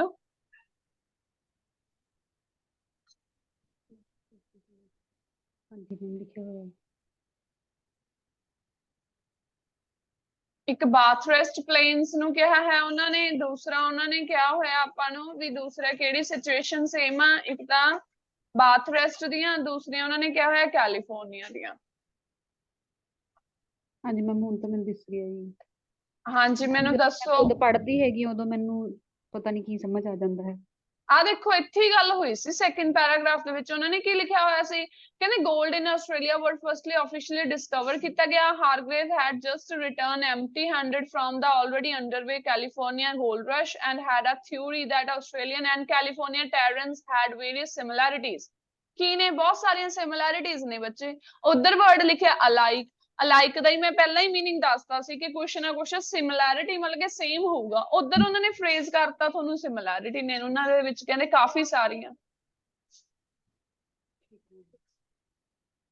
ਮੈਮ ਇੱਕ ਨਾ ਫਿਲਅਪਸ ਦੇ ਵਿੱਚ ਮੈਨੂੰ ਮਤਲਬ ਕਈ ਵਾਰੀ ਤਾਂ ਹੁੰਦਾ ਵੀ ਸਾਰੀਆਂ ਫਿਲਅਪਸ ਹੀ ਬਿਲਕੁਲ ਠੀਕ ਹੋ ਜਾਂਦੀਆਂ ਹੈਗੀਆਂ, ਤੇ ਕਈ ਵਾਰੀ ਮੈਮ ਫਿਲਅਪਸ ਦੇ ਵਿੱਚ ਗਲਤੀਆਂ ਬਹੁਤ ਹੁੰਦੀਆਂ ਹੈਗੀਆਂ। ਮੈਮ ਇਹ ਕੋਈ ਗੱਲ ਪ੍ਰੋਬਲਮ ਨਹੀਂ, ਕਿੱਦਾਂ ਰਿਮੂਵ ਕੱਲ ਕੀਤੀ ਨੂੰ ਜਾਵੇ? ਰੀਡਿੰਗ ਦੇਖੋ ਮੈਂ ਹੀ ਕਰਾਣੀ ਆ ਕਲਾਸ ਦੇ ਵਿੱਚ। ਰੀਡਿੰਗ ਨੰਬਰ 38 ਸਟਾਰਟ ਕਰਾਂਗੇ, ਠੀਕ ਹੈ। ਸੋ 38 ਦੇਖਦੇ ਆ। ਉਹਦਾ ਜਿਹੜਾ ਕੋਈ ਫਿਲਪ ਵਾਲਾ ਸੈਕਸ਼ਨ ਹੋਏਗਾ ਉਹਦੇ ਵਿੱਚ ਜੇ ਪਹਿਲਾਂ ਹੋਇਆ ਤਾਂ ਮੈਂ ਉਹ ਕਰਵਾ ਦੂੰਗੀ ਤੁਹਾਨੂੰ, ਡੋਂਟ ਵਰੀ। ਮੈਮ ਨਹੀਂ, ਕਈ ਰੀਡਿੰਗ ਦੀ ਤਾਂ ਬਿਲਕੁਲ ਕਰੈਕਟ ਹੁੰਦੀਆਂ ਹੈਗੀਆਂ। ਬੱਚੇ ਕੀ ਹੈ ਪਤਾ ਕੀ ਹੁੰਦਾ, ਕਈ ਵਾਰ ਸਿਨੋਨਿਮਸ ਆਪਾਂ ਨੂੰ ਸਮਝ ਆ ਜਾਂਦੇ ਆ, ਜਾਂ ਕਈ ਵਾਰ ਉਹ ਪਤਾ ਕੀ ਕਰਦੇ ਆ, ਆਨਸਰ ਪਹਿਲਾਂ ਦੇ ਦਿੰਦੇ ਆ, ਬਾਅਦ ਚ ਆਪਣਾ ਬਾਅਦ ਵਾਲਾ ਕੁਐਸਚਨ ਦੇ ਦਿੰਦੇ ਆ। ਆਪਾਂ ਨੂੰ ਮਤਲਬ ਕਿ ਸੈਂਸ ਸਮਝਣੀ ਪਊਗੀ, ਹੋਰ ਕੁਝ ਵੀ ਨਹੀਂ ਆ। ਅਦਰਵਾਈਜ਼ ਟਫ ਨਹੀਂ ਹੁੰਦੀਆਂ, ਸਿਰਫ ਇੱਕ ਜਾਂ ਦੋ ਫਿਲਪ ਹੋ ਸਕਦੀਆਂ ਜਿਹੜੀ ਆਪਾਂ ਨੂੰ ਸਮਝ ਹੀ ਨਾ ਆਵੇ। ਸੋ ਸਿਰਫ ਇਹੀ ਚੀਜ਼ ਦੇਖਣੀ ਪਊਗੀ ਕਿ ਪੈਰਾਫਰੇਜ਼ ਕਿਸ ਵੇ ਨਾਲ ਕਰ ਰਹੇ ਆ ਓਪਨ, ਠੀਕ ਹੈ ਜੀ। ਸੋ ਹੁਣ ਸਾਰੇ ਸਟੂਡੈਂਟਸ ਧਿਆਨ ਨਾਲ ਸੁਣ ਲਓ, ਕੱਲ ਨੂੰ ਲੈਟਰ ਵੀ ਮੈਂ ਹੀ ਕਰਵਾਉਣਾ ਹੈ ਕਲਾਸ ਦੇ ਵਿੱਚ, ਠੀਕ ਹੈ। ਐਂਡ ਰੀਡਿੰਗ ਵੀ ਮੈਂ ਹੀ ਕਰਵਾਉਣੀ ਆ। ਕੋਈ ਵੀ ਟਾਈਪ ਹੈ ਜਿਹੜੀ ਕਲੀਅਰ ਕਰਵਾਈ ਜਾਊਗੀ। ਸੋ 9 AM ਤੇ ਤੁਹਾਡੀ ਕਲਾਸ ਸਟਾਰਟ ਹੋ ਜਾਂਦੀ ਆ। ਸੋ 9 AM ਐਗਜ਼ੈਕਟ, ਸਿਰਫ ਮੈਂ 5 ਮਿੰਟਸ ਵੇਟ ਕਰਦੀ ਹੁੰਦੀ ਆ, 9:05 ਤੇ ਤੁਹਾਡੀ ਕਲਾਸ ਸਟਾਰਟ ਹੋ ਜਾਂਦੀ ਆ। ਸੋ ਇਹ ਸੀਗਾ ਹੋਮਵਰਕ ਦਿੱਤਾ ਹੋਇਆ ਸਟੂਡੈਂਟਸ ਨੂੰ ਅੱਜ ਤਾਂ। ਸੋ ਉਹਦੀ ਡਿਸਕਸ਼ਨ ਹੋਈ ਆ। ਰੀਡਿੰਗ ਨੰਬਰ 37 ਕੰਪਲੀਟ ਹੋ ਗਈ ਆ। ਕੱਲ ਆਪਾਂ 38 ਰੀਡਿੰਗ ਕਲਾਸ ਚ ਕਰਨੀ ਆ। ਸੋ ਮੇਕ ਸ਼ੋਰ 38 ਨੰਬਰ ਰੀਡਿੰਗ ਦੇ ਤੁਹਾਡੇ ਕੋਲ ਪ੍ਰਿੰਟ ਆਊਟਸ ਜ਼ਰੂਰ ਹੋਣ, ਠੀਕ ਹੈ ਜੀ। ਤੇ ਜਿਹੜੇ ਸਟੂਡੈਂਟ, ਅਗੇਨ ਮੈਂ ਕਿਹਾ ਵੀ ਜਿਹੜੇ ਸਟੂਡੈਂਟਸ ਨੂੰ ਤੁਹਾਨੂੰ ਰਿਕਾਰਡ ਲੈਕਚਰ ਚਾਹੀਦਾ ਹੈ ਉਹ ਆਪਣੀ ਆਈਡੀ ਨਾ WhatsApp ਤੇ ਸ਼ੇਅਰ ਕਰ ਦਿਆ ਕਰੋ, ਦੈਨ ਫਿਰ ਤੁਹਾਨੂੰ ਰਿਕਾਰਡਡ ਲੈਕਚਰ ਮਿਲ ਜਾਂਦਾ ਹੁੰਦਾ।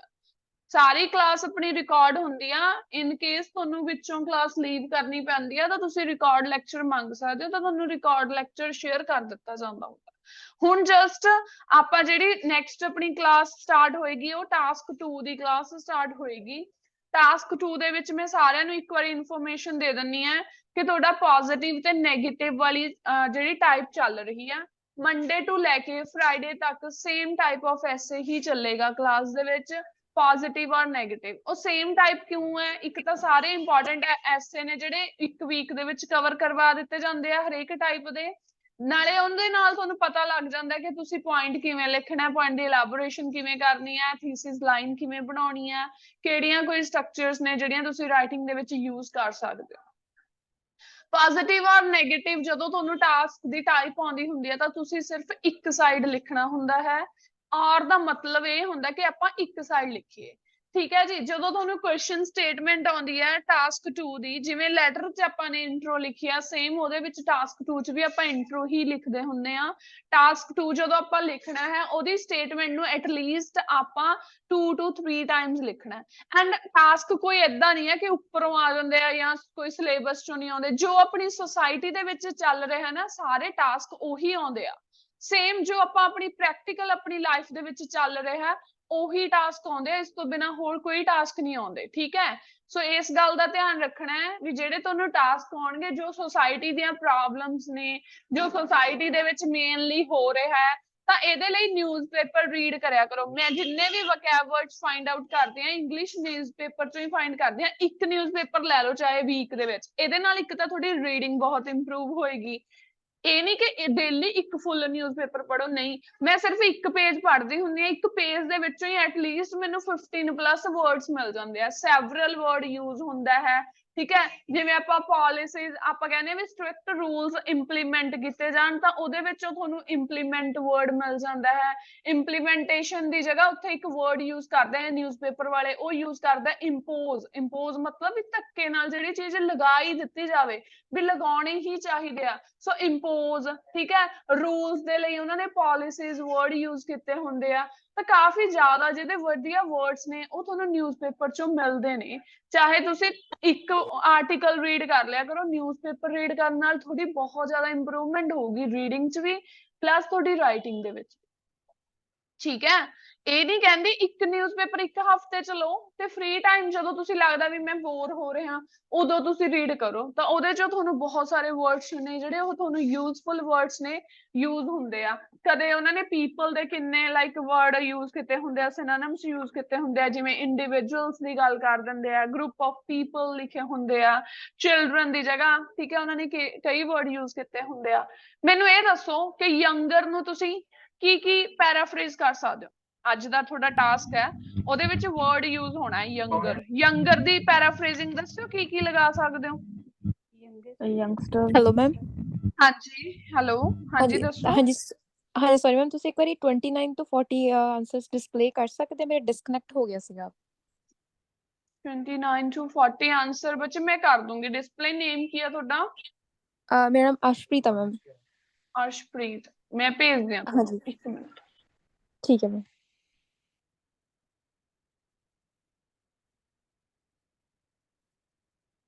ਅਰਸ਼ਪ੍ਰੀਤ ਮੈਂ ਤੁਹਾਨੂੰ ਭੇਜ ਦੂੰਗੀ ਬੱਚੇ ਆਨਸਰ, ਠੀਕ ਹੈ? ਜਸਟ ਵੇਟ ਕਰੋ। ਮੈਂ ਯੰਗਸਟਰਸ ਦੇ ਤੁਹਾਨੂੰ ਉਹ ਪੁੱਛਿਆ, ਪੈਰਾਫਰੇਜ਼ਿੰਗ ਪੁੱਛਿਆ ਕਿ ਯੰਗਸਟਰਸ ਦੇ ਲਈ ਤੁਸੀਂ ਕਿਹੜਾ ਕਿਹੜਾ ਵਰਡ ਜਿਹੜਾ ਯੂਜ਼ ਕਰ ਸਕਦੇ ਹੋ।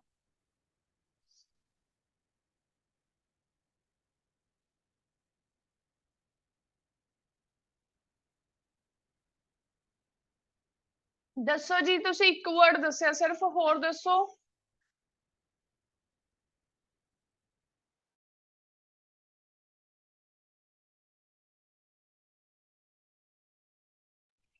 Ma'am youth. यार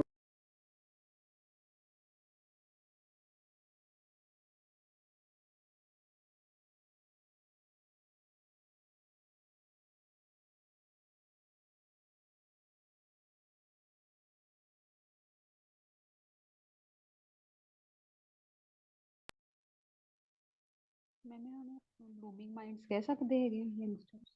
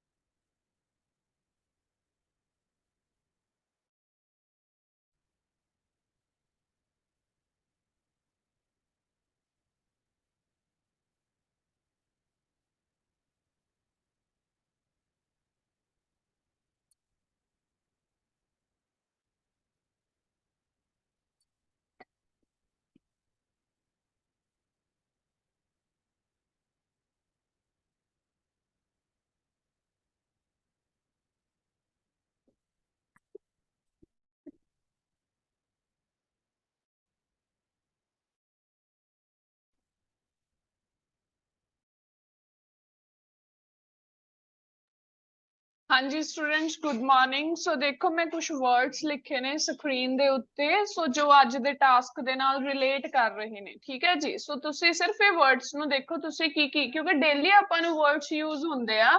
ਪੀਪਲ ਦੀ ਜਗ੍ਹਾ ਤੁਸੀਂ ਕੀ ਯੂਜ਼ ਕਰ ਸਕਦੇ ਹੋ, ਇੰਡੀਵਿਜੂਅਲਸ ਤੁਸੀਂ ਯੂਜ਼ ਕਰ ਸਕਦੇ ਹੋ, ਹਿਊਮਨਸ ਕਰ ਸਕਦੇ ਹੋ, ਮਲਟੀਟਿਊਡਸ ਕਰ ਸਕਦੇ ਹੋ। Next is ਨਾਊਆਡੇਜ਼। ਨਾਊਆਡੇਜ਼ ਦੇ ਲਈ ਤੁਸੀਂ ਕੀ ਕਹਿ ਸਕਦੇ ਹੋ, ਇਨ ਪ੍ਰੈਜ਼ੈਂਟ ਐਰਾ, ਇਨ ਪ੍ਰੈਜ਼ੈਂਟ ਟਾਈਮਸ, ਇਨ ਮਾਡਰਨ ਐਰਾ ਕਹਿ ਸਕਦੇ ਹੋ ਠੀਕ ਹੈ। ਇਨ ਪ੍ਰੈਜ਼ੈਂਟ ਸਿਨੈਰੀਓ ਵੀ ਕਹਿ ਸਕਦੇ ਹੋ ਬਟ ਉਹਦੇ ਲਈ ਸਪੈਲਿੰਗ ਵੀ ਸਹੀ ਹੋਣੇ ਜ਼ਰੂਰੀ ਆ। ਨੈਕਸਟ ਮੈਂ ਲਿਖਿਆ ਯੰਗਸਟਰਸ। ਯੰਗਸਟਰਸ ਦੇ ਲਈ ਤੁਸੀਂ ਕੀ ਵਰਡ ਯੂਜ਼ ਕਰ ਸਕਦੇ ਹੋ, ਯੰਗਸਟਰਸ ਦੇ ਲਈ ਤੁਸੀਂ ਯੂਥ ਕਹਿ ਸਕਦੇ ਹੋ, ਯੰਗ ਅਡਲਟ ਕਹਿ ਸਕਦੇ ਹੋ ਠੀਕ ਹੈ ਜੀ। ਉਸ ਤੋਂ ਇਲਾਵਾ ਪੋਜ਼ਿਟਿਵ ਔਰ ਨੈਗੇਟਿਵ ਐਸੇ ਆ। ਸੋ ਪੋਜ਼ਿਟਿਵ ਦੇ ਲਈ ਤੁਸੀਂ ਕੀ ਕਹਿ ਸਕਦੇ ਹੋ, ਕੰਸਟਰਕਟਿਵ ਐਂਡ ਪ੍ਰੈਗਮੈਟਿਕ ਠੀਕ ਹੈ। ਪੋਜ਼ਿਟਿਵ ਦੇ ਲਈ ਤੁਸੀਂ ਯੂਜ਼ ਕਰ ਸਕਦੇ ਹੋ ਕੰਸਟਰਕਟਿਵ ਅਪਰੋਚ, ਪ੍ਰੈਗਮੈਟਿਕ, ਹਰਮਨ ਨੂੰ ਕਹਿ ਦੋ ਨਾ ਪ੍ਰੈਗਮੈਟਿਕ ਠੀਕ ਹੈ। ਪ੍ਰੈਗਮੈਟਿਕ ਵੀ ਆਪਾਂ ਕਾਹਦੇ ਲਈ ਯੂਜ਼ ਕਰਦੇ ਹਾਂ, ਪੋਜ਼ਿਟਿਵ ਦੇ ਲਈ ਯੂਜ਼ ਕਰਦੇ ਹਾਂ। ਹੁਣ ਨੈਗੇਟਿਵ ਵਰਡ ਦੇ ਲਈ ਤੁਸੀਂ ਕੀ ਯੂਜ਼ ਕਰ ਸਕਦੇ ਹੋ, ਡੀਕਨਸਟਰਕਟਿਵ ਠੀਕ ਹੈ ਜਾਂ ਫਿਰ ਪੈਸਿਮਿਸਟਿਕ ਠੀਕ ਹੈ। ਸੋ ਇਹ ਵਰਡਸ ਨੇ ਕੁਝ ਸਿਨੋਨਿਮਸ ਯੂਜ਼ ਕਰਵਾਏ ਨੇ ਜੋ ਕਿ ਤੁਸੀਂ ਆਪਣੀ ਰਾਈਟਿੰਗ ਦੇ ਵਿੱਚ ਯੂਜ਼ ਕਰ ਸਕਦੇ ਹੋ ਜਦੋਂ ਤੁਸੀਂ ਪੈਰਾਫਰੇਜ਼ ਕਰਨੀ ਹੋਵੇ ਤਾਂ ਕਿ ਤੁਹਾਡੀ ਵਰਡਸ ਦੀ ਰੈਪੀਟੇਸ਼ਨ ਨਾ ਹੋਵੇ। ਬਟ ਇਹ ਵਰਡਸ ਤਾਂ ਹੀ ਯੂਜ਼ ਕਰਿਓ ਜੇ ਤੁਹਾਨੂੰ ਇਹਨਾਂ ਦੇ ਸਪੈਲਿੰਗਸ ਸਹੀ ਤਰੀਕੇ ਨਾਲ ਆਉਂਦੇ ਆ, ਗਲਤੀ ਨਾ ਹੋਵੇ। ਵੀਡੀਓ ਜੋ ਨਾ ਫੋਨ ਤੋਂ ਜੋ ਪਰ ਵੀਡੀਓ ਮੈਮ ਜਿਹੜਾ ਆਪਾਂ ਯੂਵਨਾਈਲ ਵਰਡ ਯੂਜ਼ ਕਰਦੇ ਆ ਉਹ ਯੰਗਸਟਰ ਲਈ ਜਾਂ ਕਿੰਨੀ ਤੋਂ ਕਿੰਨੀ ਏਜ ਲਈ ਉਹ ਵਰਡ ਯੂਜ਼ ਉਹ ਕੀਤਾ ਜਾਂਦਾ ਪ੍ਰੋਪਰ ਸਪੈਸਿਫਿਕ ਇੱਕ ਏਜ ਹੈ। 1 ਸੈਕਿੰਡ 10 ਵਾਰ ਪੁੱਛਣ 10 ਵਾਰ। ਸੋ ਤੁਸੀਂ ਦੇਖੋ ਜੀ ਇਹਦੇ ਵਿੱਚ ਕੀ ਕਰੋਗੇ, ਯੂਵਨਾਈਲ ਜਿਹੜਾ ਆਪਾਂ ਵਰਡ ਯੂਜ਼ ਕਰਨਾ ਸਿਰਫ ਟੀਨੇਜ ਦੇ ਲਈ ਕਰ ਸਕਦੇ ਆਪਾਂ ਠੀਕ ਹੈ। ਜਦੋਂ ਆਪਾਂ ਟੀਨੇਜ ਦੀ ਗੱਲ ਕਰੀਏ ਤਾਂ ਉਦੋਂ ਆਪਾਂ ਯੂਜ਼ ਕਰ ਸਕਦੇ ਹਾਂ। ਸੋ ਇੱਥੇ ਹੁਣ ਯੰਗ ਦੇ ਲਈ ਵੀ ਹੋ ਸਕਦਾ ਅਗਰ ਤੁਸੀਂ ਇੱਥੇ ਯੂਜ਼ ਕਰਨਾ ਕਿਉਂਕਿ ਉਹ ਵੀ ਯੰਗ ਦੇ ਵਿੱਚ ਹੀ ਕਵਰ ਹੋ ਜਾਂਦੇ ਆ ਕੁਲਦੀਪ। ਓਕੇ ਔਰ ਮੈਮ ਮਾਈਨਰ ਜਿਹੜੇ ਹੁੰਦੇ ਨੇ ਉਹ ਬਿਲਕੁਲ ਮਾਈਨਰ ਛੋਟੇ ਬਹੁਤ ਬੱਚੇ ਬਹੁਤ ਛੋਟੇ ਓਕੇ ਠੀਕ ਹੈ। ਸੋ ਇੱਥੇ ਹੁਣ ਤੁਸੀਂ ਵਰਡ ਅਗਰ ਯੂਜ਼ ਕਰਨਾ ਹੈ ਤਾਂ ਕਰ ਸਕਦੇ ਹੋ, ਟੀਨੇਜ ਵੀ ਇਵਨ ਕਰ ਸਕਦੇ ਹੋ। ਸੋ ਇਵਨ ਯੰਗਸਟਰਸ ਨੂੰ ਤੁਸੀਂ ਅੰਡਰ ਏਜ ਬਟ ਉਹ ਇੱਥੇ ਪ੍ਰੋਪਰ ਯੂਜ਼ ਜਾਂ ਨਹੀਂ ਹੋਊਗਾ। ਸੋ ਜ਼ਿਆਦਾ ਯੂਜ਼ਫੁਲ ਇਹੀ ਵਰਡਸ ਨੇ ਜੋ ਕਿ ਤੁਸੀਂ ਯੂਜ਼ ਕਰੋ ਠੀਕ ਹੈ ਜੀ। ਹੁਣ ਮੋਸਟਲੀ ਸਾਰੇ ਸਟੂਡੈਂਟਸ ਜੁਆਇਨ ਹੋ ਚੁੱਕੇ ਨੇ, ਮੈਂ ਪੈਰਾਫਰੇਜ਼ਿੰਗ ਦੱਸੀ ਸੀਗੀ। ਸੋ ਦੇਖੋ ਟੁਡੇ ਦਾ ਜਿਹੜਾ ਅੱਜ ਦਾ ਟੌਪਿਕ ਹੈਗਾ ਆਪਣਾ ਟਾਸਕ 2 ਦਾ ਉਹ ਹੈਗਾ ਦਿਸ ਵਨ। ਇਹ ਟੌਪਿਕ ਹੈ ਅੱਜ ਦਾ ਜੀ ਤੁਹਾਡਾ ਟਾਸਕ 2 ਠੀਕ ਹੈ। ਪਹਿਲਾਂ ਤੁਸੀਂ ਆਈਡੀਆਜ਼ ਦੇਣੇ ਆ, ਟੌਪਿਕ ਅੱਜ ਦੀ ਪ੍ਰੈਕਟੀਕਲ ਲਾਈਫ ਆ ਔਰ ਇਹ ਐਗਜ਼ਾਮ ਦੇ ਵਿੱਚ ਪਤਾ ਨਹੀਂ ਕਿੰਨੀ ਕੁ ਵਾਰੀ ਟੌਪਿਕ ਰਿਪੀਟ ਹੋ ਚੁੱਕਿਆ। ਕਹਿੰਦੇ many people nowadays tend to marry and have children in their 30s.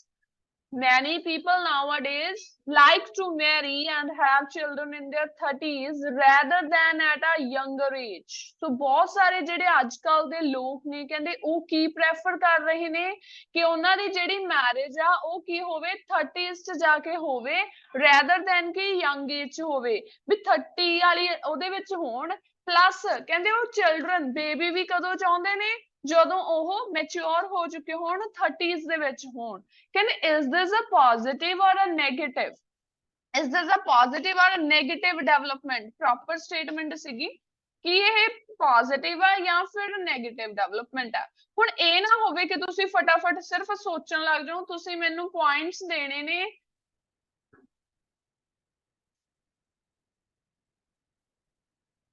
ਤੁਸੀਂ ਮੈਨੂੰ ਇਹਦੇ ਵਿੱਚ ਪੁਆਇੰਟ ਦੇਣੇ ਆ ਸੋਚ ਸਮਝ ਕੇ ਵੀ ਕਿੱਧਰ ਜ਼ਿਆਦਾ ਪੁਆਇੰਟ ਬਣਨਗੇ। ਸਿਰਫ ਇਹ ਚੀਜ਼ ਸੋਚਣੀ ਆ। ਹੁਣ ਇਹ ਕਿੱਦਾਂ ਕਰ ਸਕਦੇ ਹੋ, ਇਹ ਸੋਚੋ ਵੀ ਇਹਦੇ ਵਿੱਚ ਜ਼ਿਆਦਾ ਪੁਆਇੰਟ ਕਿਸ ਸਾਈਡ ਬਣਨਗੇ।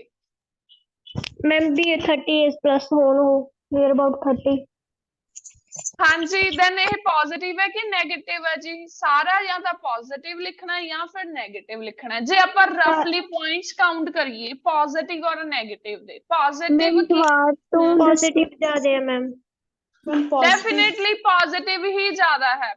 नेगेटिव च सिर्फ ਆਪਾਂ ਇਹ ਕਹਿ ਸਕਦੇ ਹਾਂ ਕਿ ਕੋਈ ਨਾ ਕੋਈ ਲਾਈਕ ਕੋਈ ਪ੍ਰੋਬਲਮ ਆ ਸਕਦੀ ਹੈ ਉਹਨਾਂ ਨੂੰ ਕਨਸੀਵ ਕਰਨ ਚ, ਅਦਰਵਾਈਜ਼ ਆਪਾਂ ਹੋਰ ਕੋਈ ਨੈਗੇਟਿਵ ਬਣ ਹੀ ਨਹੀਂ ਰਿਹਾ। ਪੋਜ਼ਿਟਿਵ ਇਹ ਬਣ ਰਿਹਾ भी उन्होंने एक्सपीरियंस हो जाता मैम लाइफ ਉਹ ਸੈਟੀਸਫਾਈਡ ਹੋ ਜਾਂਦੇ ਆ। ਫਾਈਨੈਂਸ਼ਲੀ ਵੀ ਸਟਰੋਂਗ ਹੋ ਜਾਂਦੇ ਉਹ ਏਜ ਤੀਕਰ ਹਮਾਰੇ ਬੱਚਿਆਂ ਨੂੰ ਵਧੀਆ ਪਾਲ ਸਕਦੇ ਆ, ਚੰਗੀ ਐਜੂਕੇਸ਼ਨ ਦਵਾ ਸਕਦੇ ਹੈਗੇ, ਕਿਉਂਕਿ ਉਹ ਪ੍ਰੋਪਰਲੀ ਮਤਲਬ ਕਿ ਆਪਦੀ ਜਿਹੜੀ ਜੌਬ ਵਗੈਰਾ ਉਹ ਏਜ ਤੀਕਰ ਕਰ ਲੈਂਦੇ ਹੈਗੇ।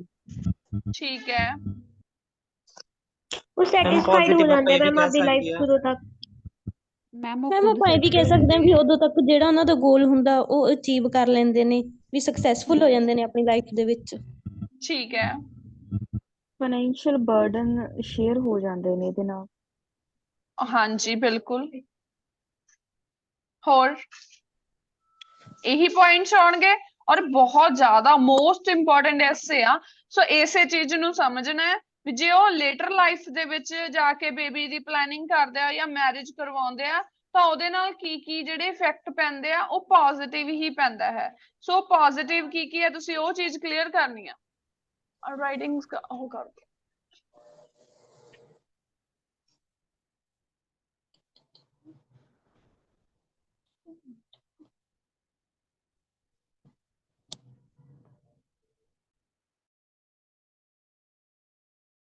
ਸੋ ਸਟੂਡੈਂਟਸ ਦੇਖੋ ਬਿਲਕੁਲ ਤੁਸੀਂ ਸਹੀ ਹੋ। ਐਸੇ ਇਸੇ ਤਰ੍ਹਾਂ ਆਪਾਂ ਸਟਾਰਟ ਕਰਾਂਗੇ। ਸੋ ਇਹਦੀ ਇੰਟਰੋ ਦੇਖੋ ਆਪਾਂ ਕਿਵੇਂ ਬਣਾਉਣੇ ਆ। ਅੱਜ ਇੰਟਰੋ ਦੀ ਫਸਟ ਲਾਈਨ ਜੈਰੈਂਡ ਤੋਂ ਸਟਾਰਟ ਕੀਤੀ ਆਪਾਂ, ਇੱਕ ਬੇਸਿਕ ਸਟਾਰਟਿੰਗ ਦਿੱਤੀ ਆ। ਬੇਸਿਕ ਦਾ ਸੈਂਸ ਮਤਲਬ ਕਿ ਇੱਕ ਜਨਰਲ ਲਾਈਨ ਦਿੱਤੀ ਆ। ਸੋ ਆਪਾਂ ਕੀ ਕਿਹਾ, ਕਹਿੰਦੇ having a lovely family, loving family is the dream of every person. So ਇੱਕ ਫੈਮਿਲੀ ਤੇ ਦਿੱਤਾ। ਅਗਰ ਨਹੀਂ ਤੁਹਾਡੇ ਤੋਂ ਬਣ ਰਹੀ ਤਾਂ ਤੁਸੀਂ ਬਿਲਕੁਲ ਹੀ ਏਦਾਂ ਸਟਾਰਟ ਕਰ ਸਕਦੇ ਹੋ। In contemporary society, a growing number of individuals are opting to marry and have children in their 30s, and this trend can be seen as a highly positive development. अगर तो तुसी first line पूरी show नहीं होंदी पई। Screen बच्चे दोबारा देखो, स्क्रीन तो शेयर की हुई है फुल। मैं एक बारी दोबारा शेयर कर दिनी आ अगर कोई दिक्कत आ रही है, बट मेरी साइड तो फुल शेयर हो रही है। तुसी अपना नेटवर्क कनेक्शन देखो। हाँ जी तानिया। हाँ जी मैम हुण होगी। ठीक है जी। सो देखो, सो ਇਹਦੀ ਇੰਟਰੋ ਜਿਹੜੀ ਤੁਸੀਂ ਦੋ ਤਰੀਕੇ ਨਾਲ ਬਣਾ ਸਕਦੇ ਹੋ। ਜਾਂ ਤਾਂ ਤੁਸੀਂ ਜੈਰੈਂਡ ਤੋਂ ਇੱਕ ਸਟਰਕਚਰ ਤੋਂ ਸਟਾਰਟ ਕਰ ਦੋ ਵੀ ਕੀ ਆ ਲਵਿੰਗ ਫੈਮਿਲੀ ਹੋਣਾ ਹਰੇਕ ਪਰਸਨ ਦਾ ਡ੍ਰੀਮ ਹੈ। However, in recent times, majority of individuals prefer to get married and have offspring. Offspring ਮਤਲਬ ਕਿ ਬੱਚੇ, ਛੋਟੇ ਬੱਚੇ ਦੇ ਲਈ use ਕੀਤਾ in their later years, such as in their 30s, compared to their younger years. I believe that this trend is a positive development and I will elaborate on the reasons for this in the following paragraph. ਤੇ ਇਹਦੇ ਕਹਿੰਦੇ ਮੈਂ reason following paragraph ਦੇ ਵਿੱਚ explain ਕਰੂੰਗਾ। ਜੇ ਤਾਂ ਤੁਹਾਨੂੰ ਲੱਗਦਾ ਕਿ ਐਗਜ਼ਾਮ ਟਾਈਮ ਦੇ ਉੱਤੇ ਤੁਸੀਂ ਜੈਰੈਂਡ ਵਾਲੀ ਲਾਈਨ ਬਣਾ ਸਕਦੇ ਹੋ, ਤੁਹਾਨੂੰ ਲੱਗਦਾ ਕਿ ਮੇਰੇ ਕੋਲ ਇਹ ਆਈਡੀਆ ਆ ਜਾਏਗਾ, then ਤਾਂ ਠੀਕ ਹੈ। ਅਗਰ ਬਟ ਤੁਹਾਨੂੰ ਲੱਗਦਾ ਕਿ ਨਹੀਂ ਮੈਂ ਇਹ ਨਹੀਂ ਬਣਾ ਸਕਦਾ, then ਫਿਰ ਤੁਸੀਂ ਸਟਾਰਟਿੰਗ ਇੱਥੋਂ ਵੀ ਕਰ ਸਕਦੇ ਹੋ in this contemporary society ਤੋਂ।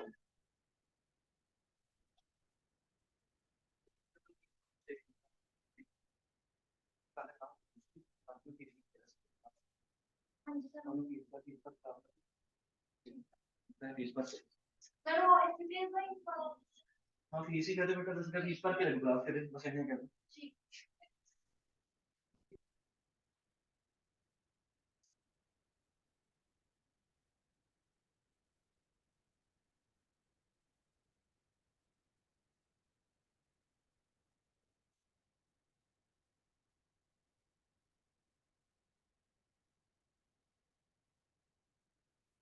ਠੀਕ ਹੈ ਜੀ। ਸੋ ਤੁਸੀਂ ਬਿਲਕੁਲ ਡਾਇਰੈਕਟ ਸਟਾਰਟ ਵੀ ਕਰ ਸਕਦੇ ਹੋ ਇਨ ਦਾ ਕੰਟੈਂਪਰੇਰੀ ਸੋਸਾਇਟੀ ਤੋਂ ਵੀ ਤੁਸੀਂ ਸਟਾਰਟ ਕਰ ਸਕਦੇ ਹੋ। ਅਗਰ ਤੁਹਾਨੂੰ ਏਦਾਂ ਲੱਗਦਾ ਕਿ ਨਹੀਂ ਅਸੀਂ ਜੈਰੈਂਡ ਤੋਂ ਕਰਨੀ ਹੈ ਤਾਂ ਤੁਸੀਂ ਜੈਰੈਂਡ ਤੋਂ ਵੀ ਕਰ ਸਕਦੇ ਹੋ। ਜੇ ਤੁਸੀਂ ਡਾਇਰੈਕਟਲੀ ਸਟਾਰਟ ਕਰਨੀ ਹੈ ਇੰਟਰੋ, then ਤੁਸੀਂ ਕਿੱਦਾਂ ਸਟਾਰਟ ਕਰੋਗੇ ਇਨ ਦਿਸ ਕੰਟੈਂਪਰੇਰੀ ਸੋਸਾਇਟੀ। ਠੀਕ ਹੈ, most of the people Ki prefer ਕਰ ਰਹੇ ਨੇ, ਪ੍ਰੈਫਰ ਟੂ ਗੈਟ ਮੈਰਿਡ। ਠੀਕ ਹੈ, ਸੋ ਕਦੋਂ ਮੈਰਿਜ ਕਰਨਾ ਚਾਹੁੰਦੇ ਨੇ ਇਨ there later years. Later years ਮਤਲਬ ਕੀ ਹੋ ਗਿਆ 30s। ਠੀਕ ਹੈ, ਸੱਚ ਐਜ਼ ਇਨ देयर 30s।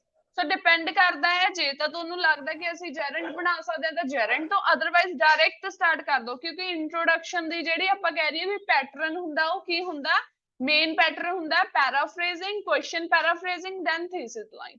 ਅਗਰ ਤੁਸੀਂ ਜਨਰਲ ਲਾਈਨ ਬਣਾ ਸਕਦੇ ਹੋ ਤਾਂ ਬਣਾਓ, ਅਦਰਵਾਈਜ਼ ਉਹਨੂੰ ਲੀਵ ਕਰ ਦਿਓ।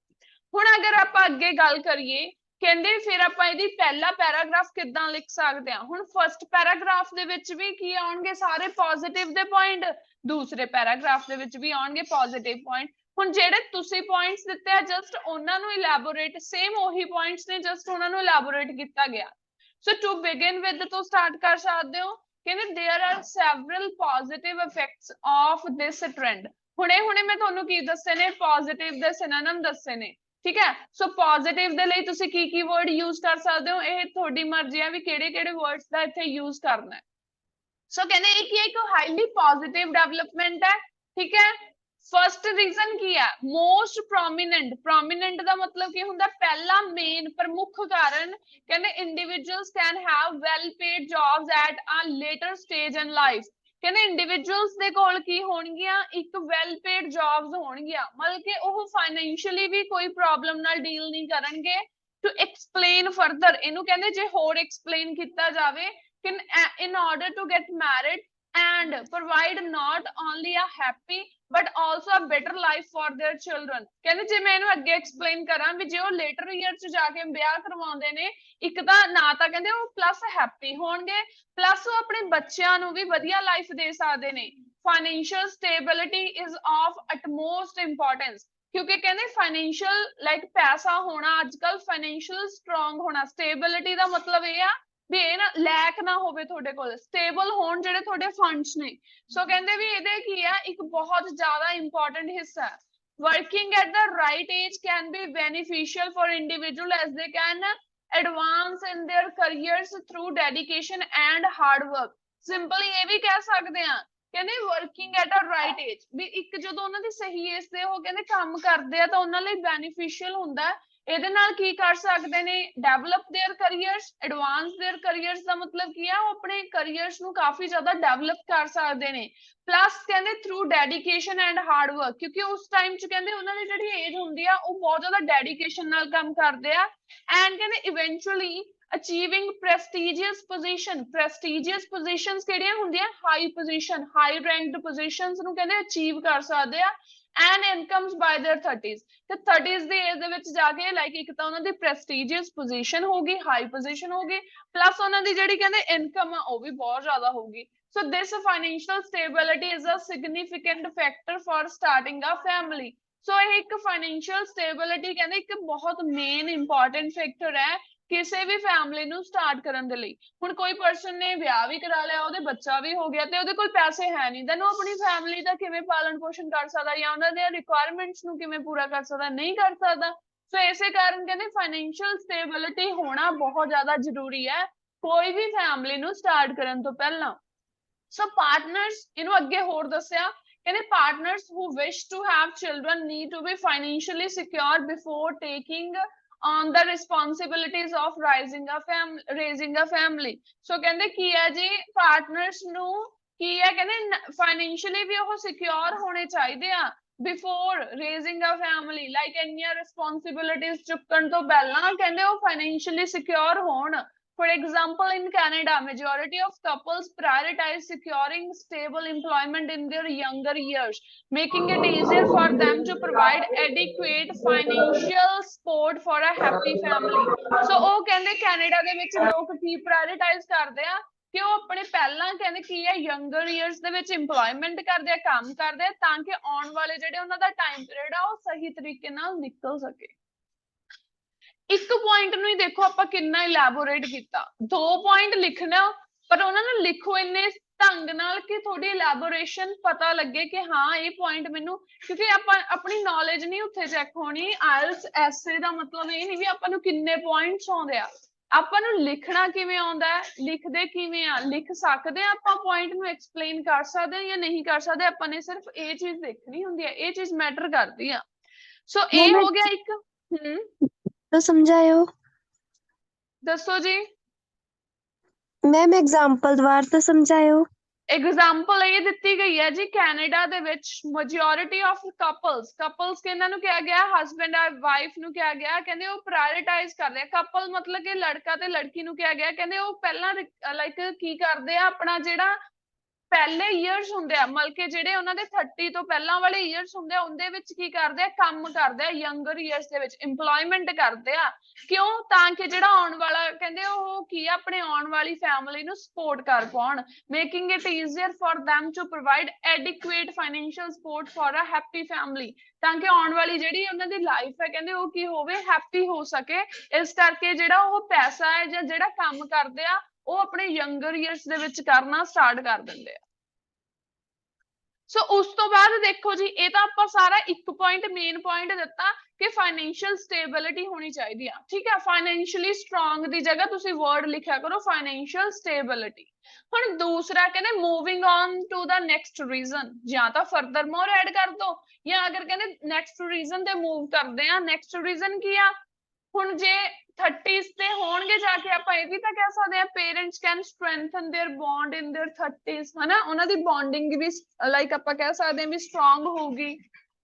ਸੋ elaborate, couples can build a solid family foundation by understanding each other, मतलब कि वो maturity level ਤੇ ਹੋ ਜਾਣਗੇ।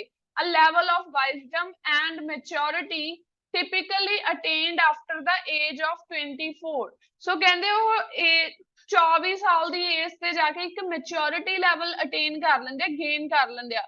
Both men and women can support each other through life's challenges, reducing stress and feelings of loneliness, ਕਿਉਂਕਿ ਜਿਹੜੀ ਕਹਿੰਦੇ ਇਹ 30 ਵਾਲੀ ਏਜ ਹੋ ਜਾਂਦੀ ਹੈ ਨਾ, ਉਨੇ ਨੂੰ ਬੰਦਾ ਜਾ ਕੇ ਜਿਹਨੂੰ ਆਪਾਂ ਕਹਿੰਦੇ ਇੱਕ ਸੁਲਝਿਆ ਹੋਇਆ ਇਨਸਾਨ ਬਣ ਜਾਂਦਾ।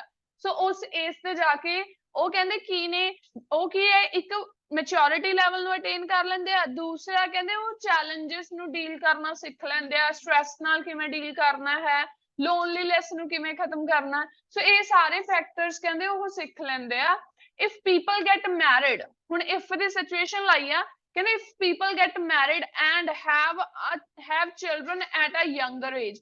ਹੁਣ ਆਪਾਂ ਇਹ ਦੱਸ ਰਹੇ ਆ ਵੀ ਜੇ ਕੋਈ ਲੋਕ ਕਹਿੰਦੇ ਪਹਿਲਾਂ ਮੈਰਿਜ ਕਰਵਾ ਲੈਂਦੇ ਆ, ਦੈਨ ਉਹਨਾਂ ਦੇ ਬੱਚੇ ਹੋ ਜਾਂਦੇ ਆ, ਦੈਨ ਕਹਿੰਦੇ they may struggle with the stress associated with career choices, ਕਹਿੰਦੇ ਉਹਨਾਂ ਨੂੰ ਸਾਰਾ ਹੀ ਸਟ੍ਰੈਸ ਨਾਲ ਡੀਲ ਕਰਨਾ ਪੈਂਦਾ, making it challenging to provide emotional support, ਕਹਿੰਦੇ ਬਹੁਤ ਚੈਲੰਜ ਹੋ ਜਾਂਦਾ ਹੈ ਉਹਨਾਂ ਦੇ ਲਈ, ਕਿਉਂਕਿ ਉਹ ਪਰਸਨ ਕੰਮ ਕਰੇਗਾ ਜਾਂ ਆਪਣੀ ਫੈਮਿਲੀ ਨੂੰ ਇਮੋਸ਼ਨਲੀ ਸਪੋਰਟ ਕਰੇਗਾ ਜਾਂ ਆਪਣੀ ਫੈਮਿਲੀ ਦੇ ਨਾਲ ਟਾਈਮ ਸਪੈਂਡ ਕਰੇਗਾ।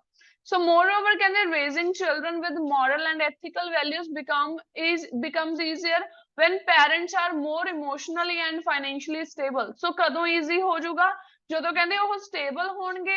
For example, a significant proportion of people in Australia have chosen to have children after thorough mutual understanding, ਕਹਿੰਦੇ ਉਦੋਂ like baby ਉਹ ਕਰਦੇ ਆ ਜਦੋਂ ਕਹਿੰਦੇ ਉਹਨਾਂ ਦੀ ਇੱਕ mutual understanding ਹੋ ਜਾਂਦੀ ਆ। ਸੋ ਕਦੋਂ ਤੋਂ ਇਹ ਐਕਟ ਸਟਾਰਟ ਹੋਇਆ ਸੀਗਾ? ਸਟਾਰਟਿੰਗ ਇਨ 2022, ਮਤਲਬ ਕਿ 22 ਦੇ ਵਿੱਚ ਇਹਨਾਂ ਨੇ ਲਾਈਕ ਕੋਈ ਐਕਟ ਵਗੈਰਾ ਪਾਸ ਕੀਤਾ ਗਿਆ ਸੀ ਆਸਟ੍ਰੇਲੀਆ 'ਚ ਵੀ ਉਹ ਬੱਚਾ ਉਦੋਂ ਕਰਦੇ ਆ ਜਦੋਂ ਉਹਨਾਂ ਦੀ ਇੱਕ ਮਿਊਚੁਅਲ ਅੰਡਰਸਟੈਂਡਿੰਗ ਹੁੰਦੀ ਆ। And this decision is influenced by the fact that individuals already have a lot on their minds concerning their future goals. ਕਿਉਂ ਕੀਤਾ ਗਿਆ ਇਹ ਡਿਸੀਜ਼ਨ? ਕਿਉਂ ਲਿਆ ਗਿਆ ਇਹ ਡਿਸੀਜ਼ਨ? ਤੋਂ ਇਨਫਲੂਐਂਸ ਕਿਉਂ ਹੋਏ? ਕਿਉਂਕਿ ਇਸ ਤੋਂ ਪਹਿਲਾਂ ਤਾਂ ਕਹਿੰਦੇ ਉਹਨਾਂ ਦੇ ਮਾਈਂਡ ਦੇ ਵਿੱਚ ਬਹੁਤ ਸਾਰੇ ਹੋਰ ਕਰੀਅਰਸ ਦੇ ਰਿਲੇਟਡ, ਫਿਊਚਰ ਗੋਲਸ ਦੇ ਰਿਲੇਟਡ ਲਾਈਕ ਕੁਛ ਨਾ ਕੁਛ ਕਹਿੰਦੇ ਉਹਨਾਂ ਦੇ ਮਾਈਂਡ ਦੇ ਵਿੱਚ ਚੱਲਦਾ ਹੀ ਰਹਿੰਦਾ ਹੈ। Therefore, the trend of getting married and having children in their 30s or later appears to be the best option for most people. ਤੇ ਇਸੇ ਕਾਰਨ ਕਹਿੰਦੇ ਰਿਜ਼ਲਟ ਇਹੀ ਨਿਕਲਦਾ ਹੈ ਵੀ 30s ਦੇ ਵਿੱਚ ਆ ਕੇ ਬੱਚਾ ਕਨਸੀਵ ਕਰਨਾ ਜਾਂ ਮੈਰਿਜ ਕਰਵਾਉਣੀ ਕਹਿੰਦੇ ਇੱਕ ਕੀ ਆ ਫਰੂਟਫੁਲ ਜਾਂ ਬੈਸਟ ਆਪਸ਼ਨ ਹੈ ਕਿਹਨਾਂ ਦੇ ਲਈ? ਮੋਸਟ ਪੀਪਲ ਦੇ ਲਈ। ਐਂਡ ਇਹਦਾ ਕਨਕਲੂਜਨ ਵੀ ਫਿਰ ਆਪਾਂ ਇਹੀ ਦਿੱਤਾ ਕਹਿੰਦੇ ਇਟ ਇਜ਼, ਹਾਂਜੀ ਫॉर एग्जांपल ਜੇ ਆਪਾਂ ਨੂੰ ਅਗਰ ਐਗਜ਼ੈਕਟ ਪਤਾ ਹੈ ਫਿਰ ਹੀ ਆਪਾਂ ਉਹਦੀ ਮਤਲਬ ਈਅਰ ਵਗੈਰਾ ਮੈਂਸ਼ਨ ਕਰ ਸਕਦੇ ਹਾਂ, ਜਿੱਦਾਂ ਆਸਟ੍ਰੇਲੀਆ ਅਦਰਵਾਈਜ਼ ਈਅਰ ਲੀਵ ਕਰ ਦੋ, ਅਦਰਵਾਈਜ਼ ਈਅਰਸ ਨਾ ਮੈਂਸ਼ਨ ਕਰੋ, ਸਿਰਫ ਕੰਟਰੀ ਦਾ ਨੇਮ ਮੈਂਸ਼ਨ ਕਰ दो। यस मैम ये जो 2022 है ये एक एक्ट को शो कर रहा है जो गवर्नमेंट ने पास किया है, गवर्नमेंट और हाँ जी हाँ जी हाँ जी 2022 में स्टार्ट किया गया था। ठीक है जी। सो ਹੁਣ ਦੇਖੋ ਆਪਾਂ ਨੇ ਕੀ ਡਿਸਕਸ ਕੀਤੇ, ਸਾਰੇ ਹੀ ਪੋਜ਼ਿਟਿਵ ਡਿਸਕਸ ਕੀਤੇ ਆ ਔਰ ਇਹ ਰਿਐਲਿਟੀ ਆ ਅੱਜ ਕੱਲ ਦੀ ਕਿ ਮੋਸਟਲੀ ਜਿਹੜੇ ਅੱਜ ਕੱਲ ਮੈਰਿजेस ਹੋ ਰਹੀਆਂ ਨੇ ਕਿਉਂਕਿ ਅੱਜ ਕੱਲ ਜਿਹੜੀ ਏਜ ਆ ਬੱਚਿਆਂ ਦੀ ਕੀ ਹੋ ਰਿਹਾ, ਫੋਰਨ ਜਾ ਰਹੇ ਨੇ ਸਟੂਡੈਂਟਸ, ਠੀਕ ਹੈ। ਸੋ ਮੈਰਿਜ ਤੋਂ ਬਿਨਾਂ ਜਾ ਰਹੇ ਨੇ ਮੋਸਟ ਆਫ ਦਾ ਸਟੂਡੈਂਟ। ਜਿਹੜੀ ਅੱਜ ਕੱਲ ਦੀ ਰੇਸ਼ੋ ਹੈ, ਪਹਿਲਾਂ ਟ੍ਰੈਂਡ ਸੀ ਕਿ ਮੈਰਿਜ ਕਰਵਾ ਕੇ ਜਾਂਦੇ ਆ ਬਟ ਨਹੀਂ, ਹੁਣ ਟ੍ਰੈਂਡ ਕੀ ਆ, ਵਿਦਆਊਟ ਮੈਰਿਜ ਜਾ ਰਹੇ ਨੇ। ਪਹਿਲਾਂ ਉਹ ਕੀ ਕਰਦੇ ਨੇ, ਆਪਣੇ ਗੋਲਸ ਨੂੰ ਲਾਈਕ ਕਹਿ ਦਈਏ ਫੁਲਫਿਲਮੈਂਟ ਕਰਦੇ ਆ, ਠੀਕ ਹੈ। ਜੌਬਸ ਕਰਦੇ ਨੇ, ਫਾਈਨੈਂਸ਼ੀਅਲੀ ਸਟਰੋਂਗ ਆਪਣੇ ਆਪ ਨੂੰ ਸਟੇਬਲ ਕਰਦੇ ਨੇ ਦੈਨ, ਤਾਂ ਕਿ ਉਹ ਆਪਣੇ ਜਿਹੜੇ ਵੀ ਖਰਚੇ ਨੇ, ਡਿਮਾਂਡਸ ਨੇ, ਉਹਨਾਂ ਨੂੰ ਪੂਰਾ ਕਰ ਸਕਣ। ਫਿਰ ਦੂਸਰਾ ਕੀ ਹੈ ਕਿ ਦੂਸਰਾ ਆਪਾਂ ਪੁਆਇੰਟ ਐਕਸਪਲੇਨ ਕੀਤਾ ਕਿ ਲੇਟ ਮੈਰਿਜ ਕਰਾਉਣ ਦਾ ਹੋਰ ਕੀ ਬੈਨੀਫਿਟ ਮਿਲਦਾ। ਇੱਕ ਤਾਂ ਉਹਨਾਂ ਦੀ ਜਿਹੜੀ ਏਜ ਆ ਉਹ ਮੈਚਿਓਰਿਟੀ ਲੈਵਲ 'ਚ ਆ ਜਾਂਦੀ ਆ, ਕਿਉਂਕਿ ਜਿਹੜੇ ਮੋਸਟਲੀ ਛੋਟੀ ਏਜ 'ਚ ਵਿਆਹ ਕਰਵਾ ਲੈਂਦੇ ਆ, ਆਪਾਂ ਇਹ ਵੀ ਐਗਜ਼ਾਮਪਲ ਦੇ ਸਕਦੇ ਸੀ ਵੀ ਬਹੁਤ ਸਾਰੇ ਇਦਾਂ ਦੇ ਕੇਸਿਸ ਹੋਏ ਨੇ ਮੇਰੀ ਕੰਟਰੀ ਦੇ ਵਿੱਚ ਵੀ ਜਿਹੜੇ ਲੋਕਾਂ ਨੇ ਵੀ ਛੋਟੀ ਏਜ 'ਚ ਮੈਰਿਜ ਕਰਵਾਈ ਸੀ, ਉਹਨਾਂ ਦਾ ਕੀ ਰਿਜ਼ਲਟ ਨਿਕਲਿਆ, ਡਾਈਵੋਰਸ, ਹਨਾ। ਸੋ ਆਪਾਂ ਇਹ ਵੀ ਦੇ ਸਕਦੇ ਹਾਂ। ਸੋ ਕਹਿੰਦੇ ਵੀ ਜਿਹੜੀ ਇਹਨਾਂ ਦੀ ਏਜ ਆ ਉਹ ਇੱਕ ਮੈਚਿਓਰਿਟੀ ਲੈਵਲ ਅਟੇਨ ਕਰ ਲੈਂਦੀ ਆ, ਦੈਨ ਉਹ ਸਟ੍ਰੈਸ ਨਾਲ ਡੀਲ ਕਰਨਾ ਸਿੱਖ ਲੈਂਦੇ ਆ। ਕਰੀਅਰ ਲਾਈਕ ਉਹਨਾਂ ਨੂੰ ਪਤਾ ਲੱਗ ਜਾਂਦਾ ਕਿ ਕੀ ਉਹਨਾਂ ਨੇ ਚੂਜ਼ ਕਰਨਾ, ਕੀ ਉਹਨਾਂ ਦੇ ਲਈ ਰਾਈਟ ਆ, ਕੀ ਉਹਨਾਂ ਦੇ ਲਈ ਰੋਂਗ ਹੈ। ਦੈਨ ਕਹਿੰਦੇ ਆਸਟ੍ਰੇਲੀਆ ਦੇ ਵਿੱਚ 2022 ਚ ਇਹ ਸਟਾਰਟ ਹੋਇਆ ਸੀਗਾ ਕਿ ਉਹਨਾਂ ਨੇ ਇਹ ਡੀਲ ਕੀਤੀ ਆ ਵੀ ਉਹ ਮਿਊਚੁਅਲ ਅੰਡਰਸਟੈਂਡਿੰਗ ਤੋਂ ਬਾਅਦ ਹੀ ਕੀ ਕਰਨਗੇ, ਚਿਲਡਰਨ ਕਰਨਗੇ। ਦੈਨ ਉਸ ਤੋਂ ਬਾਅਦ ਕਹਿੰਦੇ ਇਨਫਲੂਐਂਸ ਕਿਉਂ ਹੋਏ ਇਸ ਡਿਸੀਜਨ ਤੋਂ, ਕਿਉਂਕਿ ਉਸ ਤੋਂ ਪਹਿਲਾਂ ਕਹਿੰਦੇ ਜਿਹੜੀ ਏਜ ਹੁੰਦੀ ਆ, ਔਰ ਡੈਫੀਨੇਟਲੀ ਇਹ ਰਿਐਲਿਟੀ ਆ, 30 ਤੋਂ ਪਹਿਲਾਂ ਆਪਣੀ ਲਾਈਫ ਦੇ ਵਿੱਚ, ਆਪਣੇ ਮਾਈਂਡ ਦੇ ਵਿੱਚ ਬਹੁਤ ਸਾਰਾ ਕੁਝ ਚੱਲਦਾ ਰਹਿੰਦਾ ਆਪਣੇ ਕਰੀਅਰ ਨੂੰ ਲੈ ਕੇ ਵੀ ਆਪਾਂ ਕੀ ਕਰਨਾ, ਕਿਹੜੀ ਸਟੱਡੀ ਕਰਨੀ ਹੈ, ਕਿਹੜਾ ਕੋਰਸ ਚੂਜ਼ ਕਰਨਾ, ਕਿਹੜੀ ਜੌਬ ਤੇ ਜਾਣਾ ਹੈ, ਕਿੰਨਾ ਪੇ ਸਕੇਲ ਮਿਲੇਗਾ, ਕਿਵੇਂ ਆਪਾਂ ਨੇ ਆਪਣਾ ਸਾਰਾ ਕੁਝ ਸੈਟਅਪ ਕਰਨਾ ਹੈ। ਸੋ ਕਹਿੰਦੇ ਇਸ ਕਰਕੇ ਬੈਸਟ ਆਪਸ਼ਨ ਇਹੀ ਹੋਊਗੀ ਅਗਰ ਉਹ 30s ਚ ਜਾ ਕੇ ਕੀ ਕਰਵਾਉਂਦੇ ਆ, ਮੈਰਿਜ ਕਰਵਾਉਂਦੇ ਆ। ਸੋ ਇਹਦਾ ਕਨਕਲੂਜਨ, ਹਾਂਜੀ मैम ये स्टार्टिंग इन 2022 ये लाइन ना एक क्लियर नहीं दे रही, इसके साथ ला नहीं लगा सकते? लगा That सकते हो was जी, 2022। लिख सकते हो आप, ओके मैम। ठीक है। सो कंक्लूजन देखो जी इसका कितना लिख सकते हो, it is quite evident that people can strengthen their bonds and provide better care for their offspring when they get married around the age of 30। ਕਹਿੰਦੇ ਇਹ ਜ਼ਿਆਦਾ ਜ਼ਰੂਰੀ ਹੋਏਗਾ, ਕੁਆਇਟ ਐਵੀਡੈਂਟ ਹੈ ਕਿ ਅਗਰ ਲੋਕ ਕਹਿੰਦੇ ਆਪਣੇ ਬੌਂਡ ਸਟਰੈਂਥਨ ਕਰਨਾ ਚਾਹੁੰਦੇ ਨੇ, ਕਰ ਸਕਦੇ ਨੇ। ਪ੍ਰੋਵਾਈਡ ਬੈਟਰ ਕੇਅਰ, ਆਪਣੇ ਬੱਚੇ ਨੂੰ ਬੈਟਰ ਕੇਅਰ ਪ੍ਰੋਵਾਈਡ ਕਰ ਸਕਦੇ ਨੇ ਕਦੋਂ, ਅਗਰ ਉਹ ਐਟ ਦਾ ਏਜ ਆਫ 30 ਤੇ ਜਾ ਕੇ ਮੈਰਿਜ ਕਰਵਾਉਂਦੇ ਆ। ਸੋ ਇਹਦੇ ਆਪਾਂ ਨੇ ਸਾਰੇ ਹੀ ਪੋਜ਼ਿਟਿਵ ਪੁਆਇੰਟਸ ਲਿਖੇ ਆ। ਅਗਰ ਤੁਹਾਨੂੰ ਇਸ ਤੋਂ ਇਲਾਵਾ ਕੋਈ ਹੋਰ ਪੋਜ਼ਿਟਿਵ ਲੱਗਦਾ ਹੈ ਤਾਂ ਤੁਸੀਂ ਉਹ ਵੀ ਦੱਸ ਸਕਦੇ ਹੋ। ਅਗਰ ਤੁਸੀਂ ਇਹਦਾ ਨੈਗੇਟਿਵ ਦਾ ਸੋਚਦੇ, ਨੈਗੇਟਿਵ ਦਾ ਸਿਰਫ ਇਹੀ ਪ੍ਰੋਬਲਮ ਬਣਦੀ ਸੀ ਬਟ ਆਪਾਂ ਉਹਨੂੰ ਵੀ ਕੰਟਰਡਿਕਟ ਕਰ ਸਕਦੇ ਸੀ। ਸਿਰਫ ਇਹੀ ਪ੍ਰੋਬਲਮ ਆਉਂਦੀ ਨਾ ਕਿ 30 ਤੋਂ ਬਾਅਦ ਲਾਈਕ ਮੈਰਿਜ ਤਾਂ ਮੋਸਟਲੀ ਹੋ ਜਾਂਦੀ ਹੈ। ਦੂਸਰਾ ਰੀਜ਼ਨ ਇਹੀ ਕਹਿ ਸਕਦੇ ਸੀ ਵੀ ਬੇਬੀ ਕਨਸੀਵ ਕਰਨ ਚ ਪ੍ਰੋਬਲਮਸ ਆਉਂਦੀਆਂ ਨੇ, ਬਟ ਅੱਜ ਕੱਲ ਟੈਕਨੋਲੋਜੀ ਇੰਨੀ ਜ਼ਿਆਦਾ ਡਿਵੈਲਪਮੈਂਟ ਹੋ ਚੁੱਕੀ ਹੈ ਕਿ ਉਹ ਵੀ ਪ੍ਰੋਬਲਮਸ ਖਤਮ ਹੋ ਚੁੱਕੀਆਂ ਨੇ। ਸੋ ਉਹਨੂੰ ਵੀ ਆਪਾਂ ਕੰਟਰਾਸਟ ਕਰ ਸਕਦੇ ਸੀ। ਠੀਕ ਹੈ ਜੀ। ਸੋ ਇਸ ਤਰ੍ਹਾਂ ਐਸੇ ਨੂੰ ਹੈਂਡਲ ਕਰਨਾ ਹੈ ਜਦੋਂ ਤੁਹਾਨੂੰ ਇੱਕ ਸਾਈਡ ਆਫ ਐਸੇ ਆ ਜਾਵੇ, ਜਾਂ ਤਾਂ ਏਦਾਂ ਪੁਆਇੰਟਸ ਐਕਸਪਲੇਨ ਕਰ ਸਕਦੇ ਹੋ ਤੁਸੀਂ ਵਿਦ ਫੁੱਲ ਐਗਜ਼ਾਮਪਲਸ ਦੇ ਨਾਲ, ਜਾਂ ਫਿਰ ਤੁਸੀਂ ਸਿਰਫ 3 ਪੁਆਇੰਟ ਦੇਣੇ ਆ। ਅਗਰ 2 ਜਾਂ 3 ਦੇਣੇ ਆ ਤਾਂ ਤੁਸੀਂ ਏਦਾਂ ਅਲੱਗ-ਅਲੱਗ ਪੈਰਾਗ੍ਰਾਫ ਵੀ ਬਣਾ ਸਕਦੇ ਹੋ। ਸੋ ਦੋਨੇ ਹੀ ਠੀਕ ਨੇ, ਕੋਈ ਜ਼ਰੂਰੀ ਨਹੀਂ ਹੈ ਕਿ ਉਦਾਂ 2 ਪੈਰਾਗ੍ਰਾਫ ਹੀ ਬਣਾਉਣੇ। ਜੇ ਤੁਹਾਨੂੰ ਲੱਗਦਾ ਕਿ ਅਸੀਂ 3 ਪੈਰਾਗ੍ਰਾਫ ਬਣਾ ਸਕਦੇ ਹਾਂ ਤਾਂ 3 ਵੀ ਬਣਾ ਸਕਦੇ ਹੋ। ਇੱਕ ਪੁਆਇੰਟ ਨੂੰ ਇੱਕ ਪੈਰਾਗ੍ਰਾਫ ਚ ਐਕਸਪਲੇਨ ਕਰੋ। ਦੇਖੋ ਇਹ ਕਿਦਾਂ ਐਕਸਪਲੇਨੇਸ਼ਨ, ਸੇਮ ਉਹੀ ਮੀਨਿੰਗ ਹੈ ਬਸ ਥੋੜੀ ਫਰੇਜ਼ਿੰਗ ਅਲੱਗ ਆ। ਫਸਟ ਐਂਡ ਫਾਰਮੋਸਟ, ਪੋਸਟਪੋਨਿੰਗ ਮੈਰਿਜ, ਮੈਰਿਜ ਨੂੰ ਪੋਸਟਪੋਨ ਕਰ ਦੇਣਾ, ਮਤਲਬ ਕਿ ਲੇਟਰ ਈਅਰ ਚ ਕਰਵਾਉਣਾ। And parenthood allows people to focus on their personal and professional growth during their 20s। ਵੀ ਜਿਹੜੀ ਉਹਨਾਂ ਦੀ 20s ਵਾਲੀ ਏਜ ਹੁੰਦੀ ਆ, ਕਹਿੰਦੇ ਉਹ postpone marriage and parenthood. Parenthood ਦਾ ਮਤਲਬ ਇਹ ਹੁੰਦਾ ਕਿ ਬੱਚਿਆਂ ਦਾ ਪਾਲਣ ਪੋਸ਼ਣ ਕਰਨਾ, ਹਨਾ, ਪੇਰੈਂਟਸ ਦੇ ਥਰੂ। ਪੋਸਟਪੋਨਿੰਗ ਮੈਰਿਜ ਮਤਲਬ ਕਿ ਮੈਰਿਜ ਲੇਟ ਕਰਵਾਉਣਾ, ਠੀਕ ਹੈ। ਇਹਦੇ ਨਾਲ ਕੀ ਹੋਏਗਾ, ਉਹ ਫੋਕਸ ਕਰ ਪਾਉਣਗੇ ਕਹਿੰਦੇ ਆਪਣੀ ਪ੍ਰੋਫੈਸ਼ਨਲ ਗਰੋਥ ਦੇ ਉੱਤੇ। This can lead to increased financial stability। ਉਹੀ ਪੁਆਇੰਟ ਹੈ, ਬਸ ਉਹਨੂੰ ਲਿਖਣ ਦਾ ਤਰੀਕਾ ਅਲੱਗ ਹੈ। ਇਹਦੇ ਨਾਲ ਕੀ ਹੋਏਗਾ, ਫਾਈਨੈਂਸ਼ੀਅਲ ਸਟੇਬਿਲਿਟੀ ਕਹਿੰਦੇ ਵੱਧ ਜਾਏਗੀ and a stronger foundation upon which to build a family। And ਇੱਕ ਸਟਰੋਂਗਰ ਫਾਊਂਡੇਸ਼ਨ ਹੋ ਜਾਏਗੀ ਉਹਨਾਂ ਦੇ ਵਿੱਚ ਜਿਹਦੇ ਨਾਲ ਉਹ ਫੈਮਿਲੀ ਨੂੰ ਬਿਲਡ ਅਪ ਕਰ ਸਕਦੇ ਆ। Next, with more years in the workforce, individuals often attain higher earning potential.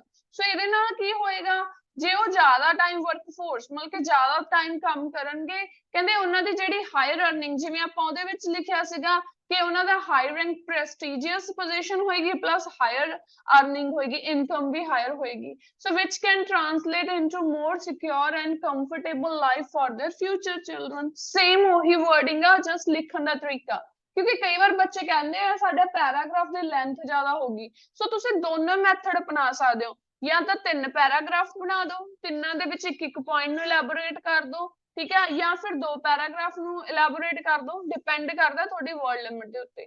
ਦੂਸਰਾ ਹੁਣ ਇੱਥੇ ਕੀ ਕੀਤਾ ਆਪਾਂ ਰੀਜ਼ਨ, ਕਹਿੰਦੇ ਉਹ ਇਮੋਸ਼ਨਲੀ ਮੈਚੁਰ ਹੋ ਜਾਂਦੇ ਆ plus self aware. Individuals who wait until their 30s are generally more emotionally mature and self-aware. They have had more time to explore their own desires and goals. ਉਹਨਾਂ ਕੋਲ ਜ਼ਿਆਦਾ time ਹੁੰਦਾ ਹੈ ਕਿ ਉਹ ਆਪਣੇ ਡਿਜ਼ਾਇਰਸ ਨੂੰ ਐਕਸਪਲੋਰ ਕਰ ਸਕਦੇ ਆ, ਗੋਲਸ ਨੂੰ ਪੂਰਾ ਕਰ ਸਕਦੇ ਆ, which can lead to stronger and more stable relationships. So this emotional maturity is highly beneficial when it comes to raising children. So ਇਹੀ ਚਾਹੀਦਾ ਹੁੰਦਾ ਕਿ ਜਦੋਂ ਬੱਚੇ ਦਾ ਪਾਲਣ ਪੋਸ਼ਣ ਕਰਨਾ, and it enables parents to provide a nurturing and supportive environment for their offspring. ਇੱਕ ਵਧੀਆ supportive environment provide ਕਰ ਸਕਦੇ ਆ। Next one is moreover delaying marriage.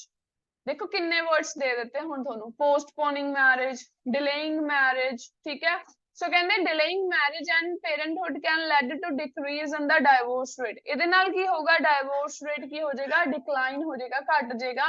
Couples who have had the opportunity to develop their careers and relationships before starting a family are often better equipped to handle the challenges.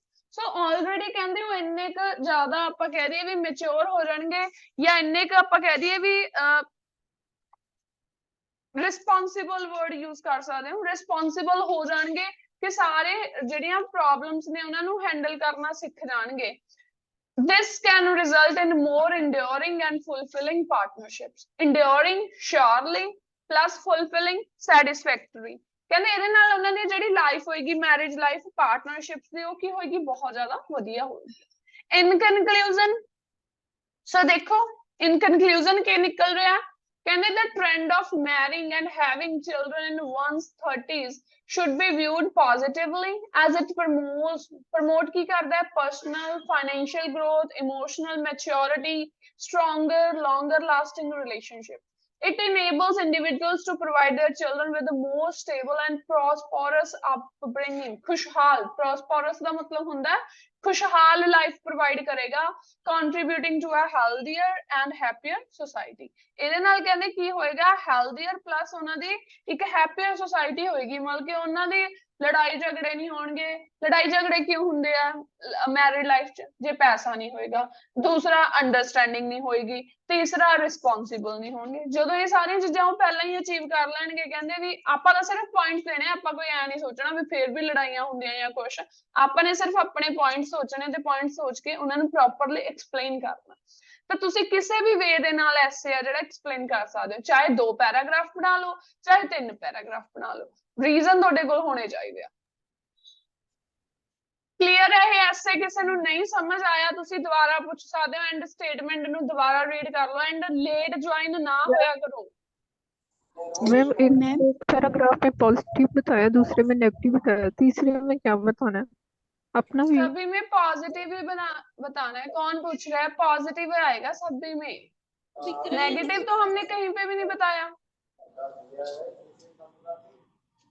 Positive और negative paragraph में हमने 3 paragraph बनाए हैं, देखो ठीक है, तीनों paragraph में हमने पॉजिटिव की बात की है। Positive, first one is positive, उनकी क्या होएगी, ग्रोथ होएगी, personal professional growth, financially strong होंगे। सेकंड में हमने कहा मैच्योर होंगे, ये भी पॉजिटिव है। थर्ड में हमने कहा है कि डाइवोर्स रेट है जो कम हो जाएगा। हमने, अगर आपको पॉजिटिव और नेगेटिव ऐसे आता है तो आपने सिर्फ एक साइड ही लिखना है, या तो सारा नेगेटिव या फिर सारा पॉजिटिव, अगर और लगा हुआ है। मैम 4 आइडियाज के अंदर आए हैं ना, 3 पैराग्राफ में 4 आइडियाज हमने दिए हैं। 3 पैराग्राफ में 3 आइडियाज चाहिए, 2 पैराग्राफ में 2 आइडियाज चाहिए, कोई इशू नहीं है, एलैबोरेशन आपकी अच्छी होनी चाहिए, कोई भी आप एक अपना सकते हो।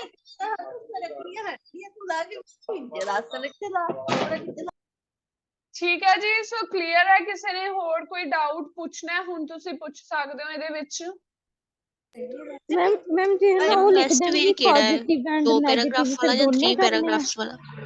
बच्चे दोनों ही बेस्ट आ, सिर्फ ये ਤਾਂ ਦੱਸਿਆ क्योंकि कई बच्चों ਨੂੰ ना लाइक लेंथ च प्रॉब्लम ਹੁੰਦੀ ਆ, सो दोनों ही बेस्ट है, ਤੁਸੀਂ कोई भी यूज कर लो, बस दूसरे च थोड़े जे वर्ड्स ने ਜਿਹੜੇ ਉਹ ਤਾਂ ਤੁਸੀਂ ਇਹ ਚ ਵੀ यूज कर सकते हो, ਜਿਵੇਂ ਇਹ ਚ ਆਪਾਂ यूज ਕੀਤਾ ਨਾ डिलेइंग मैरिज, पोस्टपोनिंग मैरिज, ठीक है, ਉਹ वर्ड्स ਤੁਸੀਂ ਇੱਧਰ यूज कर लो।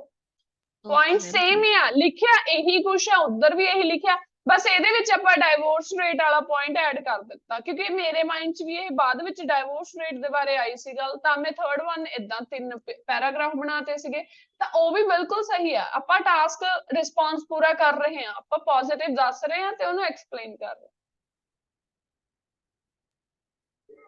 मैम अगर उत्थे एंड आ जावे भी पॉजिटिव एंड नेगेटिव फिर दोनों ही करने हैं? फिर दोनों ही करने हैं, आउंदा ही नहीं जी, एंड आउंदा ही नहीं, और ही आएगा। ओके मैम, ठीक है, ऐसे क्लियर होया बच्चे? किसी नू कोई डाउट है तो दसो।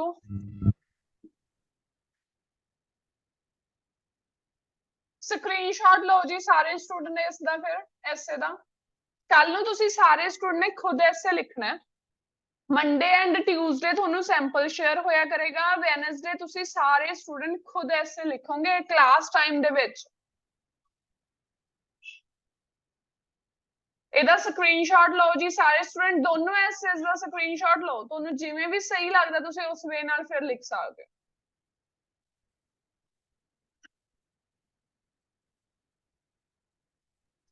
मैम उत्ते कर दो इंक्रीज स्क्रीन। हाँ जी हाँ जी हाँ जी, लो जी।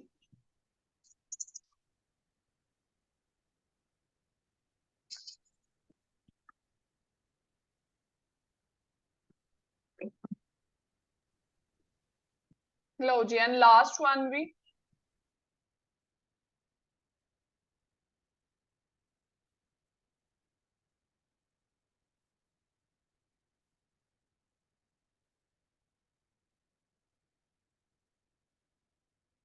कुछ स्टूडेंट्स ਦੀਆਂ ਰਾਈਟਿੰਗਸ ਚੈੱਕ ਹੋਣ ਤੋਂ ਪਈਆਂ ਨੇ, ਉਹ ਤੁਹਾਨੂੰ ਥੋੜੀ ਦੇਰ ਤੱਕ ਮਿਲ ਜਾਣਗੀਆਂ ਚੈੱਕ ਹੋ ਕੇ, ਠੀਕ ਹੈ। ਇਹ ਵਾਲੀ ਅੱਜ ਰਾਈਟਿੰਗ ਤੁਸੀਂ ਸੈਂਡ ਨਹੀਂ ਕਰਨੀ, ਇਹਨੂੰ ਜਸਟ ਤੁਸੀਂ ਰੀਡ ਕਰਨਾ ਹੈ। ਕੱਲ ਜਿਹੜੀ ਕਲਾਸ ਦੇ ਵਿੱਚ ਰਾਈਟਿੰਗ ਹੋਏਗੀ ਉਹ ਕਲਾਸ ਦੇ ਵਿੱਚ ਹੀ ਤੁਹਾਨੂੰ ਟਾਈਮਿੰਗ ਪੁਆਇੰਟਸ ਡਿਸਕਸ਼ਨ ਹੋਏਗੀ, ਇਹ ਨਹੀਂ ਹੈਗਾ ਕਿ ਪੁਆਇੰਟਸ ਦੀ ਡਿਸਕਸ਼ਨ ਨਹੀਂ ਹੋਊਗੀ, ਸਿਰਫ ਪੁਆਇੰਟ ਦੱਸੇ ਜਾਣਗੇ, ਲਿਖਣਾ ਤੁਸੀਂ ਖੁਦ ਹੈ ਵੀ ਤੁਸੀਂ ਲਿਖ ਕਿਵੇਂ ਸਕਦੇ ਹੋ। ਪੁਆਇੰਟਸ ਤਾਂ ਦੱਸੇ ਜਾਣਗੇ ਕਿ ਫਿਰ ਤੁਸੀਂ ਇਹ ਵੀ ਨਾ ਹੋਵੇ ਤੁਸੀਂ ਟਾਈਮ ਵੇਸਟ ਕਰੋ ਲਿਖਣ ਤੇ ਤੁਹਾਡੇ ਪੁਆਇੰਟ ਸਹੀ ਨਾ ਹੋਣ, ਠੀਕ ਹੈ। ਮੌਕ ਟੈਸਟ 'ਚ ਕੋਈ ਵੀ ਪੁਆਇੰਟ ਨਹੀਂ ਤੁਹਾਨੂੰ ਦੱਸਿਆ ਜਾਂਦਾ ਹੁੰਦਾ, ਉਦੋਂ ਤੁਸੀਂ ਖੁਦ ਲਿਖਣਾ ਹੈ। ਕੱਲ ਨੂੰ ਪੁਆਇੰਟਸ ਦੱਸੇ ਜਾਣਗੇ ਬਟ ਇਲੈਬੋਰੇਟ ਤੁਸੀਂ ਉਹਨਾਂ ਨੂੰ ਖੁਦ ਕਰਨਾ।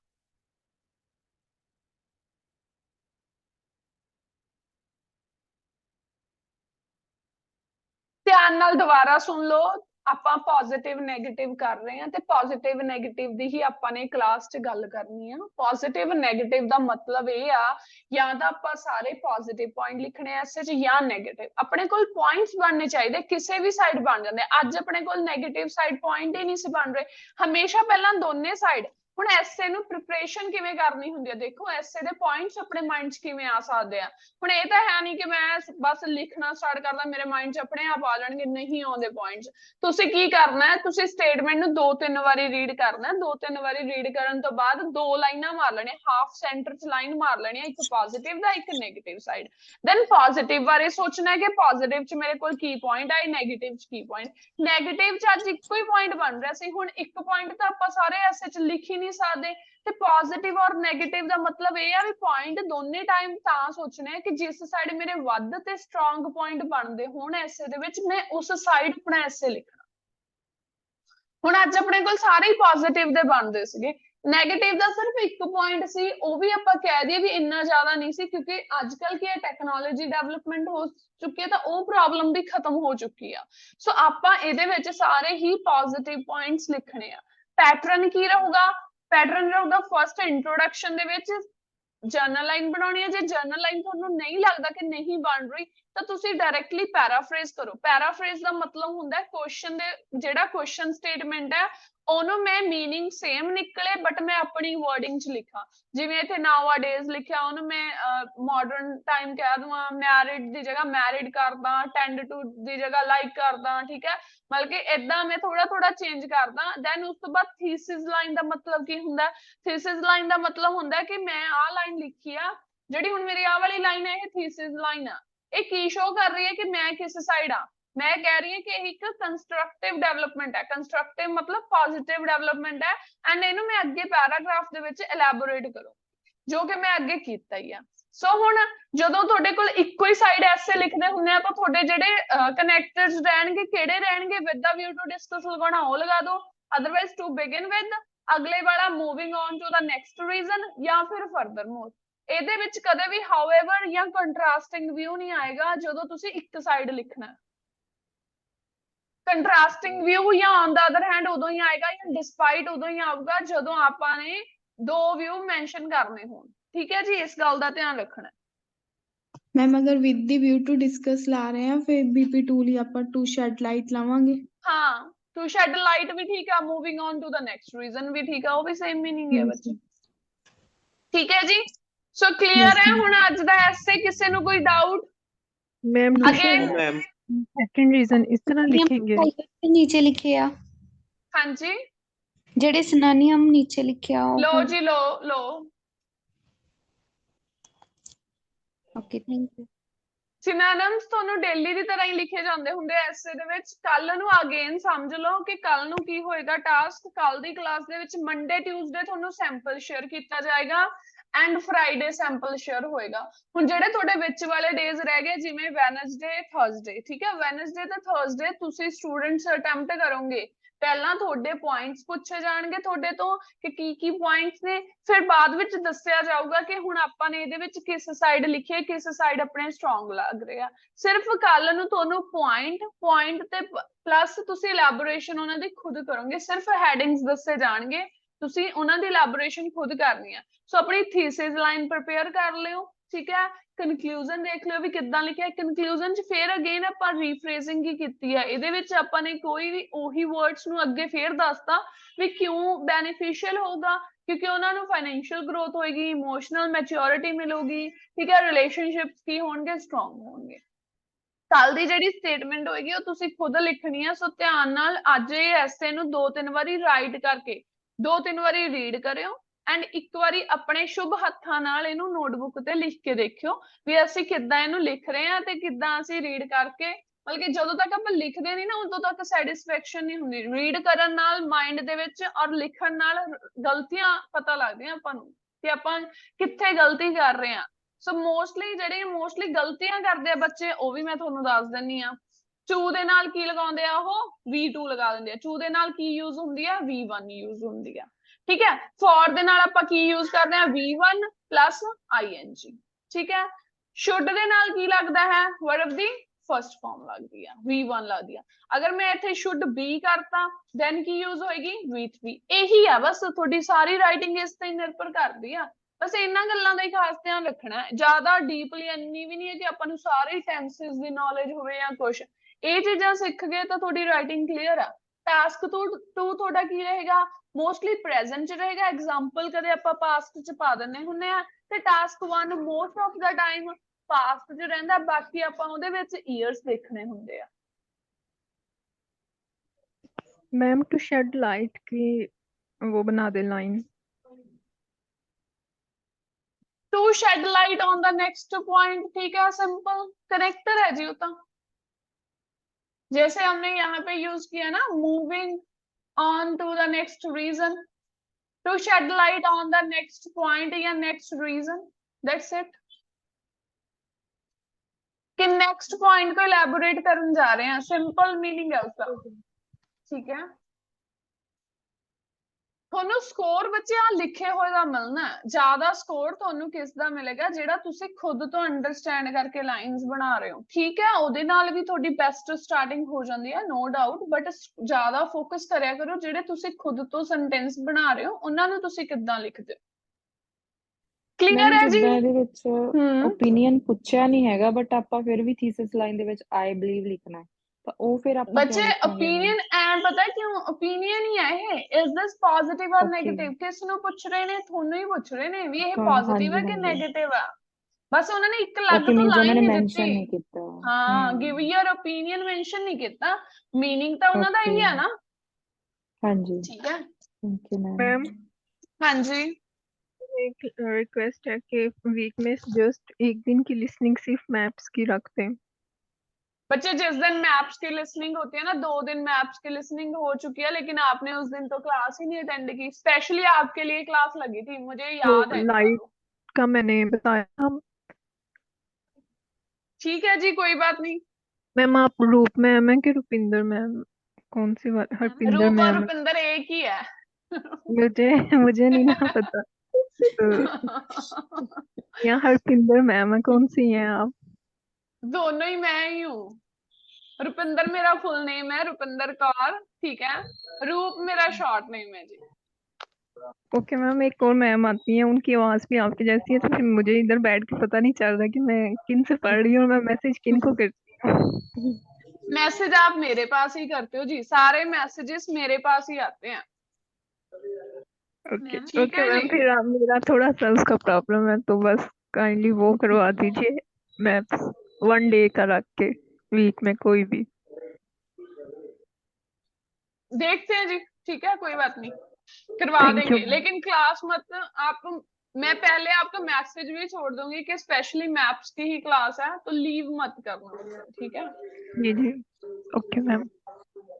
तो जस्ट वेट करो जी, ਹੁਣ ਆਪਾਂ ਲਿਸਨਿੰਗ ਸਟਾਰਟ ਕਰਦੇ ਹਾਂ। ਕੱਲ ਲਿਸਨਿੰਗ ਨੰਬਰ 7 ਹੋਈ ਸੀ ਕਲਾਸ ਦੇ ਵਿੱਚ, ਐਂਡ ਜਿਹੜੇ ਸਟੂਡੈਂਟਸ ਕੋਲ ਲਿਸਨਿੰਗ ਦੇ ਪੀਡੀਐਫਸ ਨਹੀਂ ਹੈਗੇ, ਮੈਂ ਖੁਦ ਚੈੱਕ ਆਊਟ ਕਰਕੇ ਤੁਹਾਨੂੰ ਸੈਂਡ ਕਰ ਦੂੰਗੀ ਆਫਟਰ ਕਲਾਸ। ਸੋ ਨੋ ਵਰੀਜ਼, ਆਪਾਂ ਸਕਰੀਨ ਤੇ ਹੀ ਕਰਨੀ ਹੈ ਲਿਸਨਿੰਗ। ਸੋ ਅੱਜ ਤੁਸੀਂ ਪ੍ਰਿੰਟ ਆਊਟਸ ਲੈ ਲਿਓ ਜਿਹੜੇ ਸਟੂਡੈਂਟਸ ਕੋਲ ਪ੍ਰਿੰਟ ਆਊਟਸ ਨਹੀਂ ਹੈਗੇ।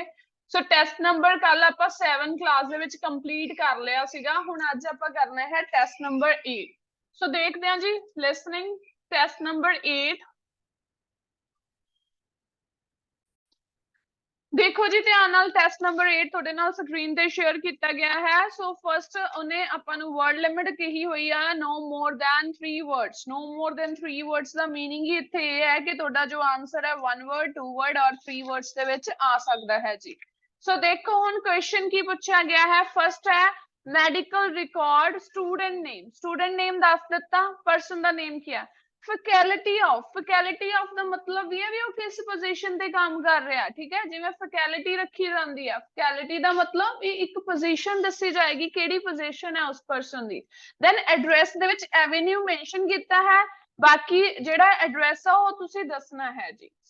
Next is third one is telephone. ਹੁਣ ਟੈਲੀਫੋਨ ਜਿਹੜਾ ਨੰਬਰ ਦੇ ਵਿੱਚ ਹੀ ਆਏਗਾ, ਸੋ ਇੱਥੇ ਆਨਸਰ ਐਂਡ ਐਡਰੈਸ ਵੀ ਨੰਬਰ ਚ ਆਇਆ, ਭਾਵੇਂ ਆਪਾਂ ਨੂੰ ਉੱਪਰ ਮੈਂਸ਼ਨ ਕੀਤਾ ਚਾਹੇ ਨਹੀਂ ਕੀਤਾ, ਇਹਨੂੰ ਆਪਾਂ ਨੰਬਰ ਦੇ ਵਿੱਚ ਹੀ ਲਿਖਾਂਗੇ, ਐਡਰੈਸ ਨੂੰ ਵੀ ਐਂਡ ਟੈਲੀਫੋਨ ਨੰਬਰ ਨੂੰ ਵੀ। ਹੁਣ ਮੈਨੂੰ ਇੱਕ ਗੱਲ ਦੱਸੋ, ਅਗਰ ਮੈਂ ਤੁਹਾਡੀ ਨੈਸ਼ਨੈਲਿਟੀ ਪੁੱਛਾਂ ਤੁਸੀਂ ਕੀ ਕਹੋਗੇ? ਇੰਡੀਅਨ ਮੈਮ, ਇੰਡੀਅਨ ਨਾ, ਹਾਂ। ਸੋ ਜੇ ਤੁਹਾਨੂੰ ਨੈਸ਼ਨੈਲਿਟੀ ਪੁੱਛੀ ਗਈ ਆ ਤਾਂ ਅਗਰ ਉਹਨਾਂ ਨੇ ਫੋਰ ਐਗਜ਼ਾਮਪਲ ਉੱਥੇ ਗੱਲ ਕੀਤੀ, ਸਿਰਫ ਮੇ ਬੀ ਇੱਥੇ ਉਹਨਾਂ ਤੁਹਾਨੂੰ ਪ੍ਰੋਪਰ ਆਨਸਰ ਦੇ ਦੇਣ, ਠੀਕ ਹੈ, ਬਟ ਨੈਸ਼ਨੈਲਿਟੀ ਦੇ ਪਿੱਛੇ ਹਮੇਸ਼ਾ ਐਨ ਲੱਗੇਗਾ ਹੀ ਲੱਗੇਗਾ, ਠੀਕ ਹੈ। ਜਿਵੇਂ ਹੁਣ ਉਹਨਾਂ ਨੇ ਕਿਹਾ ਆਸਟ੍ਰੇਲੀਆ ਦੀ ਗੱਲ ਕਰ ਦਿੱਤੀ ਤਾਂ ਤੁਹਾਡਾ ਆਨਸਰ ਇੱਥੇ ਆਸਟ੍ਰੇਲੀਆ ਨਹੀਂ ਬਣੇਗਾ, ਆਨਸਰ ਆਏਗਾ ਆਸਟ੍ਰੇਲੀਅਨ। ਅਗਰ ਉੱਥੇ ਇਹਨਾਂ ਨੇ ਕੈਨੇਡਾ ਦੀ ਗੱਲ ਕੀਤੀ ਤਾਂ ਨੈਸ਼ਨੈਲਿਟੀ ਉਹਨਾਂ ਦੀ ਖੁਦ ਤੋਂ ਕਈ ਵਾਰ ਬਣਾਉਣੀ ਪੈਂਦੀ ਹੁੰਦੀ ਹੈ। ਲਿਸਨਿੰਗ ਦੇ ਵਿੱਚ ਕਈ ਵਾਰ ਆਨਸਰ ਇਦਾਂ ਦਾ ਆ ਜਾਂਦਾ, ਕਈ ਵਾਰ ਉਹ ਖੁਦ ਦੱਸ ਦਿੰਦੇ ਆ। ਸੋ ਨੈਕਸਟ ਟਾਈਮ ਅਗਰ ਤੁਹਾਨੂੰ ਇਦਾਂ ਦਾ ਕੋਈ ਕੁਐਸਚਨ ਆ ਗਿਆ ਕਿ ਨੈਸ਼ਨੈਲਿਟੀ ਪੁੱਛੀ ਆ, ਉੱਥੇ ਸਿਰਫ ਕੰਟਰੀ ਦੀ ਗੱਲ ਹੋ ਰਹੀ ਹੈ, ਆਪਾਂ ਨੇ ਖੁਦ ਤੋਂ ਆਪਣੀ ਸਾਈਡ ਤੋਂ ਐਨ ਲਗਾਉਣੀ। ਹੁਣ ਨੈਕਸਟ ਕੁਐਸਚਨ ਟਾਈਪ ਕੀ ਹੈ, ਕਹਿੰਦੇ why is Martin visiting the doctor. ਕਹਿੰਦੇ ਉਹਨੇ ਮਾਰਟਿਨ ਨੇ ਵਿਜ਼ਿਟ ਕਿਉਂ ਕੀਤਾ ਸੀ ਡਾਕਟਰ ਨੂੰ। ਸੋ 3 ਪ੍ਰੋਬਲਮਸ ਦੱਸੀਆਂ ਹੋਈਆਂ, ਉਹਦੇ ਵਿੱਚੋਂ ਇੱਕ ਚੂਜ਼ ਕਰਨੀ ਹੈ। Next according to the doctor what is the psychiatric problem. Psychiatric problem ਕੀ ਸੀਗੀ? what causes Marlin's depression, ਕਿਉਂ ਡਿਪਰੈਸ਼ਨ ਹੋ ਰਿਹਾ ਸੀਗਾ ਇਸ ਪਰਸਨ ਨੂੰ। ਨੈਕਸਟ ਹੈ ਐਂਟੀ ਡਿਪਰੈਸੈਂਟ ਮੈਡੀਸਿਨ। ਇਹ ਮੈਡੀਸਿਨ ਹੈ, ਇੱਕ name anti depressant is not suggested by doctor because, ਕਿਉਂ ਨਹੀਂ ਸੁਜੈਸਟ ਕੀਤੀ ਜਾਂਦੀ ਕਹਿੰਦੇ ਡਾਕਟਰਸ ਦੇ ਥਰੂ। ਨੈਕਸਟ ਹੈ the purpose of physiotherapy is, purpose ਕੀ ਹੈ ਕਹਿੰਦੇ ਫਿਜ਼ੀਓਥੈਰੇਪੀ ਦਾ। ਨੈਕਸਟ ਹੈ ਜੀ ਦੋ ਨਹੀਂ ਹੈ, ਕੁਐਸਚਨ ਇੱਕੋ ਹੀ ਹੈ ਬਟ ਆਨਸਰ ਦੋ ਚੂਜ਼ ਕਰਨੇ ਆ। ਜਦੋਂ ਹੁਣ ਤੁਹਾਨੂੰ ਇੱਕ ਕੁਐਸਚਨ ਚ ਦੋ ਆਪਸ਼ਨਸ ਹੋਣਗੀਆਂ, ਜੇ ਇੱਕ ਆਪਸ਼ਨ ਸਹੀ ਹੈ ਇੱਕ ਆਪਸ਼ਨ ਗਲਤ ਆ, ਮੰਨ ਲਓ ਤੁਹਾਡਾ ਫੁੱਲ ਕੁਐਸਚਨ ਰੋਂਗ ਹੋ ਜਾਏਗਾ। ਠੀਕ ਹੈ, ਸੋ ਹੁਣ ਦੋ ਆਪਸ਼ਨ ਬੜੇ ਧਿਆਨ ਨਾਲ ਚੂਜ਼ ਕਰਨੀ ਹੈ। ਕਹਿੰਦੇ what does the doctor suggest? Doctor ਨੇ ਕੀ ਸੁਜੈਸਟ ਕੀਤਾ ਹੈ? ਮਾਰਟਿਨ ਸ਼ੁੱਡ ਡੂ, ਕੀ ਕਰਨਾ ਚਾਹੀਦਾ ਕਹਿੰਦੇ ਉਹਨਾਂ ਨੂੰ। ਸੋ ਦੋ ਆਪਸ਼ਨਸ ਧਿਆਨ ਨਾਲ ਚੂਜ਼ ਕਰਨੀਆਂ। ਸੋ ਜਿਹੜੀਆਂ ਉਹ ਉਹਨੂੰ ਰეკਮੈਂਡ ਕਰ ਰਿਹਾ, ਨਾਟ ਰეკਮੈਂਡ ਵਾਲੀਆਂ ਕ੍ਰਾਸ ਕਰ ਦੇਣੀਆਂ, ਜੋ ਰეკਮੈਂਡ ਕੀਤੀਆਂ ਗਈਆਂ ਉਹਨਾਂ ਨੂੰ ਤੁਸੀਂ ਚੂਜ਼ ਕਰਨਾ। ਸੋ ਮੈਂ ਫਸਟ ਸੈਕਸ਼ਨ ਤੁਹਾਡੇ ਲਈ ਪਲੇ ਕਰ ਰਹੀ ਹਾਂ, ਧਿਆਨ ਨਾਲ ਸੁਣਿਓ ਐਂਡ ਦੇਖਦੇ ਹਾਂ ਜਿਹੜਾ ਕੋਈ ਡਾਊਟ ਹੋਊਗਾ ਦੈਨ ਫਿਰ ਉਹ ਤੁਹਾਡਾ ਕਲੀਅਰ ਕਰਵਾ ਦਿੱਤਾ ਜਾਊਗਾ।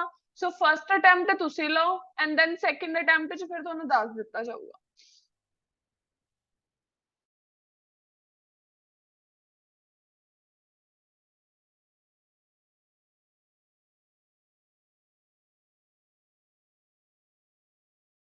This is the IELTS listening test. You will hear a number of different recordings and you will have to answer questions on what you hear. There will be time for you to read the instructions and questions, and you will have a chance to check your work. All the recordings will be played once only. The test is in 4 parts. At the end of the test, you will be given 10 minutes to transfer your answers to the answer sheet. Now turn to part 1. You will hear a conversation between a psychiatrist in the medical centre of the college and a new student. First, you have some time to look at questions 1 to 4.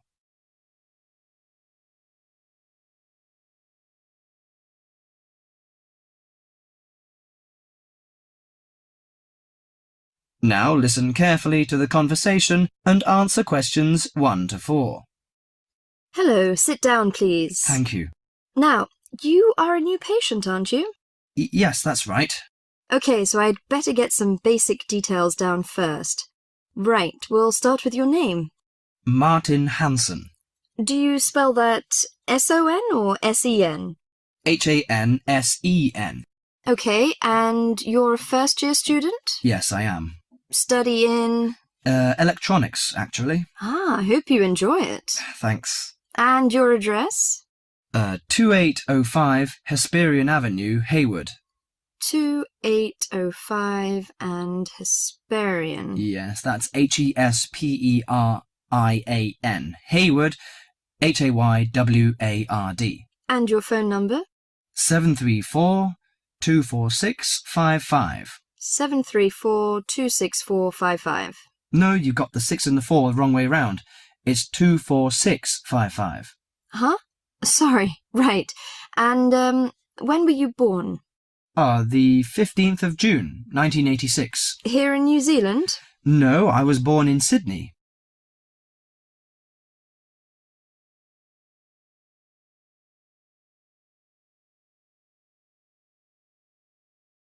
ਹੁਣ ਮੈਨੂੰ ਇਹ ਦੱਸੋ Sydney ਕਿੱਥੇ ਆ? Australia ਦੇ ਵਿੱਚ। Then nationality ਕੀ ਬਣੀ? Australian. ਦੇਖਿਆ ਕੁਐਸਚਨ ਇੱਥੇ ਆਪਾਂ ਨੂੰ ਇੱਥੇ ਕੁਐਸਚਨ ਘੁਮਾ ਕੇ ਦੇਤਾ। ਉਹ ਕਹਿੰਦੇ ਸਿਡਨੀ ਚ ਐ ਮੈਂ ਤਾਂ। ਦੈਨ ਸਿਡਨੀ ਦੀ ਫਿਰ ਨੈਸ਼ਨੈਲਿਟੀ ਕੀ ਹੋ ਜਾਏਗੀ? ਲਾਈਕ ਕੰਟਰੀ ਹੋ ਗਈ ਆਸਟ੍ਰੇਲੀਆ ਐਂਡ ਨੈਸ਼ਨੈਲਿਟੀ ਹੋ ਗਈ ਆਸਟ੍ਰੇਲੀਆ। ਠੀਕ ਹੈ, ਹੁਣ ਇਸੇ ਤਰ੍ਹਾਂ ਨੈਕਸਟ ਕੁਐਸਚਨ ਨੂੰ ਸੁਣੋ। Before you hear the rest of the conversation, you have some time to look at questions 5 to 10.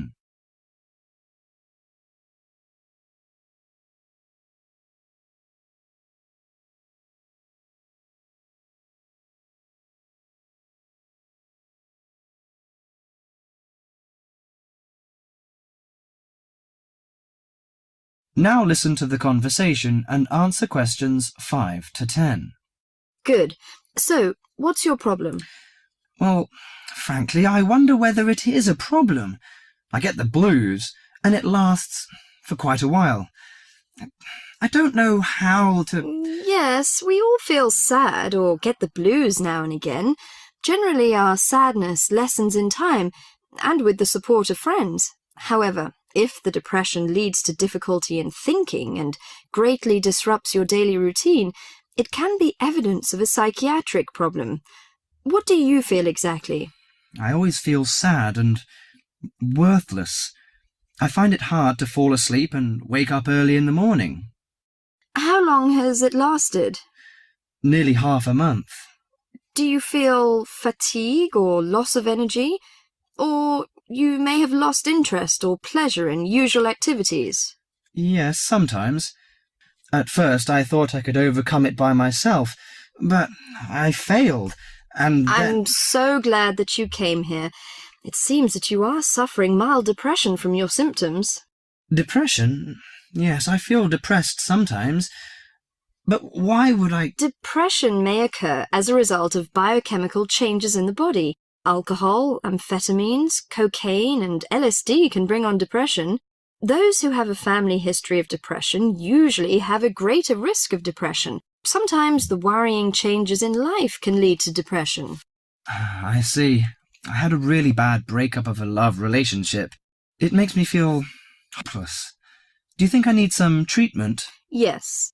Antidepressant medications are often used to treat depression, if it is serious. But I don't suggest them at first because of the side effects. I suggest psychotherapy, which can give you support and help you regain control. So do I need to come here every day? No, I will arrange counselling sessions for you, which will last 12 to 20 weeks. You come here once or twice each week. The psychotherapy is directed at helping you gain insight and understanding about events in your life, which may have contributed to your depression. With growing insight, you can often learn more effective ways of coping with your feelings and changing your behaviour. What can I do to take care of myself? Well, at first you should do some physical exercises on a regular basis, at least 3 times a week. How is your food? Do you eat well? Yes, I think so. I eat at my homestay family. Good. Find a hobby or a positive recreational activity to participate in once or twice a week. I know it's difficult for you, though. When you feel it's hard to overcome the depression, come to the counselling session. Remember, ask for help if the load is too heavy to handle. Yes, I'll try. So, when will my counselling session begin? I'm going to arrange that for you. That is the end of part 1.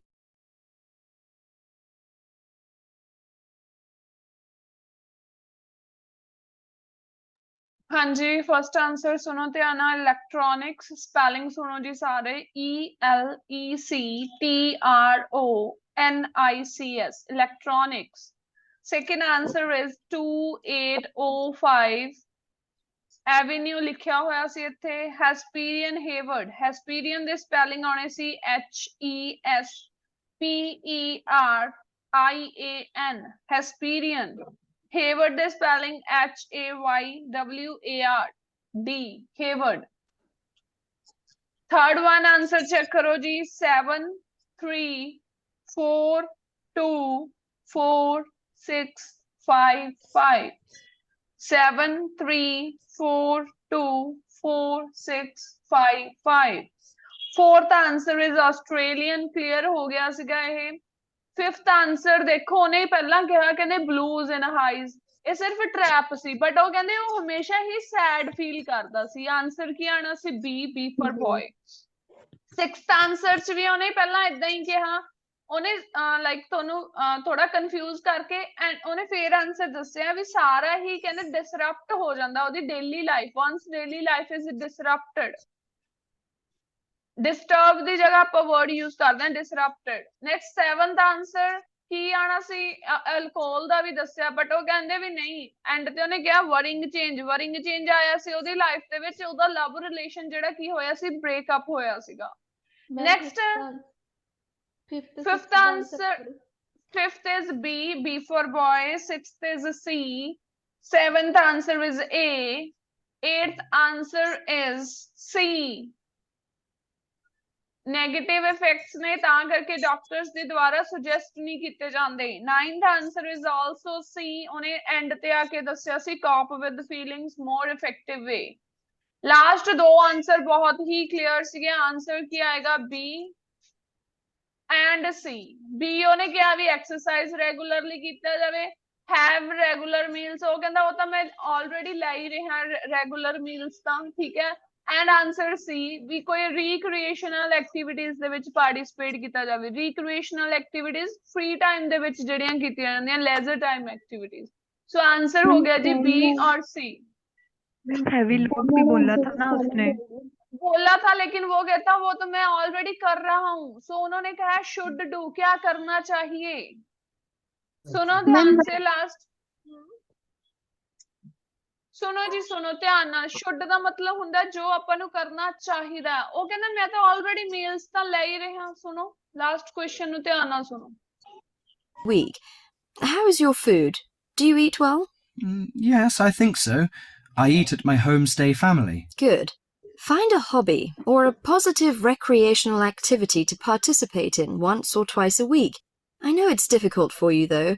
When you feel ਸਮਝ ਆ ਗਿਆ ਉਹ ਕਹਿੰਦਾ ਮੈਂ home stay family ਦੇ ਨਾਲ ਰਹਿ ਰਿਹਾ ਕਹਿੰਦਾ ਮੈਂ ਆਲਰੇਡੀ ਹੀ ਪਹਿਲਾਂ ਹੀ ਕਹਿੰਦੇ ਮੇਰਾ ਜਿਹੜਾ ਰੈਗੂਲਰ ਮੀਲ ਆ ਉਹ ਹੈਲਦੀ ਆ ਬਟ ਉਹਨਾਂ ਨੇ ਕਿਹਾ ਸੀ ਕੀ ਕਰਨਾ ਚਾਹੀਦਾ ਉਹ ਕਹਿੰਦੇ ਇੱਕ ਹੌਬੀ ਫਾਈਂਡ ਕਰੋ ਹੌਬੀ ਕਿਹੜੀ ਫਾਈਂਡ ਕਰੋ ਜੋ ਰੀਕ੍ਰੀਏਸ਼ਨਲ ਐਕਟੀਵਿਟੀ ਹੋਵੇ ਮਤਲਬ ਕਿ ਲੈਜ਼ਰ ਟਾਈਮ ਐਕਟੀਵਿਟੀਜ਼ ਚ ਤੁਸੀਂ ਕਹਿੰਦੇ ਪਾਰਟਿਸਿਪੇਟ ਕਰੋ आंसर इज बी और सी होम स्टे फैमिली क्या है मतलब जो शॉर्ट घर फॉर्म में के बोल रहे जो होम स्टे फैमिली का मतलब जो आप घर में रहते हो फैमिली के साथ रहते हो कि बाहर का खाना नहीं खा रहे आपकी फैमिली आपको प्रिपेयर करके देते हैं आपकी जी। मदर ठीक है उसे कहते हैं होम स्टे और मैम एक और है क्वेश्चन ये मैम हाँ ये जी, फिफ्थ अक्सर। नंबर पे ना ये फिफ्थ नंबर पे ना ब्लूज कवर्ड उसने बोला तो मुझे लगा कि शायद वो बोल रही हो ब्लूज सैडनेस को भी कभी कभी कहते हैं ना तो इसने मे भी वो नहीं फर्स्ट लाइन उन्होंने आईज बताया था ना अगर यहाँ पे आईज वर्ड ना होता तो वैसे ब्लूज हम स्पीकिंग में यूज करते हैं सैड होने के लिए ठीक है गेटिंग ब्लूज या है ना ही फील ब्लू लो फील करने के लिए हम यूज करते हैं इडियम का लेकिन यहाँ पे आईज था स्पेशली कि आईज में कुछ लाइक ब्लू था तो लेकिन आंसर आएगा सैड फील्स सैड क्योंकि हमें यहाँ पे क्लियर ऑप्शन थी कि आंसर आएगा फील्स सैड अच्छा मैम उसने बोला था कि ब्लूज और आइज में फिर भी डॉक्टर को विजिट करते हैं लेकिन ये इस पर्पस के लिए आया ये सैड है हाँ सैड है मैम जैसे स्कैन वाले आंसर की स्पेलिंग बोल दो क्यू कार्ड में क्वेश्चन यूज नंबर करते हैं स्कैन दी हाँ जी स्पेलिंग मैम मैम स्कैन वाले क्वेश्चन दी स्पेलिंग आंसर बोल दो सेकंड वाले दे जी यस मैम सेकंड वाला आंसर आएगा जी 2805 स्पेलिंग है क्या HESPERIAN एंड नेक्स्ट एवेन्यू तो बाद आंसर सीगा हेवर्ड HAYWARD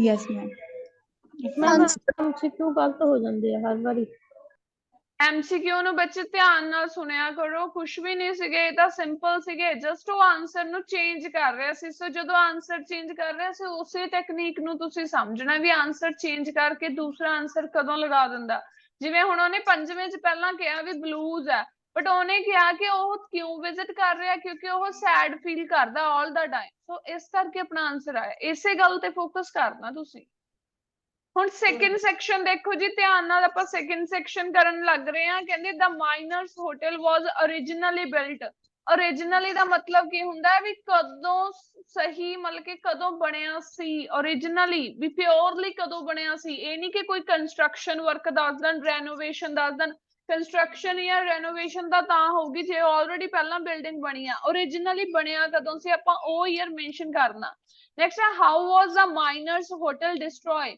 ਇਹ ਜਿਹੜਾ ਹੋਟਲ ਸੀ ਉਹ ਕਿਵੇਂ ਡਿਸਟਰੋਏ ਹੋ ਗਿਆ ਸੀ ਚਾਰ ਰੀਜ਼ਨ ਦਿੱਤੇ ਹੋਏ ਆ ਠੀਕ ਹੈ ਫਾਇਰ ਅੱਗ ਦੇ ਥਰੂ ਫਲੱਡ ਵੈਸੇ ਆਪਾਂ ਕਹਿ ਦਈਏ ਵੀ ਕੋਈ ਫਲੱਡ ਆ ਗਿਆ ਬੈਂਕਰਪਸੀ ਲਾਈਕ ਬੈਂਕ ਤੋਂ ਲੋਨ ਵਗੈਰਾ ਲਿਆ ਸੀ ਉਹ ਪੂਰਾ ਨਹੀਂ ਹੋਇਆ ਕੁਝ ਅਰਥਕੁਏਕ ਅਗੇਨ ਸੋ ਕਿਹੜੀ ਕੈਟੇਗਰੀ ਦੱਸੀ ਜਾ ਰਹੀ ਹੈ ਜੇ ਤੁਸੀਂ ਦੇਖੋ ਤਾਂ ਮੋਸਟਲੀ ਤਿੰਨ ਆਨਸਰ ਦੋ ਤਾਂ ਸੇਮ ਜਿਹੀ ਆ ਫਲੱਡ ਤੇ ਅਰਥਕੁਏਕ ਇਹ ਚੋਂ ਕਿਹੜੀ ਕੈਟੇਗਰੀ ਜਾਂ ਫਿਰ ਇਹ ਤੁਸੀਂ ਦੇਖਣਾ ਵੀ ਹੋਟਲ ਹੈ ਜਿਹੜਾ ਬਰਬਾਦ ਕਿਵੇਂ ਹੋ ਗਿਆ ਸੀਗਾ नेक्स्ट क्वेश्चन है 13 और 14 बहुत ज्यादा इजी ने कहते FT किस लिए स्टैंड करता है FT दी फुल फॉर्म आ जाएगी एंड इस तरह 25 to 15 केदे लिए यूज किया गया कहते 25 and 15 स्टैंड फॉर व्हाट वो दस दिता जाऊगा नेक्स्ट है 15 and 16 कहते on what side of the building are the emergency exits? Emergency exits किस side ने? North, west, east, south. Next है what is included in the special buffet?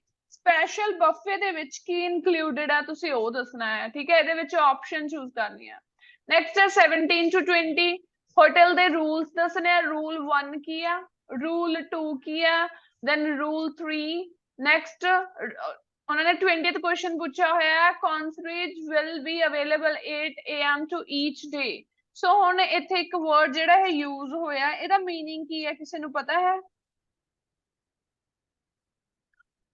ये word है कॉन्स्ट्रेट मीनिंग आप बताने concierge ਫਿਰ ਤੁਸੀਂ ਕਿਸੇ ਨੇ ਪੁੱਛਿਆ ਕਿਉਂ ਨਹੀਂ concierge ਦਾ meaning ਕੀ ਹੁੰਦਾ ਹੈ ਇੱਕ ਸਪੈਸ਼ਲ ਆਪਾਂ ਕਹਿ ਦਈਏ ਕੇਅਰ ਟੇਕਰ ਦੇ ਲਈ यूज ਕਰਦੇ ਆ ਠੀਕ ਹੈ ਸਪੈਸ਼ਲੀ ਇਹ ਫਰਾਂਸ ਦੇ ਹੋਟਲ ਦੇ ਵਿੱਚ ਹੁੰਦਾ ਹੈ ਜਿੱਥੇ ਤੁਹਾਨੂੰ ਇੱਕ ਸਪੈਸ਼ਲ ਕੇਅਰ ਟੇਕਰ ਦਿੱਤਾ ਜਾਂਦਾ ਇੰਡੀਆ ਵਗੈਰਾ ਚ ਨਹੀਂ ਇਹ ਹੁੰਦਾ concierge will be available time period ਦੱਸਣਾ each day ਤੈਨੂੰ ਕਹਿੰਦੇ available ਹੋਏਗਾ ਕਿੰਨੇ ਤੋਂ ਕਿੰਨੇ time period just time period ਤੁਹਾਡਾ ਮੈਂਸ਼ਨ ਹੋ ਜਾਏਗਾ ਸੋ ਧਿਆਨ ਨਾਲ ਕਰਿਓ ਸੈਕੰਡ ਸੈਕਸ਼ਨ ਅਗੇਨ ਬਹੁਤ ਈਜ਼ੀ ਆ ਮੈਮ ਫਿਲ ਅਪ ਦੀ ਵਰਡ ਮੀਨਿੰਗਸ ਵਰਡ ਲਿਮਿਟਸ ਕਿੰਨੀ ਹੈ ਫਿਲਅਪਸ ਦੀ ਵਰਡ ਲਿਮਿਟ ਦਿੱਤੀ ਹੋਈ ਨਹੀਂ ਹੈਗੀ ਸੋ ਮੈਂ ਤੁਹਾਨੂੰ ਦੱਸ ਦਿੰਦੀ ਆ ਵਰਡ ਲਿਮਿਟ ਹੈਗੀ ਹੈ ਜੀ ਇਹਦੀ ਤੁਹਾਡੀ no more than 3 words okay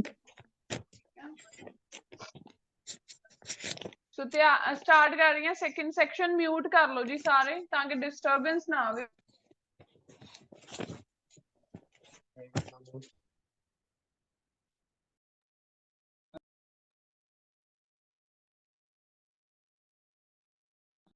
It's hard to overcome the depression, come to the counselling session. Remember, ask for help if the load is too heavy to handle. Yes, I'll try.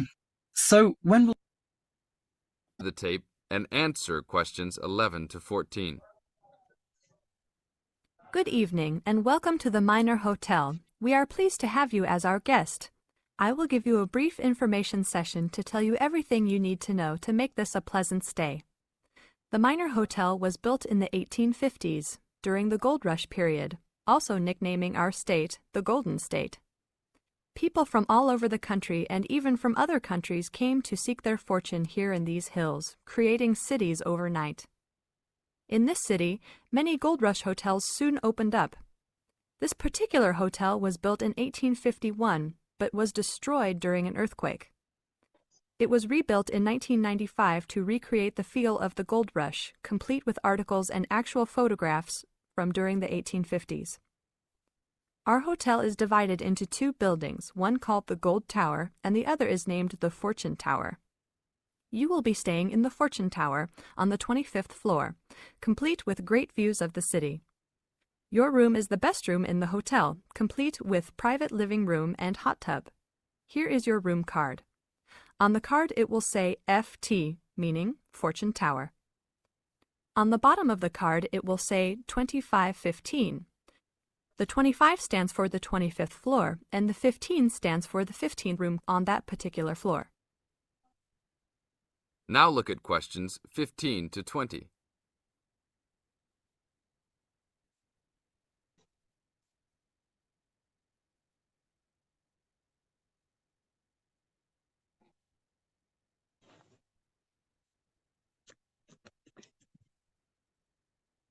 Now listen to the tape and answer questions 15 to 20.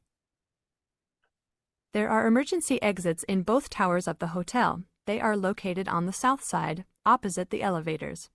Please use these in case of a fire or other emergency. We have some special events happening this week. Our Miners Diner is offering a special Miners Buffet dinner this Friday and Saturday for only $20 per person. This special includes all food, not including drinks and alcohol, and shows for the night. The buffet will be available from 5 to midnight. Because of the historical significance of our hotel, there are some special rules. The first rule is that there is no smoking allowed anywhere in the building, not even in your own room. This is not only to ensure the safety and health of our guests, but also the furniture and pictures can be easily damaged by smoke and other harsh treatment. Please remember that there are items of furniture over 100 years old here, so respect the rules by not smoking. Secondly, please do not take pictures using a flash, of any of the drawings and paintings in the rooms or hallways, as they are old and fragile. We are doing our best to preserve a national treasure, so please help us in doing so. Lastly, you will only have one set of towels and bed sheets per 3 days. This is to conserve the water supply, as there are frequent droughts this high up in the hills. If there are any further questions, the staff of the hotel will be available to answer your questions. In the event that no one is able to answer your questions, I will also be available from 8 a.m. to 5 p.m. each day in the concierge. I hope you enjoy your stay here with us. Thank you very much. That is the end of part.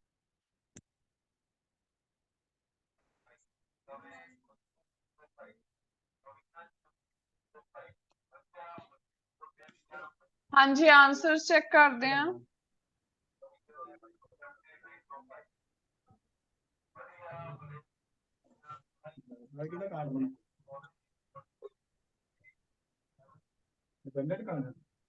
देखो जी answer 11th answer is C, 12th answer is D for doctor,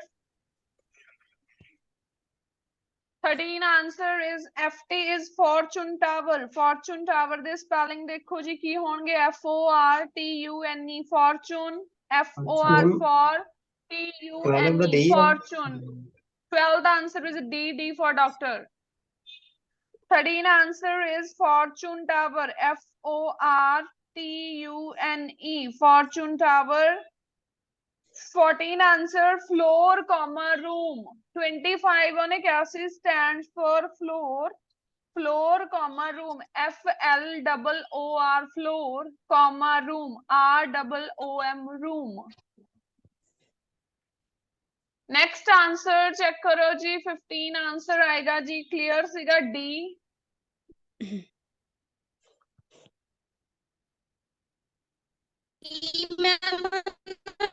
D for doctor answer आएगा जी 15 दा। Next 16 answer is A. 17 answer is no smoking. ਉਹਨਾਂ ਨੇ ਕਿਹਾ ਤਾਂ ਨਾਟ smoking ਸੀਗਾ, ਬਟ ਆਪਾਂ ਇੱਥੇ ਸੈਂਸ ਵੀ ਬਣਾਣੀ ਸੀ ਨਾ, there is not smoking, so answer is no smoking. Next 18 answer is flash, FLASH flash. 19 answer is bed sheets, BEDSHEETS bed sheets. 20th answer is 5 p.m. 20th answer is 5 p.m. Ma'am 18 की 10 वैसे flash, flash, FLASH flash, pictures using a flash। हाँ जी score दसो जी, किस दे किन्ने ठीक होए second section चो। 10 question सी, किसे दे 10 या 9 करेक्ट होए ने। मैम मेरे 10 आउट ऑफ 10। मैम मेरे भी 10 आउट ऑफ 10। मेरे मेरे 9 सही ने। मैम गुड मेरे जी 9 गुड। मैम हाँ जी मैम 11 दा की है जी। 11th क्वेश्चन आंसर सी है जी। ओके मैम मेरे भी 10 आउट ऑफ 10 ने जी।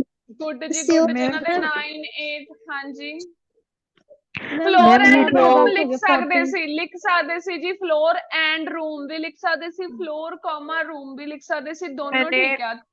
मैंने फ्लोर और अंदर हाइफन डाला, छोटी सी लाइन, और फिर रूम लगाया मैम। नहीं हाइफन नहीं आएगा, या तो कॉमा आएगा या फिर एंड आएगा, दोनों आंसर ठीक से। और मैम मैम ना जो आपने शीट के स्पेलिंग बताए थे वो SHEAT है या SHEET है? Sheet, bedsheet.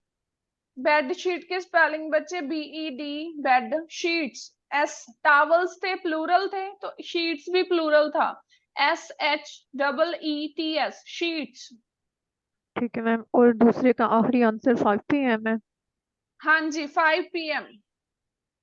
और मैम ये खुद तो ये कह रही है कि मैं अवेलेबल होंगी कॉन्सियर्ज में, ये जो भी वर्ड था।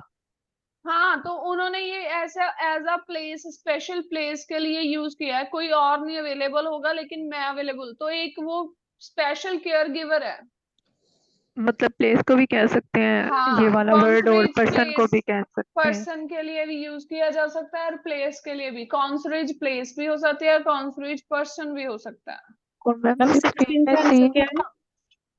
ਹਾਂਜੀ ਕੌਨਸਰੀਜ਼ ਦਾ 15 ਮੀਨਿੰਗ ਦਾ। ਹੁੰਦਾ ਬੱਚੇ ਸਪੈਸ਼ਲ ਕੇਅਰ ਗਿਵਰ क्वेश्चन 15 ਦਾ और 16 ਦਾ आंसर आएगा 15 is D 16 is A ma'am A भी था और सी भी नहीं था 16 के साथ 16 A और C ਦੇਖੋ ਵੈਸੇ ਤਾਂ ਇੱਥੇ ਇੱਕ ਆਪਸ਼ਨ ਚੂਜ਼ ਕਰਨੀ ਸੀ ਅਗਰ ਆਪਾਂ ਨੂੰ ਦੋ ਆਪਸ਼ਨਸ ਦੇ ਰਹੇ ਆ ਤਾਂ ਤੁਸੀਂ A ਤੇ C ਲਗਾ ਸਕਦੇ ਕਿਉਂਕਿ ਉਹਨੇ ਕਿਹਾ ਸੀ ਨਾਟ ਇਨਕਲੂਡਿੰਗ ਡਰਿੰਕਸ ਹੈ ਨਾ ਪਲੱਸ ਉਹਨੇ ਗੈਂਬਲਿੰਗ ਨੂੰ ਮਨਾ ਕਰ ਦਿੱਤਾ ਸੀ ਆਂਸਰ A ਔਰ C ਲਗਾਇਆ ਤਾਂ ਉਹ ਵੀ ਕਰੈਕਟ ਹੈ ਕਿਉਂਕਿ ਇੱਥੇ ਉਹਨੇ ਆਪਾਂ ਨੂੰ ਦੋ ਨਹੀਂ ਕਿਹਾ ਇਸ ਕਰਕੇ ਮੈਂ ਤੁਹਾਡੀ ਇੱਕ ਆਪਸ਼ਨ ਸਹੀ ਕਰਤੀ A1 ਕਲੀਅਰ ਸੀ ਇੱਥੇ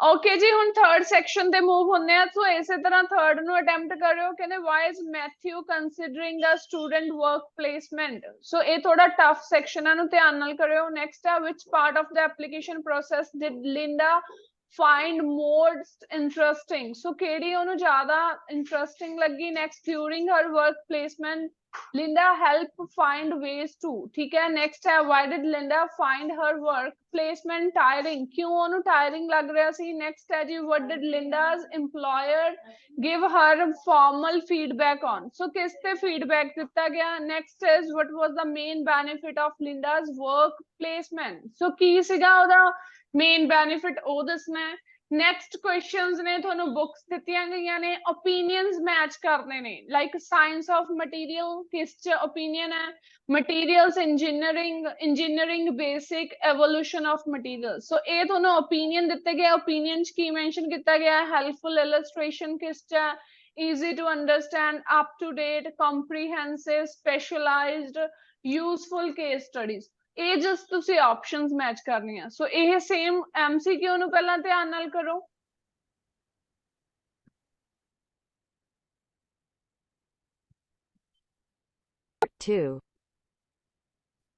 You now have 30 seconds to check your answers.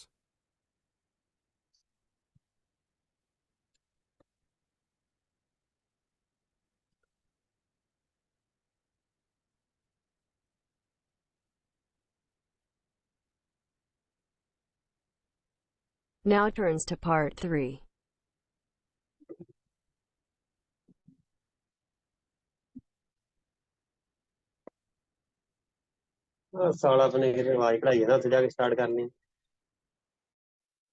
You will hear two engineering students, a woman in her 6th year called Linda and a man in his 5th year called Matthew, discussing the benefits of student work placements.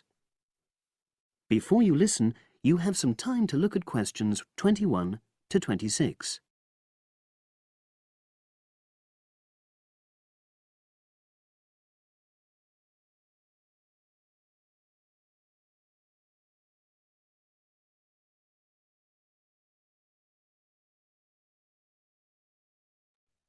Ma'am ये first line का क्या meaning है Matthew क्यों consider कर रहे हैं student work placement ये बनाना चाह रहा है कोई चीज ਹਾਂਜੀ why reason मतलब कि ये बनाना चाह रहा है why is Matthew Now listen considering and answer questions 21 to 26. Hi, Linda. Can you spare a few minutes? Hello, Matthew. No problem. I just wanted to talk to you about temporary work placements. I've never really thought there was a good reason for doing one. I've got some savings, so I don't really need the money at the moment.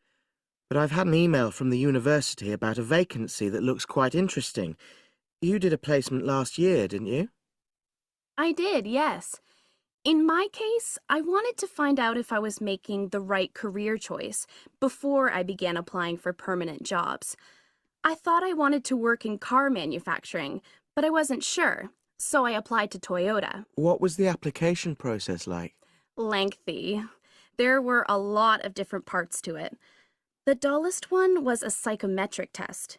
You know, when you have to answer loads of questions about yourself. And you're trying to guess what's the best thing to say. Yes. Then there was an activity that we did in groups, which I found really fascinating. Engineers are renowned for being a bit unsociable, but I thought we made a great team. And we had an individual task too. We had to sort through various business documents and prioritize them. It was just like what you have to do as a student, really, just with different content. What exactly were you doing on the placement? I was helping to design some diagnostic software, to identify any waste in the car assembly process. Do you mean waste of materials? No, time. Anything that can speed the process up helps to cut costs. How did the work placement compare to being a student? Was it hard work? Yes, it was.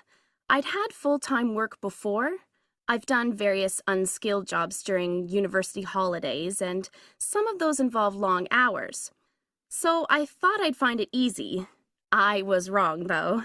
I think when you're on placement, you're always trying to prove yourself. So you push yourself hard to succeed? Yes. But I got a lot of support from my employers. They were always helpful. And then, at the end of the placement, I was given formal feedback. Do you mean on your engineering ability? Well, no. I didn't really need that because we had team meetings every other day. And so I had the chance to discuss technical issues and ask about anything that wasn't clear.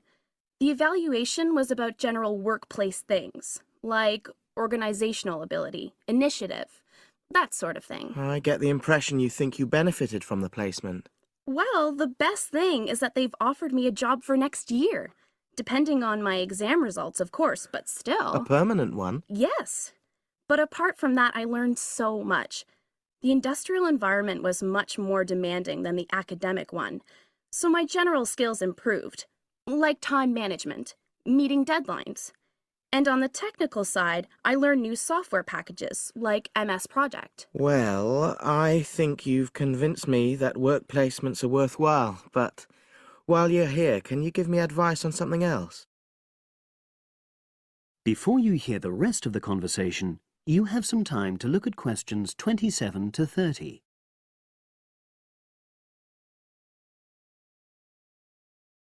हाँ जी हुन 27 to 30 question देखो।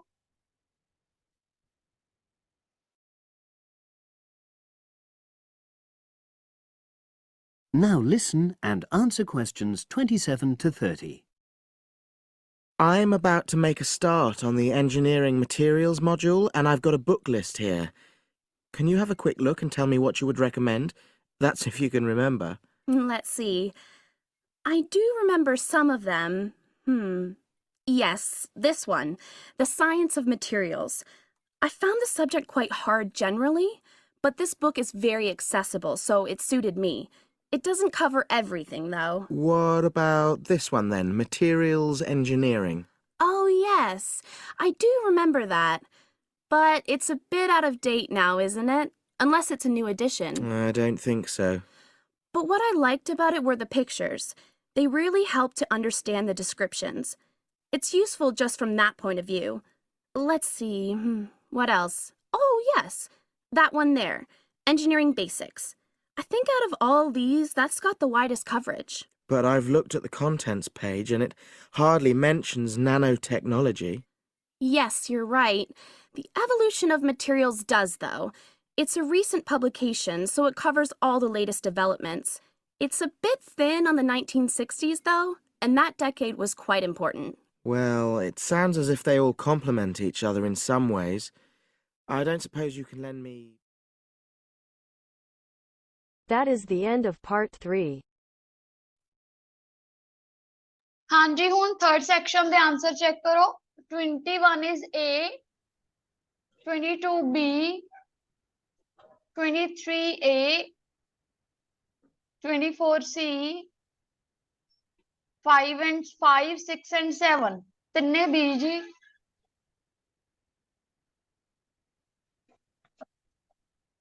28 A, 29 D, 30 C, 29 D, 25, 26, 27 B, 25 to 27 B ने जी, and 28 A, 29 D, and 30 is C. Score दस दो जी please आपको अपने। Excuse ma'am 23 तो repeat करें मैम, मैंने कॉल आ गई थी मैम, मैंने सुना नहीं। 8 ma'am. A, C, 8 ma'am. Okay बच्चे, and 5 to 7 हैगे ने B, 8 A, 9 D, 30 C. Okay ma'am. Okay, Harpreet 7,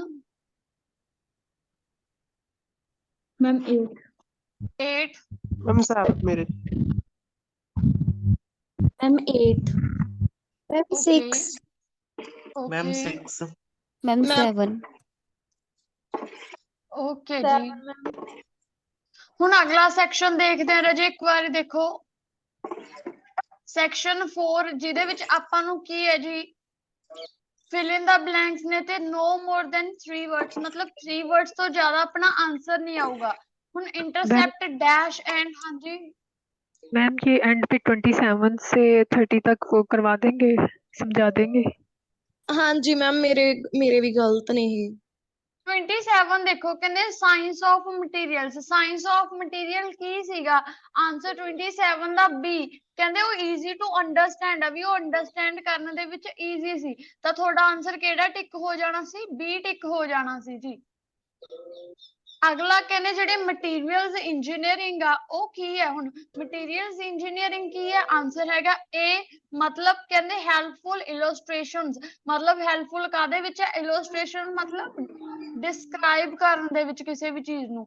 ਅਗਲਾ ਹੈਗਾ ਇੰਜੀਨੀਅਰਿੰਗ ਬੇਸਿਕਸ ਕੀ ਨੇ? ਉਹ ਕਾਦੇ? ਆਨਸਰ ਉਹਦਾ ਸੀਗਾ ਡੀ। ਕਹਿੰਦੇ ਉਹ ਕੰਪਰੈਸਿਵ ਹੈਗੀ। ਉੱਥੇ ਉਹਨਾਂ ਨੇ ਦੇਖਿਓ, ਤੁਸੀਂ ਸੁਣਿਆ ਹੋਣਾ ਕਿ ਉਹਨਾਂ ਨੇ ਕੀ ਲਾਈਨ ਬੋਲੀ ਹੈ? And evaluation of materials. Evaluation materials ਲਈ ਸੀ, ਮਤਲਬ ਅਪ ਟੂ ਡੇਟ ਰੱਖਦਾ ਪਰਸਨ ਨੂੰ, ਜਾਂ ਲੇਟੈਸਟ ਕਹਿ ਸਕਦੇ ਸੀ ਉਹ ਉੱਥੇ। ਠੀਕ ਹੈ ਜੀ। मैम इसको ऑडियो के साथ चला के बता देंगे एंड पे, अगर टाइम होगा तो।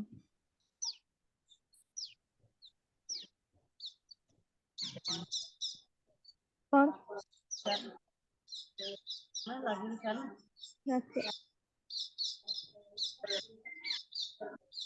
ਹੁਣ ਬੱਚੇ 27 to 30 ਦੁਬਾਰਾ ਰੀਪਲੇ ਕਰਦੀਆਂ, ਚੈੱਕ ਕਰੋ। To look at questions 27 to 30.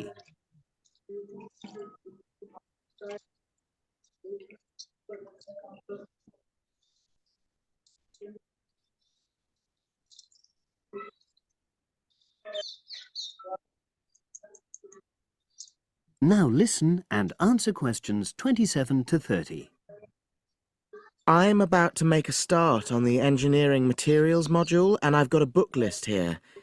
Can you have a quick look and tell me what you would recommend? That's if you can remember. Let's see. I do remember some of them. Yes, this one, The Science of Materials. I found the subject quite hard generally, but this book is very accessible, so it suited me. It doesn't cover everything, though. What about this one then? Materials engineering. Oh, yes. I do remember that. But it's a bit out of date now, isn't it? Unless it's a new edition. I don't think so. But what I liked about it were the pictures. They really helped to understand the descriptions. It's useful just from that point of view. Let's see, what else? Oh, yes, that one there, Engineering Basics. I think out of all these, that's got the widest coverage. But I've looked at the contents page and it hardly mentions nanotechnology. Yes, you're right. The evolution of materials does, though. It's a recent publication, so it covers all the latest developments. It's a bit thin on the 1960s, though, and that decade was quite important. Well, it sounds as if they all complement each other in some ways. I don't suppose you can lend me... ma'am इसमें ये कह रही है 28 में out of date है और इसको update होना चाहिए 28 में। ਹਾਂਜੀ ਬਟ ਉਹ ਤੋਂ ਬਾਅਦ ਉਹਨੇ ਕਲੀਅਰ ਕਰਤਾ ਸੀ ਨਾ ਜੀ ਮੈਮ, ਉਹਨਾਂ ਨੇ ਹੈਲਪਫੁਲ ਡਿਸਕ੍ਰਿਪਸ਼ਨ ਕੀਤੀ। और मैम 29 जो है उसमें हार्डली मेंशन है नैनो टेक्नोलॉजी।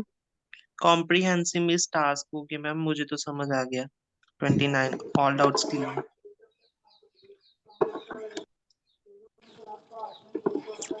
तो आप ही ਵੀਰੇ ਸਮਝਾ ਦਿਓ।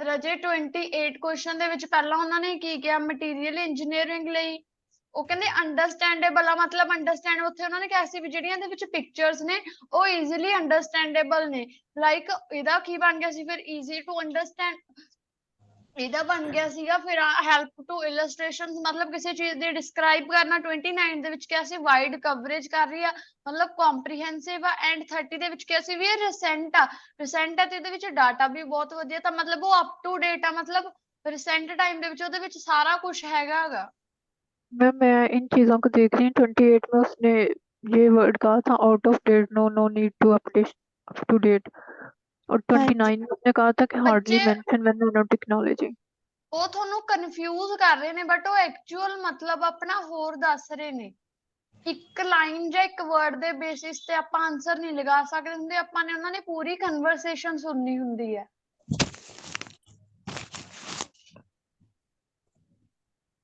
ਠੀਕ ਹੈ ਜੀ ਓਕੇ ਮੈਮ ਦੈਨ ਅਗਲਾ ਸੈਕਸ਼ਨ ਦੇਖਦੇ ਹਾਂ ਉਹਦੇ ਵਿੱਚ ਲਿਖਿਆ ਹੋਇਆ ਇੰਟਰਸਟ੍ਰਿਪਟ ਐਂਡ ਡੈਸ਼ ਸਟੀਲ ਹੁਣ ਮਤਲਬ ਉਹ ਕਿਸੇ ਚੀਜ਼ ਦਾ ਨਾਮ ਬੋਲਣਗੇ ਤਾਂ ਦੈਨ ਉਹਦੇ ਉੱਤੇ ਧਿਆਨ ਦੇਣਾ ਅਗਲਾ ਹੈਗਾ ਜੀ steel information and technology for ਹੁਣ ਵਾਟ ਕਿਹਦੇ ਲਈ ਟੈਕਨੋਲੋਜੀ ਉਹ ਤੁਸੀਂ ਮੈਂਸ਼ਨ ਕਰੋਗੇ ਸੀਕ ਡੈਸ਼ ਮਤਲਬ ਕਿਹੜੀ ਚੀਜ਼ ਨੂੰ ਸੀਕ ਕਰਨਗੇ ਦੇਖਣਗੇ ਐਂਡ 24 ਦੇ ਵਿੱਚ ਡੈਸ਼ ਸੱਚ ਐਜ਼ ਇਲੈਕਟ੍ਰੋਨਿਕ ਡਾਟਾ ਮਤਲਬ ਇਲੈਕਟ੍ਰੋਨਿਕ ਡਾਟਾ ਨੂੰ ਇੱਕ ਐਗਜ਼ਾਮਪਲ ਮੰਨਿਆ ਗਿਆ ਬਟ ਤੁਸੀਂ ਮੇਨ ਚੀਜ਼ ਦਾ ਨਾਮ ਦਿਓਗੇ in 25 dash are people who gain dash are people ਮਤਲਬ ਇੱਕ ਟਾਈਪ ਆਫ ਪੀਪਲ ਐਕਸਪਲੇਨ ਕਰਨਗੇ ਉਹ ਅਗਲਾ ਹੈਗਾ ਜੀ ਹਾਊਐਵਰ ਡੈਸ਼ ਯੂਜ਼ਰਸ ਮਤਲਬ ਕਿਹੜੇ users technology for dash use ਮਤਲਬ ਕਿਹੜੇ ਯੂਜ਼ ਦੇ ਲਈ ਐਂਡ 27 ਕੁਐਸਚਨ ਦੇਖ ਲਓ ਜੀ ਕਹਿੰਦੇ any unauthorised access is a dash ਮਤਲਬ ਕੀ ਹੈ ਉਹ ਅਨਆਥੋਰਾਈਜ਼ਡ ਐਕਸੈਸ ਕਿਸੇ ਵੀ ਚੀਜ਼ ਦਾ ਕੀ ਹੋ ਉਹ ਤੁਸੀਂ ਮੈਂਸ਼ਨ ਕਰੋਗੇ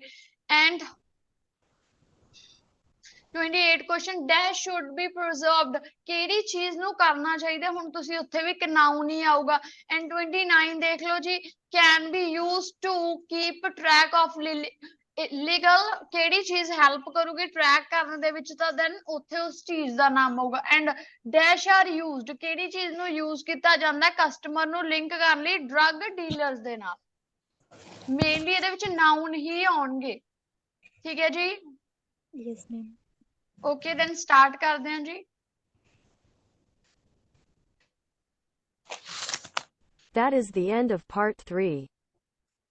You now have half a minute to check your answers.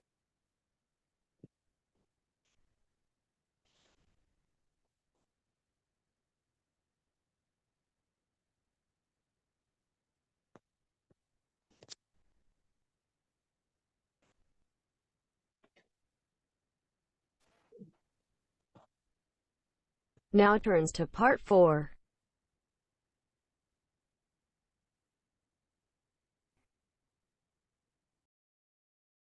You will hear a talk given by Don Parker, an expert on computer security, about the computer criminals.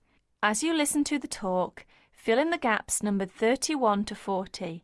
First, you will have some time to look at the notes below.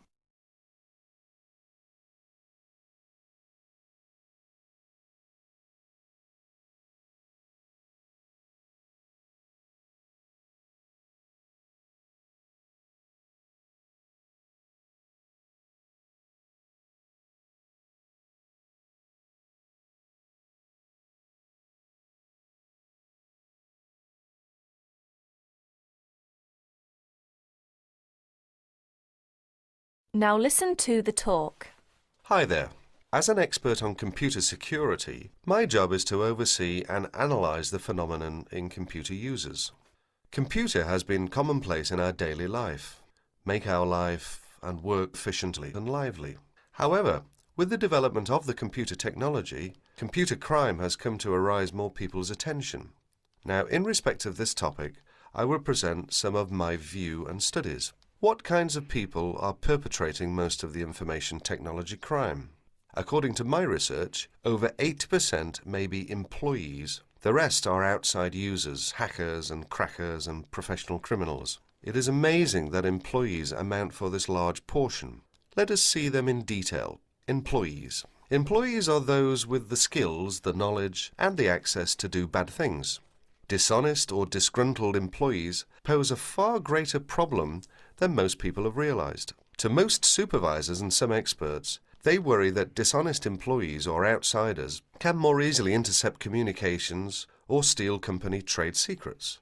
Workers may use information technology for personal profit or steal hardware or information to sell. They may also use it to seek revenge for real or imagined wrongs, such as being passed over for promotion. Sometimes they may use the technology simply to demonstrate to themselves that they have the power over people. This may have been the case with a Georgia printing company employee convicted of sabotaging the firm's computer system. As files mysteriously disappeared and the system randomly crashed, other workers became so frustrated and enraged that they quit. Outside users. Suppliers and clients may also gain access to companies' information technology and use it to commit crime. With both, this becomes more a possibility as electronic connections, such as electronic data interchange systems, become commonplace. Hackers and crackers. What are hackers? Hackers are people who gain unauthorized access to computer or telecommunications systems for the challenge or even the principle of it.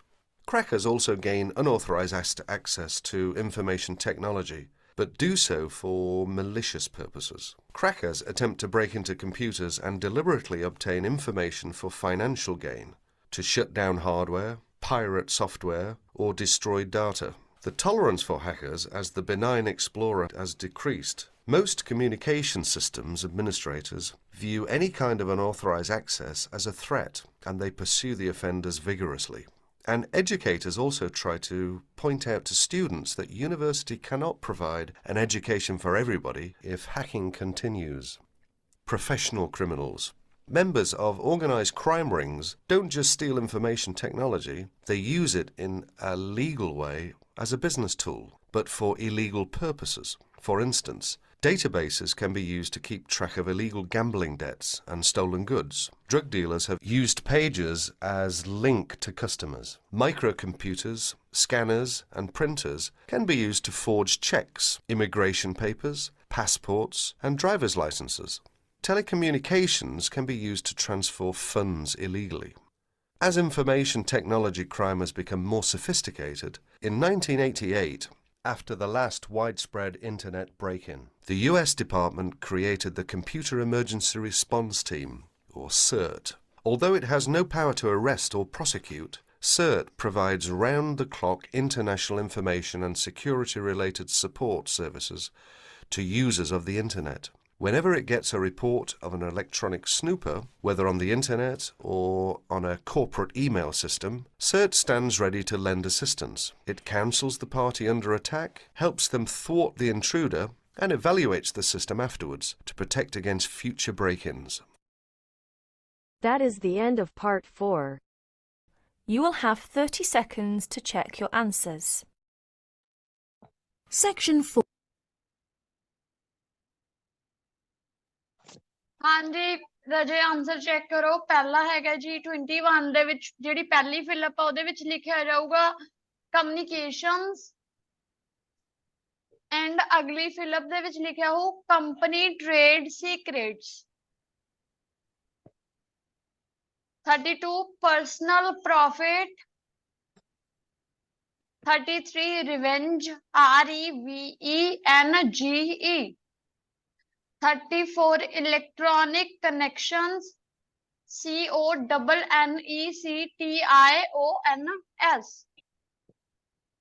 35 hackers 36 crackers ja malicious MALICIOUS ਤੇ ਅਗਲੀ Philip ਦੇ ਵਿੱਚ ਲਿਖਿਆ ਜਾਊਗਾ evil ma'am spelling ਦੱਸਿਓ evil ਦੇ EVIL 37 threat THREAT 38 offenders 39 database 40 pagers ma'am 40 ਦੇ 40 ਦਾ ਆਨਸਰ ਬੋਲਿਓ ਮੈਮ। Pagers PAGERS।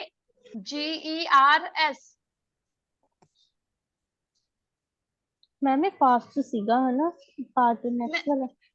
ਨਹੀਂ ਬੱਚੇ ਇੰਨਾ ਵੀ ਫਾਸਟ ਨਹੀਂ ਸੀਗਾ। ਮੇਨਲੀ ਜਦੋਂ ਤੁਸੀਂ ਐਗਜ਼ਾਮ ਦੀ ਲਿਸਨਿੰਗ ਕਰੋਗੇ ਤਾਂ ਸੇਮ ਸਪੀਡ ਤੇ ਮਿਲੂ, ਕਿਉਂਕਿ ਇਹਦੇ ਵਿੱਚ ਫਾਸਟ ਵਾਲਾ ਤਾਂ ਕੁਝ ਨਹੀਂ। ਹੁਣ ਉਹਨਾਂ ਨੇ ਕੀ ਕਿਹਾ ਸੀ, ਸੀਕ ਰਿਵੈਂਜ, ਨਾਲ ਨਾਲ ਉਹ ਬੋਲ ਰਹੇ ਸੀ ਪੂਰਾ, ਇਹ ਨਹੀਂ ਕਿ ਕਨਫਿਊਜ਼ ਕਰ ਰਹੇ ਸੀ। ਹੁਣ ਸਟੀਲ ਦੇ ਨਾਲ ਵੀ ਉਹਨਾਂ ਨੇ ਪੂਰਾ ਬੋਲਿਆ ਸੀ, ਕੰਪਨੀ ਟ੍ਰੇਡ ਸੀਕ੍ਰੇਟਸ, ਮਤਲਬ pagers can be use same as it is ਬੋਲਿਆ ਸੀ। ਤਾਂ ਐਵੇਂ ਦੀ ਦੇ ਵਿੱਚ ਫਾਸਟ ਦਾ ਕੋਈ ਇਸ਼ੂ ਨਹੀਂ ਹੁੰਦਾ ਰਾਜੇ।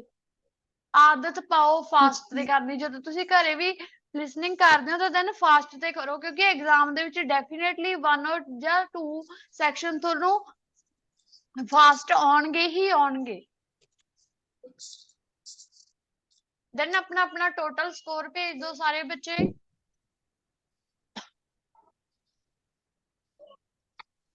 ਮੈਮ ਅੱਜ ਦੀ ਰਿਕਾਰਡਿੰਗ ਸੈਂਡ ਕਰ ਦੋਗੇ ਪਲੀਜ਼ ਮਨਪ੍ਰੀਤ ਕੌਰ ਨੂੰ। ਓਕੇ ਜੀ। ਮਨਪ੍ਰੀਤ ਕੌਰ ਮਾਨ ਨੂੰ ਜੀ। ਮੈਮ ਇੱਕ ਵਾਰੀ 32 ਔਰ 3 ਦਾ ਦੱਸਿਓ। 32 ਬੱਚੇ ਜੀ ਪਰਸਨਲ ਪ੍ਰੋਫਿਟ। ਉਹ ਕਹਿੰਦੇ ਵੀ ਜਿਹੜੀ ਸਟੀਲ ਇਨਫੋਰਮੇਸ਼ਨ ਟੈਕਨੋਲੋਜੀ ਕਾਦੇ ਲਈ ਯੂਜ਼ ਕਰਦੇ ਨੇ, ਉਹ ਆਪਣੇ ਪਰਸਨਲ ਪ੍ਰੋਫਿਟ ਲਈ, ਤੇ ਸੀਕ ਕਾਦੇ ਲਈ ਕਰਦੇ ਨੇ, ਰਿਵੈਂਜ ਲਈ, ਬਦਲਾ ਲੈਣ ਲਈ। मैम 9th ਦਾ ਆਨਸਰ ਦੱਸਿਓ ਇੱਕ ਵਾਰ। 9th क्वेश्चन हाँ जी मैम सी बच्चे जी। मैम ये पेजर्स कैसे बना है 40 का?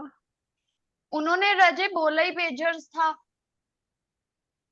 ये पेजर्स क्या है मैम? पेजर्स जे बच्चे कोई पर्टिकुलर चीज ਦਾ ਨਾਮ ਦਿੱਤਾ ਹੋ ਜਿਹੜਾ ਲਿਸਨਿੰਗ ਦੇ ਵਿੱਚ ਲਿਖਿਆ ਹੋ। Okay ma'am. हाँ जी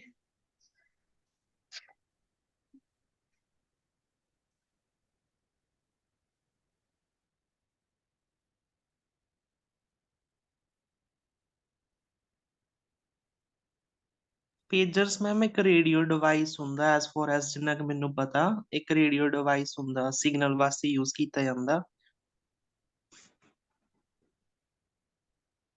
ਕਿੱਦਾਂ ਬੱਚੇ ਰਿਪੀਟ ਕਰੋਗੇ? ਜਿਹੜਾ ਮੈਮ ਪੇਜਰਸ ਹੁੰਦਾ, ਇਹ ਇੱਕ ਰੇਡੀਓ ਡਿਵਾਈਸ ਹੁੰਦਾ, ਇੱਕ ਤਰੀਕੇ ਦੇ ਸਿਗਨਲ ਵਾਸਤੇ ਯੂਜ਼ ਕੀਤਾ ਜਾਂਦਾ। ਰਾਜੇ ਦੇਖੋ ਇਹ ਤਾਂ ਲਿਸਨਿੰਗ ਦੇ ਵਿੱਚ ਹੁਣ ਆਪਾਂ ਨੂੰ ਪਤਾ ਸੀ ਵੀ ਉਹਨਾਂ ਨੇ ਕਿ ਨਾਉਨ ਬੋਲੇ, ਤਾਂ ਆਪਾਂ ਨੂੰ ਵੀ ਆਬਵੀਅਸ ਗੱਲ ਸੀ ਵੀ ਆਨਸਰ ਵੀ ਨਾਉਨ ਸੀ। ਤਾਂ ਦੇਨ ਆਪਾਂ ਜੇ ਹੁਣ ਮੈਂ ਲਿਸਨਿੰਗ ਕਰੀ ਜਾਂਦੀ ਹਾਂ ਤਾਂ ਮੈਂ ਸੋਚਣ ਬੈਠ ਜਾ ਕਿ ਐਕਚੁਅਲੀ ਪੇਜਰਸ ਹੁੰਦਾ ਕਿ ਵਰਡ ਐਕਚੁਅਲ ਹੁੰਦਾ ਕਿ ਨਹੀਂ ਹੁੰਦਾ, then it is your time wastage. ਜਦੋਂ ਤੁਹਾਨੂੰ ਪਾਰਟਿਕੂਲਰਲੀ ਪਤਾ ਲੱਗ ਗਿਆ ਕਿ ਉਹਨਾਂ ਨੇ ਨਾਉਨ ਪੁੱਛਿਆ ਸੀ ਤੇ ਨਾਉਨ ਹੀ ਬੋਲਾ।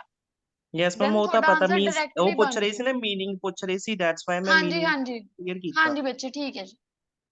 ਓਕੇ ਦੈਨ ਹੁਣ ਜੀਟੀ ਸਟੂਡੈਂਟਸ ਲੀਵ ਕਰ ਸਕਦੇ ਨੇ ਤੇ ਅਕੈਡਮਿਕ ਦੇ ਸਟੂਡੈਂਟਸ ਸਹੀ ਹੈ, ਤੁਹਾਡੀ 12 ਵਜੇ ਜੀ ਕਲਾਸ ਸ਼ੁਰੂ ਹੋ ਜੂਗੀ ਤਾਂ ਦੈਨ ਤੁਸੀਂ ਆਪਣੀ ਕਲਾਸ ਦੁਬਾਰਾ ਸਟਾਰਟ ਕਰੋਗੇ। ਮੈਮ ਟਾਸਕ ਰਾਈਟਿੰਗ ਦਾ ਮਿਲੂਗਾ? ਕਿਹੜਾ ਬੱਚੇ ਟਾਸਕ ਹੋ ਗਿਆ ਅੱਜ? Task work ma'am. Okay Jasmine ਬੱਚੇ ਕਿਵੇਂ ਰਹੀ ਸਪੀਕਿੰਗ ਫਿਰ? ਤਾਂ ਵਧੀਆ ਸੀਗੀ। ਹਾਂਜੀ ਤਾਂ ਥੋੜਾ ਜਿਹਾ ਲਾਸਟ ਵਿੱਚ ਫੋਲੋ ਅਪ ਵਿੱਚ ਮੈਂ ਥੋੜਾ ਹੋ ਗਈ ਸੀਗੀ, 2 ਕੁ ਸੀਗੇ ਜਿਹੜੇ ਮੈਨੂੰ ਸਮਝ ਹੀ ਨਹੀਂ ਲੱਗੇ ਸੀਗੇ। ਇੱਕ ਦਾ ਤੁਸੀਂ ਤਾਂ ਉਹਨਾਂ ਮੈਂ ਨੂੰ ਆਨਸਰ ਕਿਹਾ ਕਰ ਸੀ ਕਿ ਦਿੱਤਾ can see. You repeat it?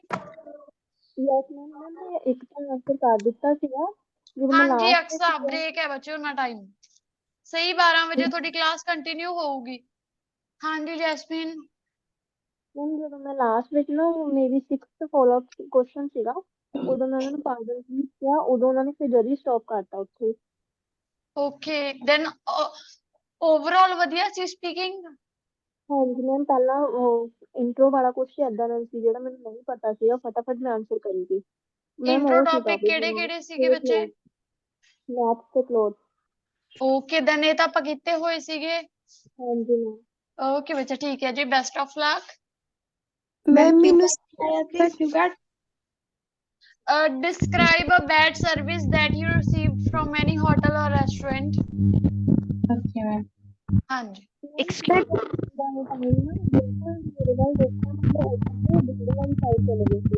ਰਜੇ ਤੁਹਾਡੀ ਆਵਾਜ਼ ਕਲੀਅਰ ਨਹੀਂ, ਜੈਸਮੀਨ ਦੁਬਾਰਾ ਬੋਲੋਗੇ ਪਲੀਜ਼, ਅਨਨੈਸੈਸਰੀ ਮਿਊਟ ਕਰ ਲਓ। ਹਾਂਜੀ ਹੁਣ ਦੱਸੋ ਜੈਸਮੀਨ। ਜਦੋਂ ਕਿਊ ਕਾਰਡ ਮੈਂ ਸਟਾਰਟ ਕਰ ਦਿੱਤਾ ਸੀਗਾ ਉਦੋਂ ਨਾ ਮੇਰੇ ਹਾਂਜੀ ਵੱਲ ਬਿਲਕੁਲ ਨਹੀਂ ਸੀਗਾ, ਮਤਲਬ ਕਿ ਉੱਠ ਕੇ ਵਿੰਡੋ ਵਾਲੀ ਸਾਈਡ ਚਲੇ ਗਏ ਸੀ, ਇੱਕਦਮ ਹੀ ਸਟਾਪ ਕਰ ਦਿੱਤਾ। ਟਾਈਮ ਵੀ ਮੈਨੂੰ ਲੱਗਦਾ ਪੂਰਾ ਨਹੀਂ ਹੋਇਆ ਸੀਗਾ। ਤੁਹਾਡੀ ਆਫਲਾਈਨ ਸਪੀਕਿੰਗ ਸੀਗੀ? ਹਾਂਜੀ ਮੈਮ। ਐਗਜ਼ਾਮੀਨਰ ਆਪਣੀ ਚੇਅਰ ਤੋਂ ਉੱਠ ਕੇ ਚਲੇ ਗਏ? ਹਾਂਜੀ ਮੈਮ, ਵਿੰਡੋ ਵਾਲੀ ਸਾਈਡ ਚਲੇ ਗਏ ਸੀਗੇ। ਉਹ ਬੱਚੇ ਤੁਹਾਨੂੰ ਡਿਸਅਟਰੈਕਟ ਕਰ ਰਹੇ ਸੀਗੇ, ਤੁਸੀਂ ਇੱਕ ਪੌਜ਼ ਲੈ ਲਓ ਉਸ ਜਗ੍ਹਾ ਤੇ। ਪਰ ਮੈਮ ਮੈਂ ਬਿਲਕੁਲ ਨਹੀਂ ਰੁਕੀ ਸੀਗੀ, ਮੈਂ ਬੋਲੀ ਗਈ। ਦੈਨ ਇਹ ਤੁਹਾਡਾ ਕੌਨਫੀਡੈਂਸ ਸੀਗਾ। ਦੈਨ ਐਗਜ਼ਾਮੀਨਰ ਕੁਝ ਵੀ ਕਰੀ ਜਾਵੇ, ਆਪਾਂ ਆਪਣਾ ਕੰਟੀਨਿਊ ਹੀ ਰੱਖਣਾ ਹੁੰਦਾ ਜੀ। ਹਾਂਜੀ ਮੈਮ। ਓਕੇ ਬੱਚੇ, ਮੈਂ ਬੈਸਟ ਆਫ ਪਹਿਲਾਂ ਲੱਕ। ਡਰ ਹੁਣ ਗਈ ਅਗਲੇ ਸੀਗੀ। ਪੇਪਰ ਦਾ ਧਿਆਨ ਰੱਖਿਓ। Okay ma'am. ਓਕੇ ਜੀ। ਮੈਮ ਇਹਨਾਂ ਦੀ ਸਪੀਕਿੰਗ ਕਿੰਨੇ ਦਿਨ ਪਹਿਲਾਂ ਆਈ ਹੈ ਜੀ? ਬੱਚੇ ਤੁਹਾਡੀ ਇਹਨਾਂ ਦਾ ਮੇ ਬੀ 9 ਵਾਲਾ ਐਗਜ਼ਾਮ ਹੈ ਜੀ। ਸੈਟਰਡੇ ਸਪੀਕਿੰਗ ਸੀਗੀ ਇਹਨਾਂ ਦੀ। Excuse me ma'am. ਜੀ ਮੈਮ ਸਪੀਕਿੰਗ ਦਾ ਟਾਈਮ ਨਹੀਂ ਅਲਾਟ ਕੀਤਾ ਮੈਮ ਨੇ ਹਲੇ, ਵੀ ਕਦੋਂ ਹੋਏਗੀ ਸਪੀਕਿੰਗ 10 ਮਿੰਟ। ਓਕੇ ਲਾਪ੍ਰੀਤ, ਤੁਹਾਨੂੰ ਮੈਸੇਜ ਹੋ ਜਾਊਗਾ ਬੱਚੇ, ਠੀਕ ਹੈ ਜੀ। Okay ma'am. ਜੇ ਵੀ ਕੱਢ ਦੇ। ਮੈਮ ਜੀਟੀਏ ਲੀਵ ਕਰ ਦੇਣ? ਹਾਂਜੀ ਜੀਟੀ ਸਟੂਡੈਂਟਸ ਲੀਵ ਕਰ ਸਕਦੇ ਹੋ।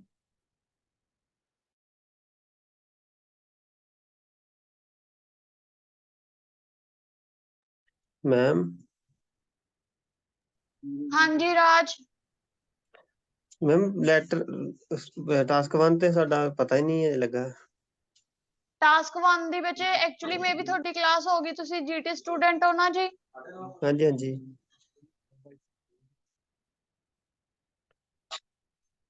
ਸਟੇਟਮੈਂਟ ਮਿਲੇਗੀ? ਸਾਰੀ ਕਲਾਸ ਰਜੇ ਰਿਕਾਰਡ ਆ ਤੁਹਾਡੇ ਨਾਲ ਸ਼ੇਅਰ ਹੋ ਜਾਊਗੀ। ਠੀਕ ਹੈ ਮੈਮ। ਜੀਟੀ ਵਾਲੇ ਲੀਵ ਕਰ ਸਕਦੇ ਆ?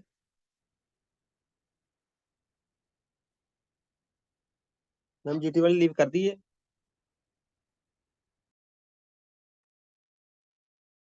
ਹਾਂਜੀ ਰਾਜ, ਤੁਸੀਂ ਜਾਓ, ਲੀਵ ਕਰ ਸਕਦੇ ਹੋ।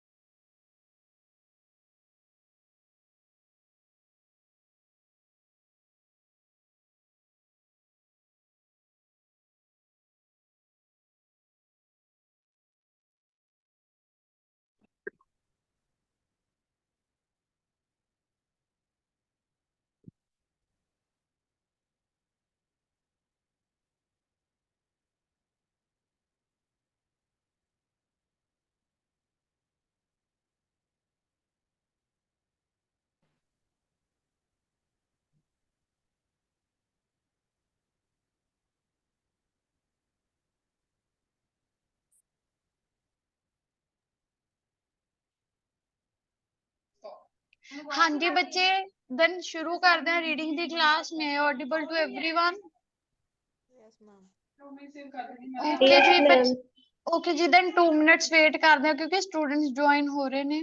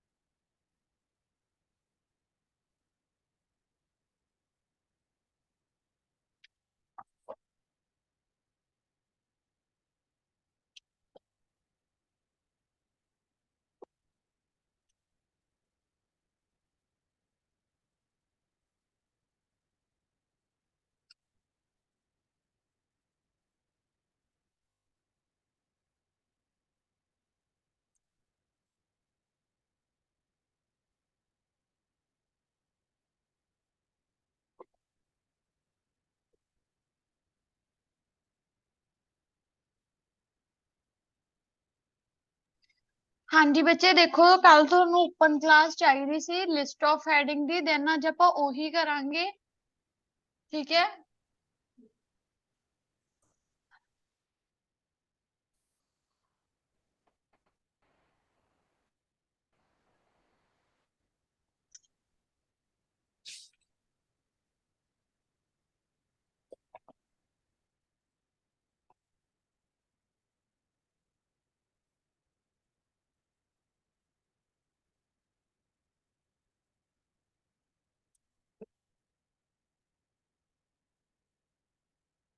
ਸਾਰਿਆਂ ਨੂੰ ਸਕਰੀਨ ਵਿਜ਼ੀਬਲ ਹੈ ਜੀ?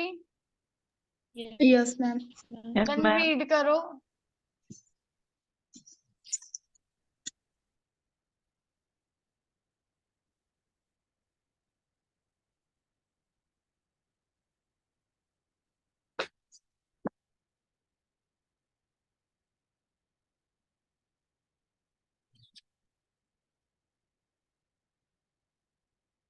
ਅੱਜ ਕੱਲ ਕਰਾਂਗੇ ਜੀ list of heading the. List of heading ਇੱਕ ਟਾਈਪ ਆਫ ਕੁਐਸਚਨ ਆ ਜਿਹੜੇ ਮੇਨਲੀ ਆਪਾਂ ਨੂੰ ਰੀਡਿੰਗ ਦੇ ਵਿੱਚ ਮਿਲਦੇ ਹੁੰਦੇ ਨੇ, ਤੇ ਜਿਹੜੀ ਲਿਸਟ ਆਫ ਹੈਡਿੰਗ ਹੈਗੀ ਉਹ ਆਪਾਂ ਨੂੰ ਮੇਨਲੀ ਸੈਕਿੰਡ ਜਾਂ ਥਰਡ ਪੈਸੇਜ ਦੇ ਵਿੱਚ ਹੀ ਮਿਲਦੀ ਹੈ। ਫਸਟ ਦੇ ਵਿੱਚ ਟਰੂ ਫਾਲਸ ਤੇ ਫਿਲਅਪ ਦੇ ਜ਼ਿਆਦਾ ਚਾਂਸਸ ਹੁੰਦੇ ਨੇ।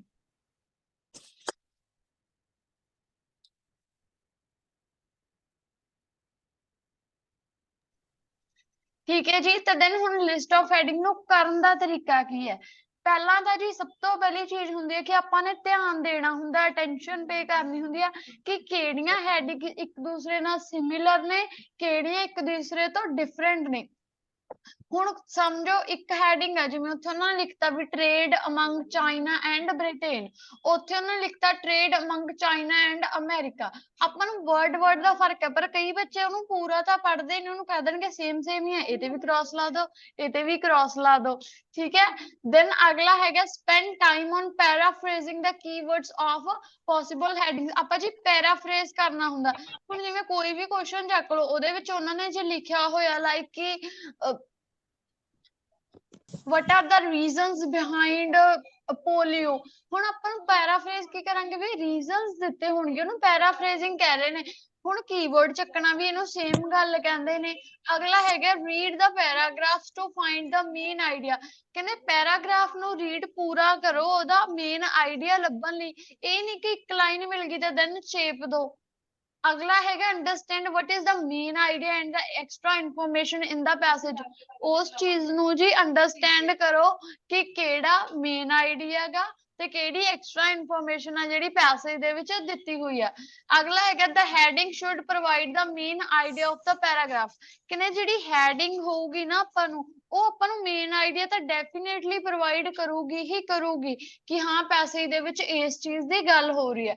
ਐਂਡ ਫਿਫਥ ਸਭ ਤੋਂ ਇੰਪੋਰਟੈਂਟ ਚੀਜ਼ ਆ ਜਿਹੜੀ ਮੋਸਟ ਆਫ ਸਟੂਡੈਂਟਸ ਕਰਦੇ ਨੇ, do not try to match the word, this is about paragraph aims. ਕਦੇ ਵੀ ਰਜੇ ਜੀ ਵਰਡਸ ਨੂੰ ਮੈਚ ਨਹੀਂ ਕਰਨਾ ਹੁੰਦਾ। ਜਦੋਂ ਤਾਂ ਆਪਾਂ ਨੂੰ ਰੀਡਿੰਗ ਸੌਖੀ ਆ ਜਾਂਦੀ ਹੈ ਉਦੋਂ ਆਪਾਂ ਨੂੰ ਵਰਡਸ ਦੇ ਬੇਸਿਸ ਤੇ ਮਿਲ ਜਾਂਦੀ ਆ, ਬਟ ਹਮੇਸ਼ਾ ਇਹ ਨਹੀਂ ਕਿ ਵਰਡ ਟੂ ਵਰਡ ਮਿਲ ਰਿਹਾ ਤਾਂ ਮਤਲਬ ਉਹੀ ਚੀਜ਼ ਆ। ਤਾਂ ਕਦੇ ਵੀ ਵਰਡ ਟੂ ਵਰਡ ਤੇ ਨਹੀਂ ਰਹਿਣਾ ਕਿ ਹਾਂ ਮੈਨੂੰ ਇਹ ਸਾਰੇ ਵਰਡਸ ਮਿਲ ਗਏ ਦੈਨ ਆਪਣਾ ਆਨਸਰ ਇਹੀ ਰਹੂਗਾ। ਅਗਲਾ ਜੀ, not all the headings might be used। ਹੁਣ ਇਹ ਦੇਖੋ ਕੁਐਸਚਨ 6 ਨੇ, ਹੈਡਿੰਗਸ 11 ਨੇ, ਤਾਂ ਆਪਾਂ ਨੂੰ obvious ਜੀ ਗੱਲ ਹੈ ਕਿ ਸਾਰੀਆਂ ਤਾਂ ਯੂਜ਼ ਹੋਣਗੀਆਂ ਹੀ ਨਹੀਂ ਹੋਣਗੀਆਂ। ਤੇ ਆਪਣਾ ਆਨਸਰ ਜੀ ਨੂਮੈਰੀਕਲ ਹੋ ਸਕਦਾ ਜਾਂ ਲੈਟਰਸ ਹੋ ਸਕਦਾ। ਨੂਮੈਰੀਕਲ ਲਾਈਕ 1 ਫਿਰ ਡਾਟ ਜੀ ਪਾ ਕੇ ਹੁੰਦਾ ਉਹ ਰੋਮਨ ਨੰਬਰ ਦੇ ਵਿੱਚ, ਜਾਂ ABCD ਇਦਾਂ ਆਪਣਾ ਆਨਸਰ ਹੋਊਗਾ। and there can be only ever been one possible heading for each paragraph। ਮਤਲਬ ਹਰੇਕ ਪੈਰਾਗ੍ਰਾਫ ਲਈ ਸਿਰਫ ਇੱਕ ਹੀ ਪੋਸੀਬਲ ਹੈਡਿੰਗ ਹੋਊਗੀ, ਇਹ ਨਹੀਂ ਕਿ ਇੱਕ ਪੈਰਾਗ੍ਰਾਫ ਦੀਆਂ 4-5 ਹੋਣਗੀਆਂ। ਐਂਡ ਲਾਸਟ ਹੈਗਾ use elimination method. Elimination method ਜਿਹੜਾ ਸੇਮ ਐਜ਼ ਇਟ ਇਜ਼ ਆਪਾਂ MCQ ਦੇ ਵਿੱਚ ਯੂਜ਼ ਕਰਦੇ ਹਾਂ। ਹੁਣ ਆਪਾਂ ਨੂੰ ਪਤਾ ਵੀ ਫਸਟ ਦਾ ਆਨਸਰ 4 ਆ ਗਿਆ, ਕ੍ਰਾਸ ਹੋ ਗਿਆ, ਤੇ ਥਰਡ ਉਹਨਾਂ ਨੇ ਆਲਰੇਡੀ ਕੱਟਿਆ ਹੋਇਆ ਸੀ, ਮਤਲਬ ਐਲੀਮੀਨੇਟ ਕਰਾਂਗੇ। ਹੁਣ 2 ਚ ਆਪਾਂ ਨੂੰ ਡਾਊਟ ਹੋ ਗਿਆ ਤਾਂ ਦੈਨ ਆਪਾਂ ਦੇਖਾਂਗੇ ਕਿ ਕਿਹੜੀ ਹੈਡਿੰਗ ਜ਼ਿਆਦਾ ਸੂਟੇਬਲ ਆ as compare to other one. ਠੀਕ ਹੈ ਜੀ। ਹਾਂਜੀ ਇਹੀ ਮੈਥਡ ਹੁੰਦਾ ਰਾਜੇ, ਇਹ ਨਹੀਂ ਕਿ ਹਮੇਸ਼ਾ ਫਿਊਚਰ ਵਾਲੇ ਦਾ ਲਾਸਟ ਹੁੰਦਾ। ਉਹ ਜਿਹੜੀਆਂ ਪ੍ਰੈਡਿਕਸ਼ਨਸ ਹੁੰਦੀਆਂ ਨੇ 99% 9 ਹੁੰਦੀਆਂ ਨੇ, ਮਤਲਬ 100% ਨਹੀਂ ਹੁੰਦੀਆਂ। ਹੁਣ ਆਪਾਂ ਬੇਸਿਕਲੀ ਜਿਵੇਂ ਕਹਿੰਦੇ ਹੁੰਦੇ ਆ ਵੀ ਕਿਸੇ ਚੀਜ਼ ਦਾ ਜਿਵੇਂ origin ਆ ਜਾਂ ਕਿਸੇ ਚੀਜ਼ ਦੀ ਡੈਫੀਨੇਸ਼ਨ ਆ, ਉਹ ਆਪਾਂ ਨੂੰ ਪਹਿਲੇ 3 ਪੈਰਾਗ੍ਰਾਫ ਦੇ ਵਿੱਚ ਹੀ ਮਿਲ ਜਾਂਦਾ ਹੁੰਦਾ। ਜਦੋਂ ਆਪਾਂ ਕਹਿੰਦੇ ਵੀ ਫਿਊਚਰ ਦੀ ਗੱਲ ਆ ਤਾਂ ਫਿਊਚਰ ਆਪਾਂ ਨੂੰ ਮੇਨਲੀ ਕਈ ਵਾਰ ਲਾਸਟ 'ਚ ਵੀ ਮਿਲ ਜਾਂਦਾ ਹੁੰਦਾ, ਪਰ ਉਹ ਹਮੇਸ਼ਾ 100% ਐਕਿਊਰੇਟ ਨਹੀਂ ਹੈਗੀ ਉਹ ਟਿਪ। ਠੀਕ ਹੈ ਜੀ। ਹੁਣ ਆਪਾਂ ਇਹ ਸਾਰੇ ਮੈਥਡ ਲਾ ਕੇ ਇੱਕ ਐਕਸਰਸਾਈਜ਼ ਕਰਕੇ ਦੇਖਦੇ ਹਾਂ, ਸੋ ਦੈਟ ਆਪਾਂ ਨੂੰ ਵੀ ਸਮਝ ਆ ਜਾਏ ਵੀ ਕਰੀਦਾ ਕਿਵੇਂ ਹੁੰਦਾ। ਓਕੇ ਜੀ। Yes ma'am. Okay ma'am. Okay ਜੀ।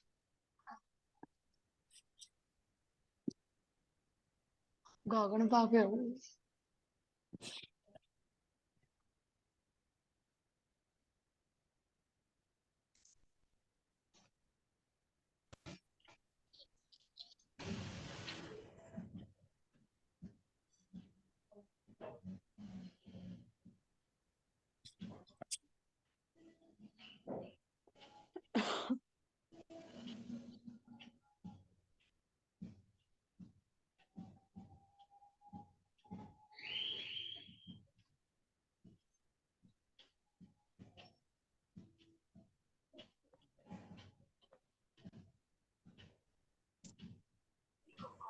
ਵਿਜ਼ੀਬਲ ਹੈ ਜੀ ਸਾਰਿਆਂ ਨੂੰ ਸਕਰੀਨ? ਹੁਣ ਦੇਖੋ, ਹੁਣ ਆਪਾਂ ਨੂੰ 6 ਤਾਂ ਉਹਨਾਂ ਨੇ ਹੈਡਿੰਗਸ ਪੁੱਛੀਆਂ ਨੇ ਤੇ 3 ਕੁਐਸਚਨ ਨੇ ABCD, ਮਤਲਬ 3 ਪੈਰਾਗ੍ਰਾਫ ਨੇ, ਇਹਨਾਂ ਲਈ 6 ਹੈਡਿੰਗਸ ਨੇ। ਤਾਂ ਦਿਨ ਆਪਾਂ ਦੇਖਣਾ ਵੀ ਕਿਹਦੀ ਗੱਲ ਹੋਈ ਆ। ਹੁਣ ਪਹਿਲਾਂ ਕੀ ਦੇਖਣਾ ਵਾ ਰਜੇ ਪਲੀਜ਼ ਅਨਨੈਸੈਸਰੀ ਮਿਊਟ ਕਰੋ। ਹੁਣ ਪਹਿਲਾਂ ਹੈਡਿੰਗ ਪੜੋ, ਲਿਸਟ ਆਫ ਹੈਡਿੰਗ। ਤੇ ਪਹਿਲੀ ਹੈਡਿੰਗ ਕੀ ਹੈ, ਜਿਹੜੇ ਪਾਮ ਟਰੀਜ਼ ਨੇ ਉਹਦੇ ਕੀ ਨੇ ਡੇਂਜਰਸ, ਮਤਲਬ ਕਿ ਜਾਂ ਉਹ ਡੇਂਜਰਸ ਆ ਜਾਂ ਉਹਦੇ ਨੈਗੇਟਿਵ ਪੁਆਇੰਟਸ। ਅਗਲਾ ਹੈਗਾ ਜੀ ਕਰੈਕਟਰਿਸਟਿਕਸ ਆਫ ਪਾਮਸ, ਮਤਲਬ ਉਹਦੀਆਂ ਕੀ ਕਰੈਕਟਰਿਸਟਿਕਸ ਨੇ। ਅਗਲਾ ਹੈਗਾ ਪਾਮ ਟਰੀ origins, origin ਕੀ ਹੁੰਦਾ? ਸਟਾਰਟਿੰਗ ਟਾਈਮ ਹਾਂਜੀ ਹਾਂਜੀ ਹਾਂਜੀ। ਅਗਲਾ ਹੈਗਾ extension of palm trees. Extension ਹੁੰਦਾ ਕਿਸੇ ਵੀ ਚੀਜ਼ ਜਦੋਂ ਖਤਮ ਹੋਣ ਦੀ ਤਾਦਾਦ ਤੇ ਹੋਵੇ। ਠੀਕ ਹੈ ਜੀ। ਐਂਡ ਫਿਫਥ ਐਕਸਟੈਂਸ਼ਨ ਬੱਚੇ ਜੀ, ਜਦੋਂ ਕੋਈ ਵੀ ਚੀਜ਼ ਖਤਮ ਹੁੰਦਾ। origin ਕਿਸੇ ਵੀ ਚੀਜ਼ ਦਾ ਮਤਲਬ ਕਿੱਥੋਂ ਪੈਦਾ ਹੋ ਰਿਹਾ। ਫਿਫਥ ਹੈਗਾ ਯੂਜ਼ ਆਫ ਪਾਮ ਟਰੀਜ਼, ਮਤਲਬ ਉਹਦੇ ਕੀ ਯੂਸੇਜ ਨੇ। ਅਗਲਾ ਸਿੰਬਲਿਜ਼ਮ, ਸਿੰਬਲਿਜ਼ਮ ਮਤਲਬ ਉਹਨੂੰ ਕਿਵੇਂ ਐਜ਼ ਅ ਸਿੰਬਲ ਕਿੱਥੇ ਕੀ ਮੰਨਦੇ ਨੇ। ਜਿਵੇਂ ਕੋਈ ਵੀ ਚੀਜ਼ ਕਿਸੇ ਚੀਜ਼ ਦਾ ਸਿੰਬਲ ਨੂੰ ਹਾਂਜੀ ਪਾਮ ਟਰੀ। ਹੁਣ ਆਪਾਂ ਹੈਡਿੰਗਸ ਪੜ੍ਹ ਲਈਆਂ, ਹੁਣ ਏ ਤੋਂ ਸਟਾਰਟ ਕਰਾਂਗੇ। ਦੇਖੋ ਕਹਿੰਦੇ ਜਿਹੜਾ ਪਾਮ ਟਰੀ ਹੈ ਉਹ ਬਿਲੋਂਗ ਕਰਦਾ ਕਿਹੜੀ ਚੀਜ਼ ਦੀ ਫੈਮਿਲੀ ਨੂੰ, ਇੱਕ ਪਰਟੀਕੂਲਰ ਟਾਈਪ ਦਾ ਨਾਮ ਦਿੱਤਾ ਹੋਇਆ। ਕਹਿੰਦੇ ਮੋਸਟਲੀ ਇਹ ਜਿਹੜਾ ਗਰੋ ਹੁੰਦਾ ਕਦੋਂ ਹੁੰਦਾ, ਹੌਟ ਰੀਜਨਸ ਦੇ ਵਿੱਚ ਗਰੋ ਹੁੰਦਾ ਹੈ।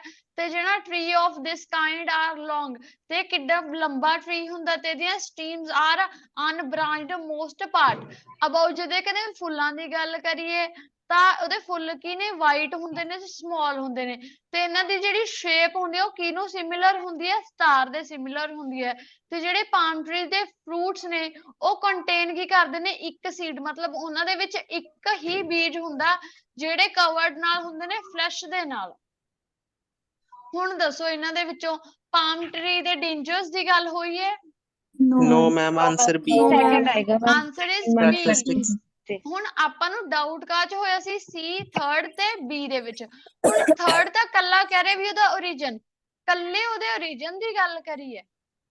ਉਹਨਾਂ ਨੇ ਤਾਂ ਇੱਕ ਲਾਈਨ ਦੇਤੀ ਵੀ ਹਾਂ ਉਹ ਇਹ ਫੈਮਿਲੀ ਨੂੰ ਬਿਲੋਂਗ ਕਰਦਾ, ਪਰ ਗੱਲ ਤਾਂ ਉਹਦੀਆਂ ਕਰੈਕਟਰਿਸਟਿਕਸ ਦੀ ਹੋਈ ਹੈ ਵੀ ਉਹ ਇੱਥੋਂ ਪੈਦਾ ਹੁੰਦਾ ਹੈ, ਇਸ ਏਰੀਏ ਦੇ ਵਿੱਚ ਉਹ ਉੱਗਦਾ ਹੈ, ਫਿਰ ਉਹ ਲੌਂਗ ਹੁੰਦਾ, ਉਹਦੀਆਂ ਬ੍ਰਾਂਚਿਸ ਦੀ ਗੱਲ ਕਰੀਏ, ਤੇ ਉਹਦੇ ਫਲਾਵਰ ਦੀ ਗੱਲ ਕਰੀਏ, ਤੇ ਉਹਦੇ ਫਰੂਟਸ ਦੀ ਗੱਲ ਕਰੀਏ। Yes ma'am. ਠੀਕ ਹੈ ਰੀਜਨਸ ਜੀ। ਕੀ ਹੈ? ਹਾਂਜੀ, ਰੀਜਨਸ ਦਾ ਮੀਨਿੰਗ? origins ਬੱਚੇ ਉਹ ਕਿੱਥੋਂ ਪੈਦਾ ਹੋ ਰਿਹਾ। Okay ma'am. ਹੁਣ ਸੈਕਿੰਡ ਤੇ ਮੂਵ ਕਰਦੇ ਆ। ਕਹਿੰਦੇ palm trees are useful for many things.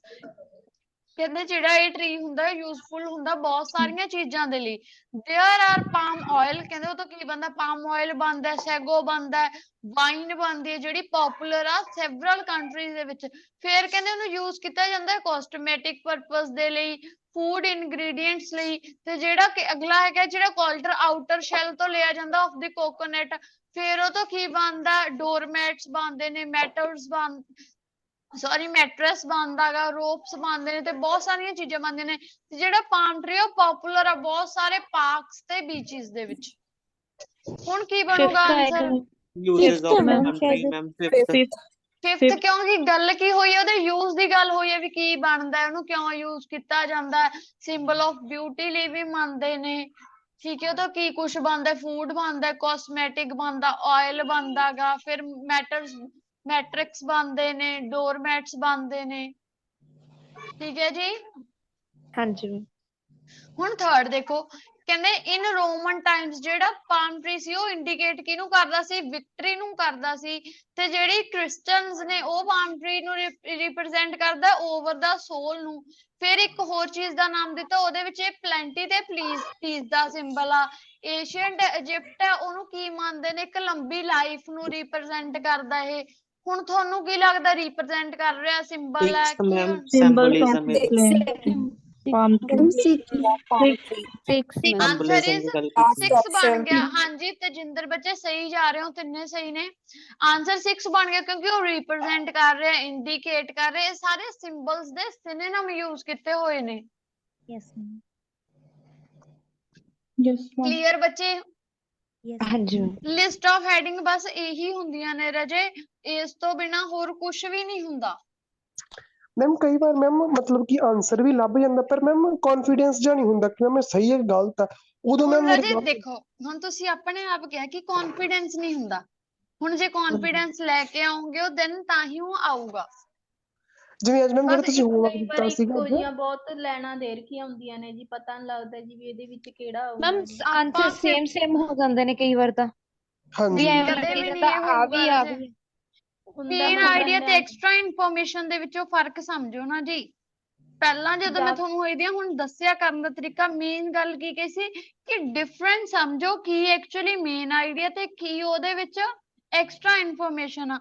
ਆਪਾਂ ਐਕਸਟਰਾ ਇਨਫੋਰਮੇਸ਼ਨ ਨੂੰ ਤਾਂ ਚੱਕ ਲੈਨੇ ਆ ਤੇ ਜਿਹੜਾ ਮੇਨ ਆਈਡੀਆ ਉਹਨੂੰ ਆਪਾਂ ਮੰਨਦੇ ਹੀ ਨਹੀਂ। ਕਈ ਵਾਰੀ ਮੈਮ ਠੀਕ ਹੈ ਜੀ। ਦੋ ਪੈਸੇਜ ਦੇ ਮਤਲਬ ਦੋ ਪੈਰਾਗ੍ਰਾਫ ਦੇ ਵਿੱਚ ਗੱਲ ਕਰਕੀ ਹੁੰਦੀ ਹੈ ਜੀ ਇੱਕੋ ਕੁਐਸਚਨ ਦੀ ਜੀ।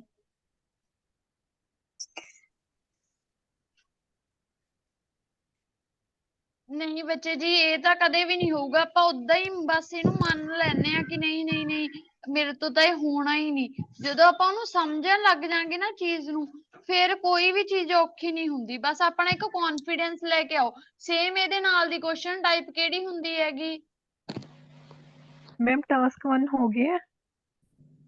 ਨਹੀਂ ਬੱਚੇ ਜੀ ਟਾਸਕ 1 ਹਲੇ ਨਹੀਂ ਹੋਇਆ ਹੋਣਾਗਾ।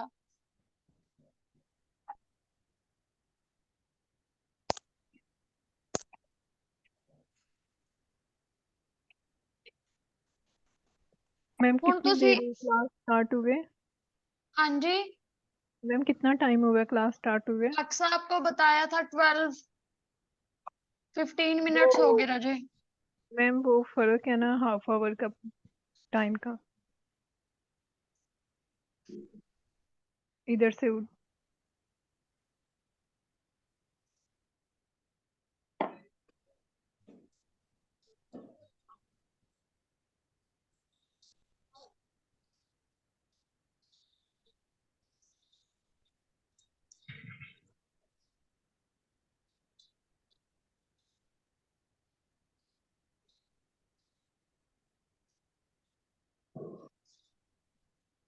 ਤੁਸੀਂ ਪਤਾ ਕੀ ਅਟੈਂਪਟ ਕਰੋਗੇ ਜਿਹੜੀ ਤੁਹਾਡੇ ਕੋਲ ਰੀਡਿੰਗ ਦੀ ਪੀਡੀਐਫ ਹੈ ਉਹਦੇ ਵਿੱਚ ਟੈਸਟ 10 ਹੈ ਉਹਦਾ ਪਹਿਲਾ ਪੈਸੇਜ ਹੈ food advertisement on children food advertisement ਦੇ ਇਫੈਕਟ ਦੀ ਗੱਲ ਹੋਈ ਹੈ ਟੈਸਟ 10 ਦਾ ਪਹਿਲਾ ਪੈਸੇਜ ਅਟੈਂਪਟ ਕਰੋਗੇ ਤੁਸੀਂ ਕਿਉਂਕਿ ਉਹਦੇ ਵਿੱਚ ਮੇਨਲੀ ਤੁਹਾਨੂੰ ਸਾਰੀਆਂ ਲਿਸਟ ਆਫ ਹੈਡਿੰਗ ਨੇ 7 ਉਸ ਤੋਂ ਬਾਅਦ ਯੈਸ ਨੋ ਨੇ ਨਾਲ ਨਾਲ ਤੁਸੀਂ ਹੁਣ ਐਕਸਰਸਾਈਜ਼ ਅਟੈਂਪਟ ਕਰਕੇ ਦੇਖਿਓ ਫਿਰ ਦੇਖਾਂਗੇ ਵੀ ਤੁਹਾਨੂੰ ਕੀ ਡਾਊਟ ਰਾਈਜ਼ ਹੁੰਦੇ ਨੇ ਸਾਰਿਆਂ ਨੂੰ ਸਮਝ ਆ ਗਿਆ ਟੈਸਟ 10 ਦਾ ਪਹਿਲਾ ਪੈਸੇਜ ਓਕੇ ਮੈਮ। ਠੀਕ ਹੈ ਜੀ ਯੈਸ ਮੈਮ। ਮੈਮ ਨੇਮ ਦੱਸਿਓ ਜੀ ਕੀ ਹੈ? Food advertisement effect on children's page number ਹੈਗਾ ਜੀ 61 61 ਪੇਜ ਨੰਬਰ ਤੇ ਹੈ ਜੀ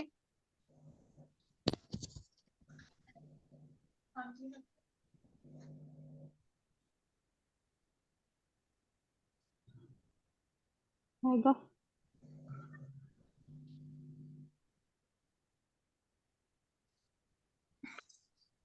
ਦਿਨ ਬੱਚੇ ਟਾਈਮ ਦੇਖੋ 12:17 ਹੋਏ ਨੇ 12:18 ਤੋਂ ਸ਼ੁਰੂ ਆ 38 ਤੱਕ ਠੀਕ ਹੈ ਜੀ 20 ਮਿੰਟਸ ਨੇ ਤੁਹਾਡੇ ਕੋਲ ਅਟੈਂਪਟ ਕਰਨ ਲਈ ਮੈਮ ਪੂਰਾ ਪੈਸੇਜ ਕਰਨਾ ਹੈ? ਹਾਂਜੀ ਹਾਂਜੀ ਫੁੱਲ ਪੈਸੇਜ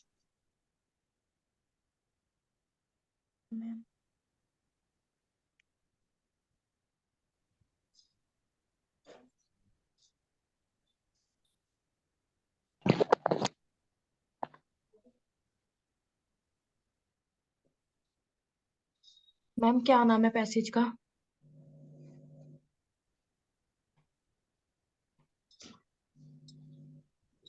बच्चे food advertisement effect on children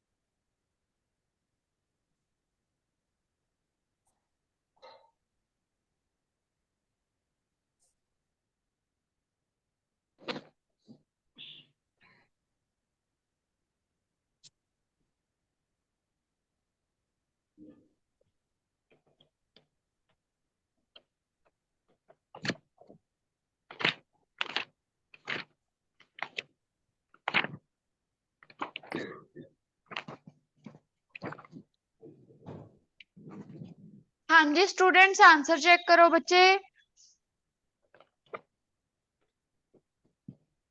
yes ma'am. Ma'am yes ma'am.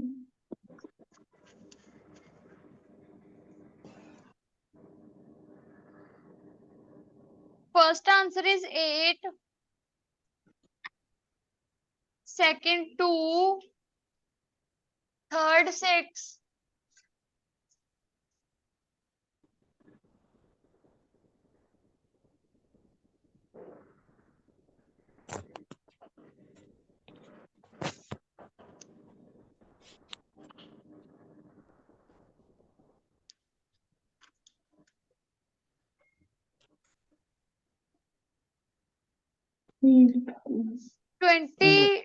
third answer 6, fourth answer 5, fifth 1, sixth 10, seventh 3, eighth no, ninth no, 10th yes, 11 not given, 12 yes, 13 not given. सारे सही है। हाँ जी हुण अपना अपना स्कोर भेजो बच्चे जी। Ma'am 6th answer दस्यो। 6 का आंसर है बच्चे जी 10, Jasmine very good. 12 Veera Rani 7 okay जी। Tajinder 9 okay. Kulwinder good. Harman good. Harjot good. Parveen good. Ma'am मेरे 13 आउट ऑफ 13। वेरी गुड बच्चा जी। मैम मैसेज कितने करते हैं बच्चे सारे? मैं न्यू है मैंने बच्चे नहीं जी पता मैं चैट बॉक्स बनया होया उत्थे। ਇਹ ਪਰਸਨਲ ਮੈਸੇਜ ਸ਼ੋ ਹੁੰਦੇ ਮੈਮ ਤੁਹਾਨੂੰ? हाँ जी उत्थे ना 2 लिखिया होगा। उत्थे 2 ते तुसी मेनू डायरेक्ट मैसेज कर सकते हो। Okay ma'am. हाँ जी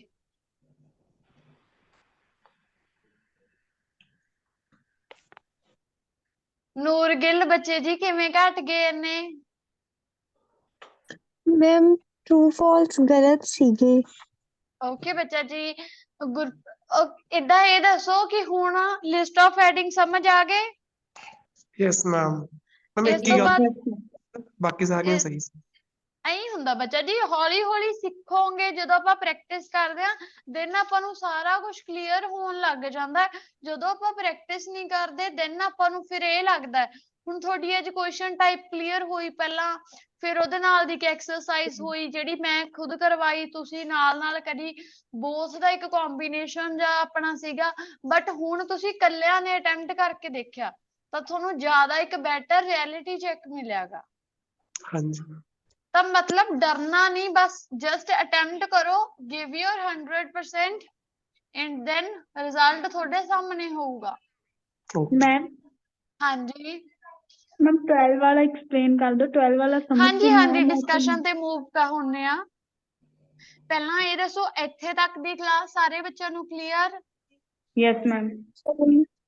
yes ma'am. Okay then 1 to 7 ਕਿਸੇ ਨੂੰ ਡਾਊਟ ਹੋਵੇ? Ma'am 6 no ma'am. सेकंड और third. 5 to 6 ma'am. Ma'am 6 second और थर्ड। Ma'am 4th। 1 by 1 ਦੱਸੋ ਜੀ। Ma'am second. ਸੈਕਿੰਡ। सेकंड और थर्ड जी। 5 and 6। 5 and 6 ma'am first. ਹਾਂਜੀ ਦੈਨ ਕਿਸੇ ਬੱਚੇ ਨੂੰ 4th ਜਾਂ 7th ਚ ਡਾਊਟ ਹੋਵੇ? No ma'am. Yes Okay. Yes ma'am.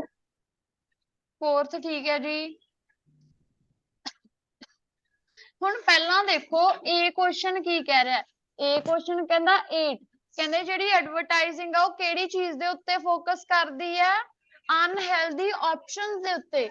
ਇਹਨੂੰ ਉਹਨਾਂ ਨੇ ਕਿਵੇਂ ਡਿਸਕ੍ਰਾਈਬ ਕਰਿਆ ਇਹ ਪੈਰਾਗ੍ਰਾਫ ਪਹਿਲੀ line television advertising and great majority of this promotes the so-called big four pre-sugared breakfast cerealine soft drink confectionery savory snacks मतलब ਉਹ overall ਤੁਹਾਨੂੰ ਕੀ ਗੱਲ ਕਹਿ ਰਹੇ ਨੇ ਕਿ ਜਿਹੜੀਆਂ ਇਹ ਐਡਵਰਟਾਈਜ਼ਮੈਂਟਸ ਹੁੰਦੀਆਂ ਨੇ ਉਹ ਅਨਹੈਲਦੀ ਆਪਸ਼ਨਸ ਤੇ ਫੋਕਸ ਕਰਦੀਆਂ ਨੇ।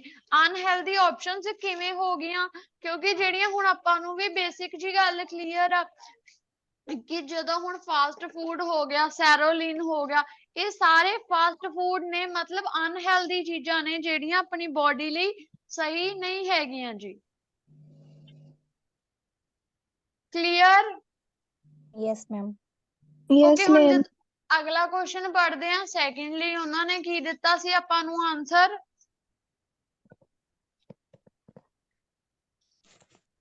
ਸੈਕਿੰਡ ਦਾ ਆਨਸਰ ਸੀਗਾ 2। ਕਹਿੰਦੇ how much children really know about food. ਕਹਿੰਦੇ ਪੁੱਛ ਰਹੇ ਨੇ ਕਿ ਬੱਚਿਆਂ ਨੂੰ ਐਕਚੁਅਲੀ ਕਿੰਨਾ ਕੁ ਪਤਾ ਫੂਡ ਬਾਰੇ। B paragraph, second line, the review tackled it by looking at studies that had examined possible effects that children know about food। ਇੱਕ ਸਟੱਡੀ ਕੀਤੀ ਗਈ, ਉਹ ਕਹਿੰਦੇ ਪੁੱਛਦੇ ਸੀ ਕਿ ਬੱਚਿਆਂ ਨੂੰ ਫੂਡ ਬਾਰੇ ਕਿੰਨਾ ਕੁ ਪਤਾ ਹੈਗਾ। What children know about food, ਕਿ ਬੱਚਿਆਂ ਨੂੰ ਕੀ ਪਤਾ ਫੂਡ ਬਾਰੇ।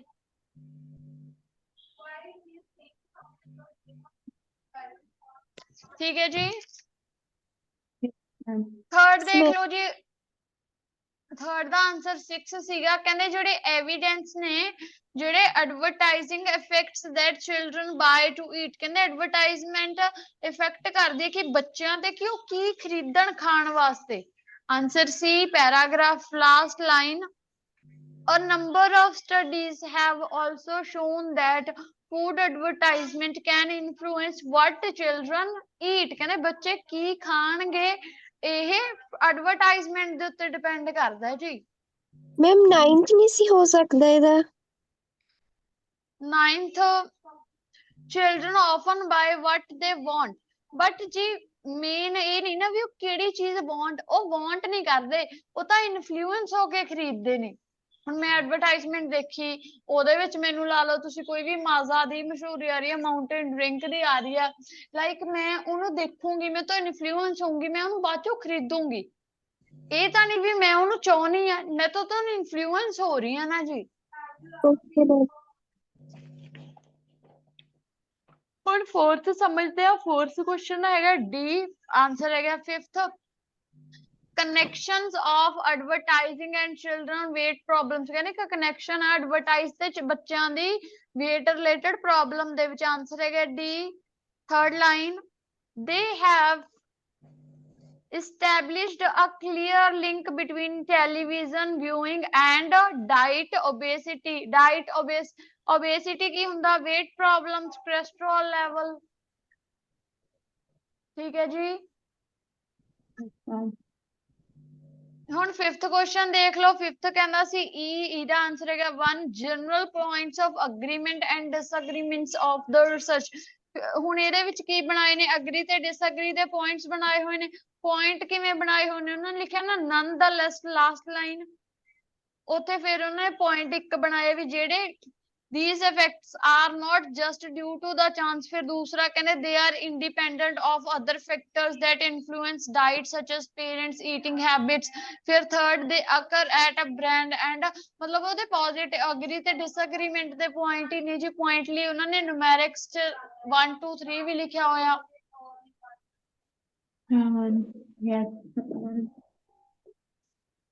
ਸਿਕਸ ਕੁਐਸਚਨ ਦੇਖਦੇ ਹਾਂ ਜੀ। F ਦਾ ਆਨਸਰ ਹੈਗਾ 10। ਕਹਿੰਦੇ ਅੰਡਰ ਐਸਟੀਮੇਟਿੰਗ ਕਰਨਾ ਕਿਸੇ ਵੀ ਚੀਜ਼ ਨੂੰ, ਇਫੈਕਟ ਆਫ ਐਡਵਰਟਾਈਜ਼ਿੰਗ ਹੈ ਨਾ has on children, ਉਹ ਚੀਜ਼ ਨੂੰ ਅੰਡਰ ਐਸਟੀਮੇਟਿੰਗ ਕਰਨਾ। ਆਨਸਰ ਹੈਗਾ ਥਰਡ ਜੀ ਪੈਰਾਗ੍ਰਾਫ। ਸੌਰੀ ਰਜੇ, F ਦਾ ਹੈਗਾ ਇਹ ਆਨਸਰ 10। ਹੁਣ ਦੇਖੋ ਜੀ F ਪੈਰਾਗ੍ਰਾਫ ਦੇ ਵਿੱਚ ਕਿੱਥੇ ਲਿਖਿਆ ਹੋਇਆ? ਫੋਰਥ ਲਾਈਨ ਆ। Second the study have looked at the direct effect of individual children and understate indirect influences। For example, promotion for fast food outlets may not only influence the children but also encourage their parents to take them for meals, reinforce the idea that normal desirable behaviors। ਤਾਂ ਉਹ underestimating ਦੀ ਗੱਲ ਕਰ ਰਹੇ ਨੇ, estimate to be smaller। ਠੀਕ ਹੈ ਜੀ। Ma'am दोबारा दस्यो। ਮਤਲਬ ਉਹ ਗੱਲ ਕੀ ਕਰ ਰਹੇ ਨੇ ਵੀ ਉਹ ਅੰਡਰ ਐਸਟੀਮੇਟ ਕਰਨਾ ਵੀ ਕਿਸੇ ਚੀਜ਼ ਨੂੰ ਐਸਟੀਮੇਟ ਕਰਨਾ ਟੂ ਬੀ ਸਮਾਲਰ ਦੇ ਨਾਲ ਕਹਿੰਦੇ ਜਿਹੜੇ ਐਡਵਰਟਾਈਜ਼ਮੈਂਟ ਦੇ ਇਫੈਕਟ ਨੇ ਚਿਲਡਰਨ ਦੇ ਉੱਤੇ ਤਾਂ ਉਹ ਸੇਮ ਗੱਲ ਕਹਿ ਰਹੇ ਨੇ ਪੈਰਾਗ੍ਰਾਫ ਵੀ ਉਹੀ ਕਹਿ ਰਿਹਾ ਵੀ ਜਿਹੜੀ ਸਟੱਡੀ ਨੇ ਉਹ ਦਿਖਾ ਰਿਹਾ ਵੀ ਜਿਹੜੇ ਇਹਦੇ ਡਾਇਰੈਕਟ ਇਫੈਕਟ ਨੇ ਕਿਹਦੀ ਐਡਵਰਟਾਈਜ਼ਮੈਂਟ ਦੇ ਉਹਦੇ ਨਾਲ ਕੀ ਹੁੰਦਾ ਬੱਚੇ ਇਨਫਲੂਐਂਸ ਹੁੰਦੇ ਨੇ ਇੱਕ ਐਗਜ਼ਾਮਪਲ ਹੈ ਕਹਿੰਦੇ ਕੱਲੀਆਂ ਇਹ ਬੱਚੇ ਨੂੰ ਨਹੀਂ ਇਫੈਕਟ ਕਰ ਰਹੀਆਂ ਉਹਨਾਂ ਦੇ ਬੱਚਿਆਂ ਨੂੰ ਵੀ ਕਰਦੀਆਂ ਹੁਣ ਬੱਚੇ ਆਪਣੇ ਪੇਰੈਂਟਸ ਨੂੰ ਕਹਿੰਦੇ ਨੇ ਵੀ ਮੈਨੂੰ ਇੱਥੇ ਖਵਾਉਣ ਲੈ ਕੇ ਜਾਓ ਐਡਵਰਟਾਈਜ਼ਮੈਂਟ ਦੇਖ ਕੇ ਦੈਨ ਉਹਨਾਂ ਦੇ ਪੇਰੈਂਟਸ ਵੀ ਰੀਫੋਰਸ ਹੁੰਦੇ ਨੇ ਕਿ ਹਾਂ ਮੇਰੇ ਬੱਚੇ ਨੂੰ ਉੱਥੇ ਲੈ ਕੇ ਜਾਵਾਂ yes ma'am. and then 8 to 13 doubt ma'am 12 12 ma'am 9 ma'am 8 8 9 ma'am 11 okay ਜੀ ਹੁਣ ਦੇਖੋ ਪਹਿਲਾਂ ਤਾਂ 8th ਕੁਐਸਚਨ ਕਹਿੰਦੇ ਉਹ ਕਹਿੰਦੇ ਨੇ ਵੀ there is a little difference between healthy diet recommended by advertisers and diet promoted by food ਕਹਿੰਦੇ ਇਹਦੇ ਵਿੱਚ ਇੱਕ ਡਿਫਰੈਂਟ ਛੋਟਾ ਜਿਹਾ ਫਰਕ ਹੈ ਕਿ ਜਿਹੜੀ ਹੈਲਦੀ ਡਾਈਟ ਆਪਾਂ ਨੂੰ ਐਡਵਰਟਾਈਜ਼ਰ ਪ੍ਰੈਫਰ ਕਰਦਾ ਹੈ ਤੇ ਜਿਹੜੀ ਡਾਈਟ ਆਪਾਂ ਨੂੰ ਫੂਡ ਐਡਵਰਟਾਈਜ਼ਮੈਂਟ ਪ੍ਰੈਫਰ ਕਰਦੀ ਹੈ ਆਨਸਰ ਹੈਗਾ नो ਕਿਵੇਂ ਜੀ ਉੱਥੇ ਉਹਨਾਂ ਨੇ ਲਿਖਿਆ ਹੋਇਆ ਏ paragraph last 4 lines the advertised diet contrast sharply ਉਹ ਤਾਂ ਕਹਿੰਦੇ ਥੋੜਾ ਡਿਫਰੈਂਸ ਹੈ ਇਹ ਤਾਂ ਕਹਿੰਦੇ ਵੀ ਬਹੁਤ ਵੱਡਾ ਡਿਫਰੈਂਸ ਹੈ ਜੀ ਠੀਕ ਹੈ ਰਜੇ यस मैम। Yes ma'am. ਹੁਣ ਅਗਲੀ ਸਮਝੋ 9th ਕੁਐਸਚਨ ਕਹਿੰਦੇ ਜਿਹੜੀ ਟੀਵੀ ਐਡਵਰਟਾਈਜ਼ਮੈਂਟਸ ਨੇ ਉਹ ਸਕਸੈਸਫੁਲੀ ਬੱਚਿਆਂ ਨੂੰ ਨਿਊਟ੍ਰੀਸ਼ਨਲ ਨੌਲੇਜ ਦੇ ਦਿੰਦੇ ਨੇ ਵਿਟਾਮਿਨ ਤੇ ਹੋਰ ਚੀਜ਼ਾਂ ਬਾਰੇ ਆਨਸਰ ਹੈਗਾ नो ਕਿਉਂਕਿ नो ਕਿਉਂ ਉੱਥੇ ਉਹਨਾਂ ਨੇ ਲਿਖਿਆ ਵੀ ਉਹਨਾਂ ਦਾ ਲਿਟਲ ਇਨਫਲੂਐਂਸ ਆ ਹੁਣ ਮੈਂ ਕਹਾ ਵੀ ਮੈਂ ਤੁਹਾਨੂੰ ਸਕਸੈਸਫੁਲੀ ਸਾਰੀ ਰੀਡਿੰਗ ਸਮਝਾਤੀ ਤੇ ਇੱਕ ਸਾਈਡ ਮੈਂ ਤੁਹਾਨੂੰ ਇਹ ਗੱਲ ਕਹਾ ਕਿ ਮੇਰਾ ਤੁਹਾਨੂੰ ਐਡਵਰਟਾਈਜ਼ਮੈਂਟ ਸਮਝਾਉਣ ਦੇ ਉੱਪਰ ਲਿਟਲ ਸੌਰੀ ਰੀਡਿੰਗ ਸਮਝਾਉਣ ਦੇ ਲਈ ਲਿਟਲ ਇਨਫਲੂਐਂਸ ਗਿਆ ਸਮਝੇ क्वेश्चन दस्यो। ਇਹਦੀ ਲੋਕੇਸ਼ਨ ਹੈਗੀ ਹੈ 9th ਦੀ ਬੀ ਪੈਰਾਗ੍ਰਾਫ ਠੀਕ ਹੈ ਜੀ मैम लाइन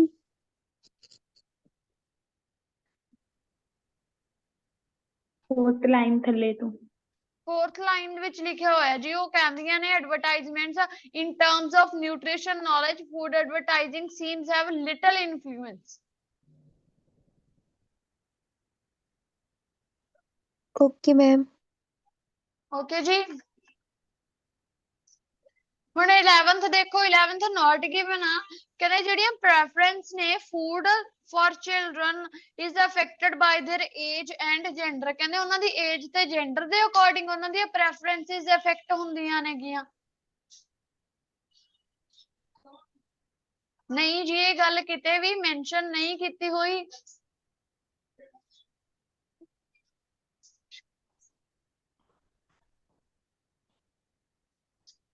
ठीक है then 11 12th देखते हैं the investigation primarily for food promotion on TV advertising tend to be partial and incomplete ਕਹਿੰਦੇ partial ਤੇ incomplete ਲੱਗਦੀ ਹੈ ਆਨਸਰ ਹੈਗਾ 12 ਹੈਗਾ yes ਕਿਉਂ yes ਹੈਗਾ ਕਿਉਂਕਿ ਇਹਦੀ ਗੱਲ ਦੇਖੋ ਜੀ E paragraph second line this does not amount to proof as noted above this kind of research in controversial and proof simply is not available same ਗੱਲ ਹੋ ਗਈ ਜਾਂਦੇ ਨੇ proof available ਨਹੀਂ ਉੱਥੇ ਵੀ ਕਹਿੰਦੇ ਵੀ ਇਹ partially ਹੈ ਤੇ proper ਪੂਰੀ ਨਹੀਂ ਹੈਗੀ incomplete ਆ यस मैम। ਠੀਕ ਹੈ ਜੀ यस मैम। ਕਲੀਅਰ ਬੱਚੇ ਸਾਰਿਆਂ ਨੂੰ यस यस मैम। ਬੱਚੇ ਜਿਹੜਾ ਕੱਲ ਹੋਮਵਰਕ ਸੀ ਉਹਦੇ ਆਨਸਰ ਚੈੱਕ ਕਰ ਲਓ ਸੈਕਿੰਡ ਪੈਸੇਜ ਸੀ ਨਾ ਤੁਹਾਨੂੰ ਹੋਮਵਰਕ यस मैम ਡੈਸਟਰੀਫਿਕੇਸ਼ਨ ਉਹਦੇ ਆਨਸਰ ਦੇਖੋ ਜੀ 14 is E 15 D 16 C 17 F 18 D 19 G 20 not given, sorry 20 no, 21 not given, 20 no, 23 yes, 24 stabilize, 25 salinization, and 26 proper crop rotation. Ma'am only crop rotation नहीं आ सकदा? नहीं जी, proper crop rotation. Ma'am 15 ਦਾ ਕੀ ਆ? 18 ਦਾ D ਆ ਤੇ ਇਦਾਂ same ਆ ਸਕਦੇ ਆ ਕਿਉਂਕਿ ਉਹਨਾਂ ਨੇ ਉੱਪਰ ਮੈਂਸ਼ਨ ਨਹੀਂ ਕੀਤਾ। ਕਿੱਦਾਂ ਬੱਚੇ ਜੀ? ਮੈਮ ਜਿਵੇਂ 15 ਤੇ 18 ਦਾ ਡੀ ਆ। ਬੱਚੇ ਹੁਣ ਇਹਦੇ ਵਿੱਚ ਸਮਝੋ, ਕਈ ਵਾਰ ਆਪਣਾ ਆਨਸਰ ਕੀ ਹੁੰਦਾ ਜੀ, ਉਹ ਉੱਪਰ ਲਿਖਦੇ ਨੇ ਵੀ you may use any letter more than once. ਹੁਣ ਜੇ ਤਾਂ ਉਹਨਾਂ ਨੇ ਲਿਖਤਾ you may use any letter more than once ਤਾਂ ਆਪਾਂ ਨੂੰ ਕਲੀਅਰ ਹੋ ਗਿਆ। ਜੀ ਉਹਨਾਂ ਨੇ ਇਹ ਲਿਖਤਾ ਕਿ ਤੁਸੀਂ ਨਹੀਂ ਕਰ ਸਕਦੇ ਤਾਂ ਦੈਨ ਫਿਰ ਵੀ ਆਪਾਂ ਸਮਝ ਜਾਾਂਗੇ। ਹੁਣ ਇਹ ਟਿਪੀਕਲ ਹੁੰਦਾ ਕਿ 70-30 ਹੁੰਦਾ, ਵੀ ਹੋ ਵੀ ਸਕਦਾ ਨਹੀਂ ਵੀ ਹੋ ਸਕਦਾ। Okay ma'am. ਠੀਕ ਹੈ, ਆਪਣੇ ਆਪਣੇ ਸਕੋਰ ਭੇਜ ਦਿਓ ਪਹਿਲਾਂ ਚੈਟ ਬਾਕਸ ਦੇ ਵਿੱਚ।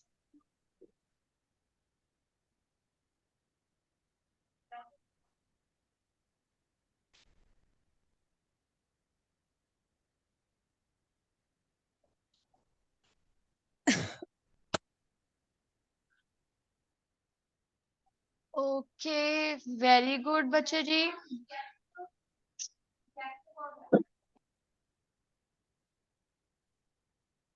अवतांश क्या हुआ? 6 ही रह गए।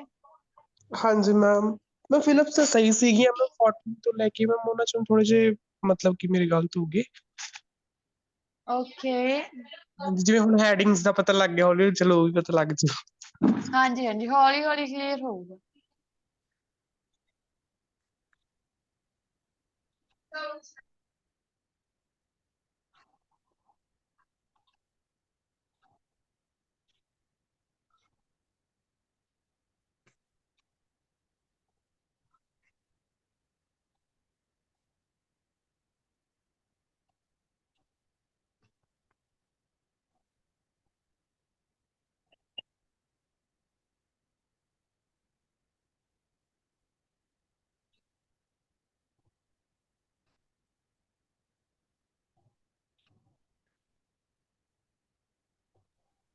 मैम स्क्रीन नहीं शो हो रही।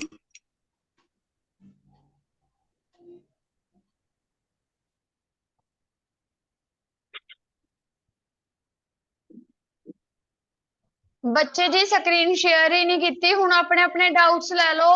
14 to 19 doubt. Yes ma'am. Ma'am 17 18 19 17 18 19 14 मैं 15 15 and 16 ਸਾਰੇ ਨੇ। ਦੇਖੋ ਜੀ 14 ਕਹਿੰਦੇ 14 ਕਹਿੰਦਾ ਜਿਹੜੀ ਡਿਸਟ੍ਰਿਫਿਕੇਸ਼ਨ ਆ pose a threat to people worldwide, ਸਾਰੇ ਲੋਕਾਂ ਲਈ ਇੱਕ ਖਤਰਾ ਬਣ ਗਈ ਦੁਨੀਆ ਭਰ ਦੇ ਵਿੱਚ। ਆਨਸਰ ਹੈਗਾ ਈ ਕਿਵੇਂ ਹੈ ਜੀ? ਈ ਪੈਰਾਗ੍ਰਾਫ ਦੇਖੋ, ਈ ਪੈਰਾਗ੍ਰਾਫ ਦੇ ਵਿੱਚ ਸੈਕਿੰਡ ਦੇ ਵਿੱਚ ਲਿਖਿਆ ਹੋਇਆ। ਪਹਿਲਾਂ ਤਾਂ ਪਹਿਲੀ ਲਾਈਨ ਦੇਖ ਲਓ, ਉੱਥੇ ਉਹ ਕੀ ਕਹਿ ਰਹੇ ਨੇ ਵੀ ਜਿਹੜੀ ਡਿਸਟ੍ਰਿਫਿਕੇਸ਼ਨ ਆ become well known. Well known ਕਦੋਂ ਬਣੀ ਸੀ? 1930 ਦੇ ਵਿੱਚ। When a part of Great Plains in the United turns Dust Bowl ਦੇ ਵਿੱਚ ਬਣ ਗਿਆ ਸੀ। ਫਿਰ ਉਹਨਾਂ ਨੇ ਸੈਂਟਰ ਦੇ ਵਿੱਚ ਲਿਖਿਆ ਹੋਇਆ ਸੀ but desertification presently affect million of people in every continent. Million of people। Tejinder ਬੱਚੇ ਤੁਹਾਨੂੰ WhatsApp ਤੇ ਮੈਸੇਜ ਹੋ ਜਾਊਗਾ ਤੁਹਾਡੇ ਸਪੀਕਿੰਗ ਦਾ ਟਾਈਮ ਵੀ ਕਿੰਨਾ ਗਾ। ਤਾਂ ਇੱਥੇ ਉਹ ਕੀ ਗੱਲ ਕਰ ਰਹੇ ਨੇ ਵੀ ਮਿਲੀਅਨ ਆਫ ਲੋਕਾਂ ਨੂੰ ਉਹ ਚੀਜ਼ ਇਫੈਕਟ ਕਰ ਰਹੀ ਹੈ ਤੇ ਅਲੱਗ-ਅਲੱਗ ਕੰਟੀਨੈਂਟ ਮਤਲਬ ਦੁਨੀਆ ਦੇ ਹਰੇਕ ਕੋਨੇ ਦੇ ਵਿੱਚ ਇਫੈਕਟ ਕਰ ਰਹੀ ਆ। Okay ma'am. ਹੁਣ ਅਗਲਾ ਦੇਖੋ, ਅਗਲਾ ਕਹਿੰਦਾ ਵੀ it is a difficult to describe the process of desertification. ਕਹਿੰਦੇ ਇਹ ਚੀਜ਼ ਔਖੀ ਹੈ ਉਸ ਚੀਜ਼ ਦੇ ਪ੍ਰੋਸੈਸ ਨੂੰ ਡਿਸਕ੍ਰਾਈਬ ਕਰਨਾ। ਡੀ ਪੈਰਾਗ੍ਰਾਫ ਇਹਦਾ ਆਨਸਰ ਹੈ ਜੀ। ਡੀ ਪੈਰਾਗ੍ਰਾਫ ਦੇ ਵਿੱਚ ਉਹਨਾਂ ਨੇ ਮੈਂਸ਼ਨ ਕੀਤਾ ਹੋਇਆ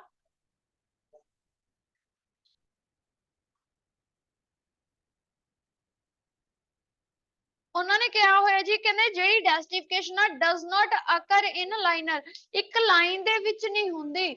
ਜੇ ਉਹ ਇੱਕ ਲਾਈਨ ਦੇ ਵਿੱਚ ਨਹੀਂ ਹੁੰਦੀ, ਉਹ ਕਿੱਦਾਂ ਹੁੰਦੀ ਆ ਹੁਣ ਆਪਾਂ ਨੂੰ ਕੀ ਪਤਾ। ਉਹਨਾਂ ਦੇ ਬਾਰਡਰਸ ਵੀ ਅਲੱਗ-ਅਲੱਗ ਹੁੰਦੇ ਨੇ ਤੇ ਉਹ ਕੁਇਕਲੀ ਡੀਗ੍ਰੇਡ ਕਰ ਲੈਂਦੀ ਹੈ ਸੋਇਲ, ਰੌਕ, ਸਾਰੀਆਂ ਚੀਜ਼ਾਂ ਨੂੰ। ਤਾਂ ਮਤਲਬ ਉਹਨੂੰ ਅਨਫੋਰਚੂਨੇਟਲੀ ਫਿਰ ਉਹ ਚੀਜ਼ ਨੂੰ ਪਬਲਿਕ ਅਟੈਂਸ਼ਨ ਤਾਂ ਲੈਂਦੀ ਹੈ, ਪਰ ਉਹਨੂੰ ਡਿਸਕ੍ਰਾਈਬ ਕਰਨਾ ਤਾਂ ਔਖਾ ਹੀ ਹੈ ਜਦੋਂ ਇੱਕ ਲਾਈਨ ਦੇ ਵਿੱਚ ਨਹੀਂ ਹੈਗੀ।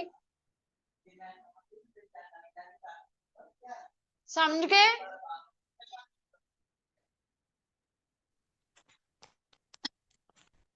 ਕਲੀਅਰ ਬੱਚੇ ਜੀ ਜਿਨ੍ਹਾਂ ਦਾ ਡਾਊਟ ਸੀ? Yes ma'am. Yes ma'am. ਦੁਬਾਰਾ ਦੱਸਿਓ ਜੀ।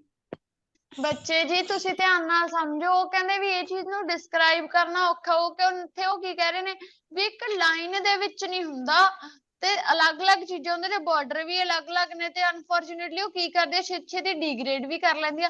ਮਤਲਬ ਉਹਨੂੰ ਪ੍ਰੋਪਰ ਉਹਨੂੰ ਡਿਫਾਈਨ ਨਹੀਂ ਕਰ ਸਕਦੇ ਉਹ। 16 ਕਹਿੰਦੇ ਜਿਹੜੀ ਡੈਸਟੀਫਿਕੇਸ਼ਨ ਆ ਮੇ ਆਲਟਰ ਲੋਕਲ ਕਲਾਈਮੇਟ, ਆਲਟਰ ਹੁੰਦਾ ਜੀ ਚੇਂਜ ਕਰਨਾ। ਕਹਿੰਦੇ ਜਿਹੜੀ ਇਹ ਚੀਜ਼ ਆ ਉਹ ਆਲਟਰ ਕਰੂਗੀ ਕਿੰਨਾ ਨੂੰ, ਲੋਕਲ ਕਲਾਈਮੇਟਸ ਨੂੰ। ਆਨਸਰ ਹੈਗਾ ਸੀ ਪੈਰਾਗ੍ਰਾਫ ਦੇ ਵਿੱਚ ਇਹਦੀ ਗੱਲ ਕੀਤੀ ਹੋਈ ਆ।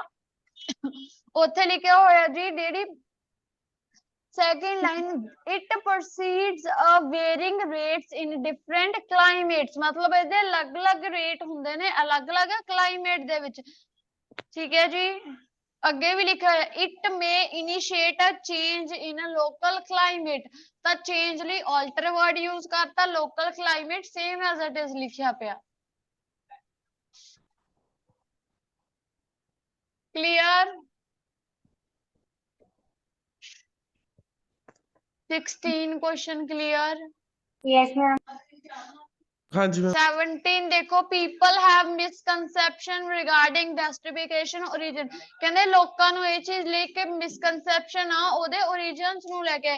ਆਨਸਰ ਇਹਦਾ ਪੈਰਾਗ੍ਰਾਫ F ਆ, ਪਹਿਲੀ ਲਾਈਨ ਆ। It is a misconception that drought cause a desertification, ਕਹਿੰਦੇ ਉਹ ਇਹਨਾਂ ਨੇ ਇੱਕ ਵਹਿਮ ਆ ਵੀ ਸੋਕੇ ਦੇ ਨਾਲ ਕੀ ਡੈਸਟੀਫਿਕੇਸ਼ਨ ਪੈਦਾ ਹੁੰਦੀ ਆ, ਮਤਲਬ ਉਹਦਾ origin ਡਰਾਟ ਹੈ ਨਹੀਂਗਾ। ਕਲੀਅਰ? 17 yes ma'am. ਕਹਿੰਦੇ ਅਗਲਾ ਹੈਗਾ it is hard to notice desertification in early stages, ਕਹਿੰਦੇ ਉਹਨੂੰ ਉਹਦੀਆਂ अर्ਲੀ ਸਟੇजेस ਦੇ ਵਿੱਚ ਨੋਟਿਸ ਕਰਨਾ ਬਹੁਤ ਹੀ ਜ਼ਿਆਦਾ ਔਖਾ ਗਾ। 18ਵੇਂ ਦਾ ਆਨਸਰ ਵੀ ਡੀ ਆ। ਕਿਉਂ ਡੀ? 18ਵੇਂ ਦੇ ਔਖਾ ਕਿਉਂਕਿ ਪਹਿਲੀ ਲਾਈਨ ਸੇਮ ਗੱਲ ਕਹੀ ਹੋਈ ਆ। ਕਹਿੰਦੇ ਵੀ ਅੱਗੇ ਪਹਿਲਾਂ ਤਾਂ ਉਹ ਇੱਕ ਲਾਈਨਰ ਦੇ ਵਿੱਚ ਹੁੰਦਾ ਹੀ ਨਹੀਂ, ਸਟਾਰਟ ਹੀ ਇੱਕ ਲਾਈਨਰ ਦੇ ਵਿੱਚ ਨਹੀਂ ਹੁੰਦਾ। ਫਿਰ ਉਹਨਾਂ ਨੇ ਵਿਚਾਲੇ ਲਿਖਿਆ often little or no data are available to indicate the previous state of ecosystem, ਕਹਿੰਦੇ ਵੀ ਇਹ ਚੀਜ਼ ਦਾ ਡਾਟਾ ਹੈ ਹੀ ਨਹੀਂ ਵੀ ਆਪਣੇ previous stages ਦੇ ਵਿੱਚ ਕਿਵੇਂ ਅਕਰ ਹੁੰਦਾ। Okay ma'am.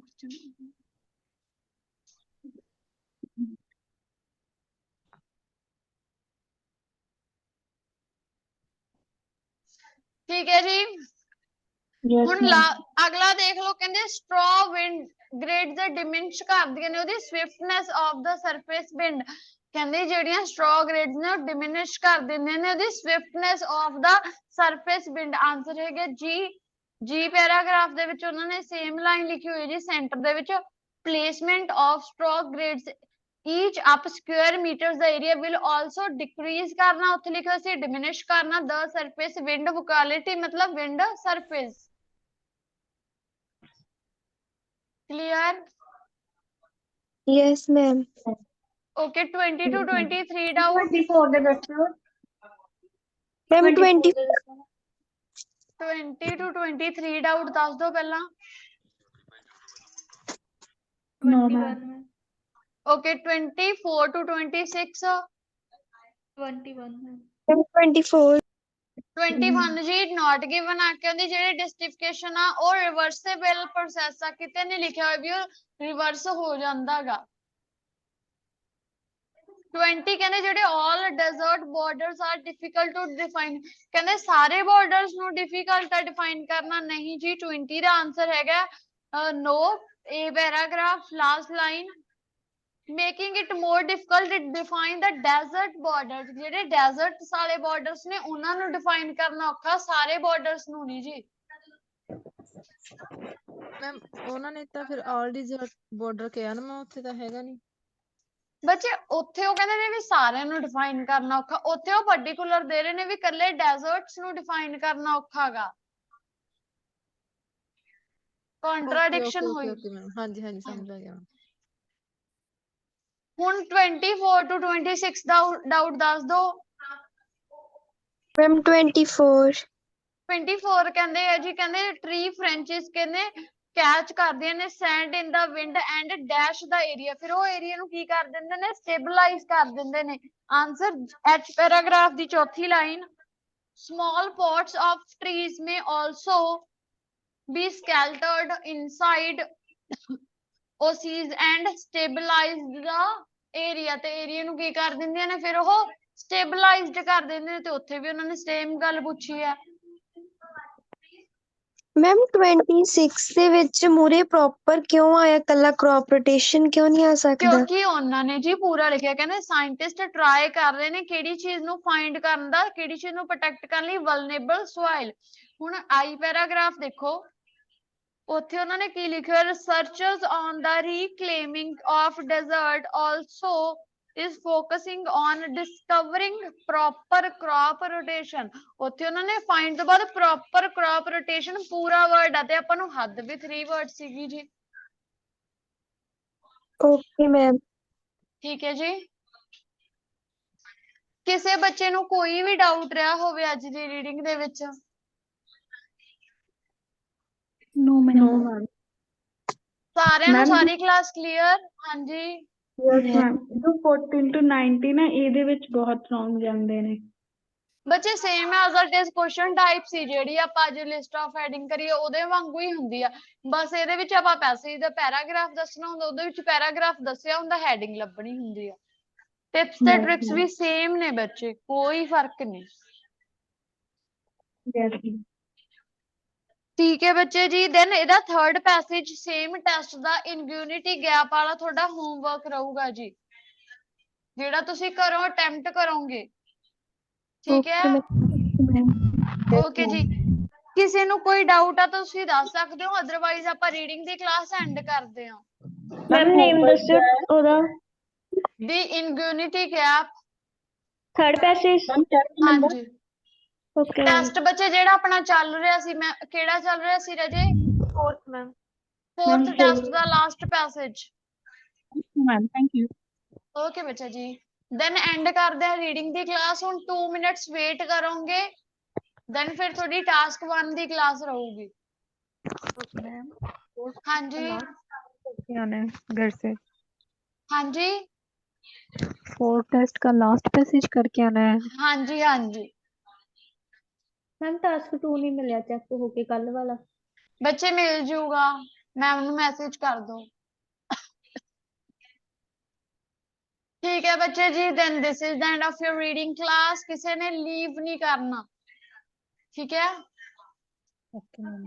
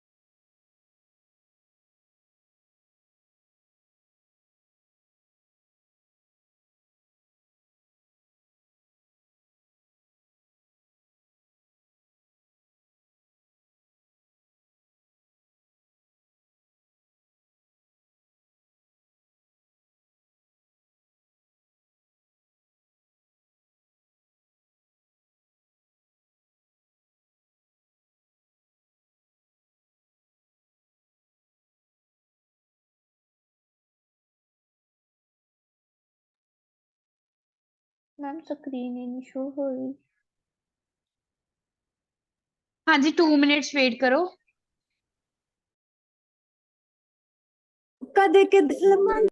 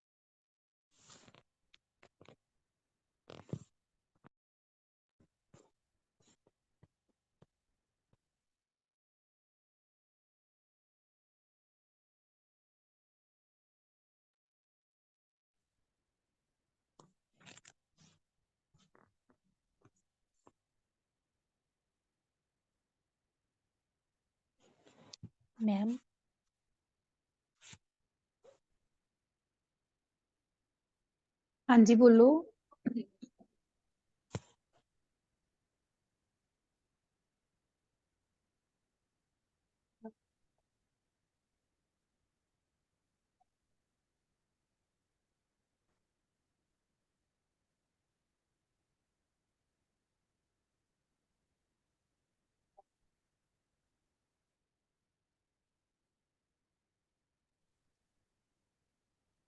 हाँ जी देखो अज अपना टास्क 1 की है The bar chart below shows shares of expenditure for 5 major categories in the United States, Canada, the United Kingdom, and Japan in the year 2009 ਕਿਸੇ ਬੱਚੇ shares of expenditure means expenditure ਕੀ ਹੁੰਦਾ ਹੈ ਜਿੰਨਾ ਪੈਸਾ spend ਕੀਤਾ ਗਿਆ ਹੁੰਦਾ ਉਸ ਨੂੰ ਕਹਿੰਦੇ ਆ ਜੀ expenditure ਜਿਹੜੀ ਸਾਰੀ ਆਪਣੀ spending ਹੁੰਦੀ ਆ ਠੀਕ ਹੈ ਕਹਿੰਦੇ shares ਜਿਹੜੀ expenditure ਦਾ share ਦੱਸਿਆ ਵੀ ਇੰਨੇ percent money ਇੱਥੇ spend ਹੁੰਦੀ ਹੈ ਠੀਕ ਹੈ ਜੀ for 5 major categories 5 major categories ਕਿਹੜੀਆਂ ਕਿਹੜੀਆਂ ਆਪਣੇ ਕੋਲ food housing transportation healthcare and clothing ਠੀਕ ਹੈ in ਕਿਹੜੀਆਂ ਯੂਨਾਈਟਿਡ ਸਟੇਟਸ ਦੇ ਵਿੱਚ Canada United Kingdom Japan in 2009 ਦੇ ਵਿੱਚ ਜਿਹੜੀ ਕਿ ਅਜੇ ਆਪਾਂ ਨੂੰ ਪ੍ਰਪੋਰਸ਼ਨ ਪਰਸੈਂਟੇਜ ਦਿੱਤੀ ਹੋਈ ਹੈ ਮਨੀ ਦੀ ਜਿਹੜੀ ਕਿ ਸਪੈਂਡ ਕੀਤੀ ਜਾਂਦੀ ਹੈ ਵੱਖਰੇ ਵੱਖਰੇ ਥਿੰਗਸ ਦੇ ਉੱਪਰ ਹਾਂਜੀ ਬੱਚੇ ਸਟੇਟਮੈਂਟ ਕਲੀਅਰ ਹੈ ਜੀ ਸਾਰਿਆਂ ਨੂੰ ਯੈਸ ਮੈਮ ਕਿਸੇ ਨੂੰ ਕੋਈ ਡਾਊਟ ਹੋਵੇ नो मैम नो मैम ਹਾਂਜੀ ਬੋਲੋ ਦੁਬਾਰਾ क्लियर है ਇਸਨੇ मैम ਓਕੇ ਕਲੀਅਰ ਹੈ ਜੀ ਓਕੇ ਦੈਨ हाँ ਇਹਦੀ जी ਇੰਟਰੋਡਕਸ਼ਨ ਬੱਚੇ ਆਪਾਂ ਇੱਕ ਪੈਸਿਵ ਚ ਲਿਖਦੇ ਹਾਂ ਔਰ ਐਕਟਿਵ ਦੇ ਵਿੱਚ ਵੀ ਲਿਖਦੇ ਹਾਂ ਠੀਕ ਹੈ ਪੈਸਿਵ ਚ ਲਿਖਦੇ ਹਾਂ ਦੈਨ ਗੁੱਡ ਐਂਡ ਵੈਲ ਆ ਅਗਰ ਐਕਟਿਵ ਚ ਲਿਖਦੇ ਹਾਂ ਉਹ ਵੀ ਵਧੀਆ ਠੀਕ ਹੈ ਜੀ ਦੋਨਾਂ ਚ ਕੋਈ ਡਿਫਰੈਂਸ ਨਹੀਂ ਹੈਗਾਗਾ ਬਸ ਮਾਈਨਰ ਆਪਣਾ ਡਿਫਰੈਂਸ ਪੈ ਜਾਂਦਾ ਠੀਕ ਹੈ ਜੀ ਹੁਣ ਤੁਸੀਂ ਐਕਟਿਵ ਦੇ ਵਿੱਚ ਲਿਖਦੇ ਹੋ ਜਾਂ ਫਿਰ ਸਾਰੇ ਹੀ ਪੈਸਿਵ ਚ पैसिव से लिखते हैं मैम पैसिव मैम ਦੇਖੋ ਆਪਾਂ ਕੀ ਲਿਖਦੇ ਹਾਂ ਜੀ starting the information regarding means about ਹੁਣ ਆਪਣੇ ਕੋਲ ਪਹਿਲਾਂ ਮੈਂ ਤੁਹਾਨੂੰ ਥੋੜੇ ਜਿਹੇ synonyms ਲਿਖਵਾ ਦਾਂ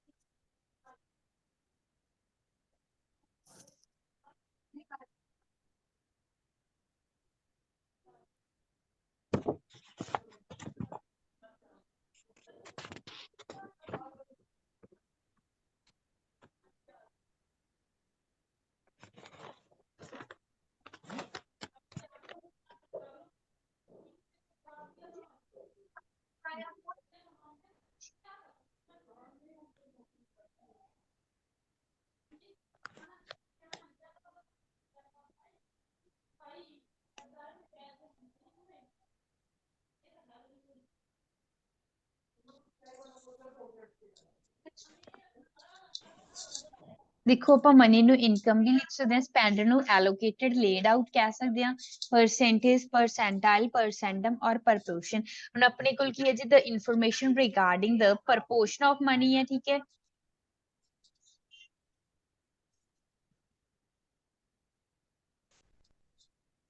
proportion of money that spent on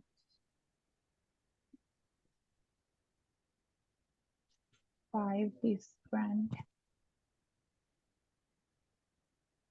ma'am spend ਨੂੰ ਯੂਟਿਲਾਈਜ਼ ਵੀ ਲਿਖ ਸਕਦੇ ਆ use ਕਹਿ ਸਕਦੇ ਹਾਂ ਹਾਂਜੀ things spent on five different things in 4 nations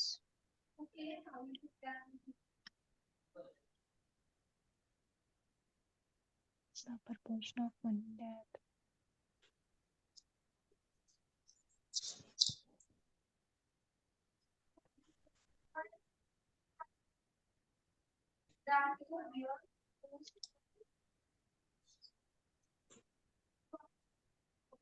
ਦੇਖੋ ਆਪਾਂ ਕੀ ਲਿਖਿਆ the information regarding the proportion of money ਪੈਸਿਆਂ ਦੀ ਠੀਕ ਹੈ ਜੀ proportion ਹੈ that spent ਜਿਹੜੇ spent ਕਿਸ ਉੱਤੇ ਕੀਤੇ ਜਾਂਦੇ ਨੇ on 5 different things ਦੇ ਉੱਪਰ in 4 nation 4 countries ਦੇ ਵਿੱਚ in 2009 ਦੇ ਵਿੱਚ has been depicted by the assigned bar graph ਕਿਸ ਦੁਆਰਾ ਡਿਪਿਕਟ ਕੀਤਾ ਜਾਂਦਾ ਬੱਚੇ assigned means given ਜਿਹੜਾ bar graph ਦਿੱਤਾ ਹੋਇਆ ਉਸ ਦੁਆਰਾ ਡਿਪਿਕਟ ਕੀਤਾ ਜਾਂਦਾ ਦੇਖਿਆ ਜਾਂਦਾ ਕਲੀਅਰ ਹੈ ਇਹਦੇ 'ਚ ਆਪਾਂ ਕੰਟਰੀ ਦੇ ਨੇਮ ਨਹੀਂ ਮੈਂਸ਼ਨ ਕਰ ਸਕਦੇ ਜ਼ਰੂਰੀ ਨਹੀਂ ਹੈਗਾ ਬੱਚੇ ਕਰਨੇ ਆ ਕਿਉਂਕਿ ਇਹਨਾਂ ਨੇ ਆਲਰੇਡੀ ਕੀਤੇ ਪਏ ਸੀ ਤਾਂ ਕਰਕੇ ਆਪਾਂ ਨੇ ਕੀਤੇ ਨਹੀਂ ਇੱਥੇ ਓਕੇ ਮੈਮ ਠੀਕ ਹੈ ਯੈਸ ਅਗਰ ਕਰਨੇ ਆ ਤਾਂ ਕਰ ਸਕਦੇ ਹੋ ਉਹ ਤੁਹਾਡੀ ਮਰਜ਼ੀ ਹੈ, ਤੁਹਾਡੇ ਤੇ ਡਿਪੈਂਡ ਹੈ। ਇਹ ਨਹੀਂ ਅਗਰ ਤੁਸੀਂ ਕਰਦੇ ਹੋ ਤਾਂ ਵੀ ਸਹੀ ਹੈ, ਨਹੀਂ ਕਰਦੇ ਤਾਂ ਵੀ ਸਹੀ ਹੈ।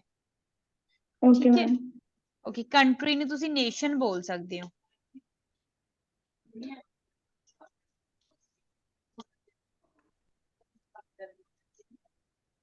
ਹੁਣ ਦੇਖੋ ਬੱਚੇ ਇਹ 'ਚ ਓਵਰਆਲ ਕੀ ਹੋ ਸਕਦਾ ਹੈ। ਓਵਰਆਲ ਦੇਖੋ, ਓਵਰਆਲ ਦੇ ਵਿੱਚ ਹਮੇਸ਼ਾ ਆਪਾਂ ਮੈਕਸਿਮਮ ਔਰ ਮਿਨੀਮਮ ਲਿਖਦੇ ਹਾਂ। ਚਲੋ ਦੱਸੋ ਜੀ ਕੀ ਹੋ ਸਕਦਾ overall. Ma'am highest and lowest how big is 1 year available ਆਪਣੇ ਕੋਲੇ। ਦੇਖੋ ਆਪਾਂ ਇਦਾਂ ਕਹਿ ਸਕਦੇ ਹਾਂ ਨਾ, ਹਾਊਸਿੰਗ ਹੈ ਜਿਹੜਾ, ਹਾਊਸਿੰਗ ਦੇ ਵਿੱਚ ਸਾਰੀਆਂ ਕੰਟਰੀਜ਼ ਹੀ ਜ਼ਿਆਦਾ ਕਰਦੀਆਂ ਐਜ਼ ਕੰਪੇਅਰ ਟੂ ਸਾਰੀਆਂ ਦੂਸਰੇ ਦੇ ਹਾਊਸਿੰਗ ਦੇ ਉੱਪਰ। ਠੀਕ ਹੈ, ਦੈਨ ਸਭ ਤੋਂ ਲੀਸਟ ਕਿਸ ਉੱਤੇ ਕਰ ਰਹੀ ਹੈ, ਹੈਲਥ ਕੇਅਰ ਤੇ। ਹੈਲਥ ਕੇਅਰ ਤੇ ਸਾਰਿਆਂ ਚੋਂ ਲੀਸਟ ਹੈ, ਬਟ ਜਿਹੜਾ ਫਰਸਟ ਵਾਲਾ ਹੈਗਾ ਬਲੂ ਵਾਲਾ ਯੂਨਾਈਟਿਡ ਸਟੇਟਸ ਹੈ, ਉਸ ਦੇ ਵਿੱਚ ਤਾਂ ਕਲੋਥਿੰਗ ਨਾਲੋਂ ਜ਼ਿਆਦਾ ਨਾ ਕਲੋਥਿੰਗ ਦੇ ਨਾਲੋਂ। ਤਾਂ ਆਪਾਂ ਉੱਥੇ ਐਕਸੈਪਟ ਵਰਡ ਲਿਖ ਕੇ ਓਵਰਆਲ ਮੈਂਸ਼ਨ ਕਰਾਂਗੇ। ਆਪਾਂ ਕੀ ਲਿਖਾਂਗੇ ਜੀ,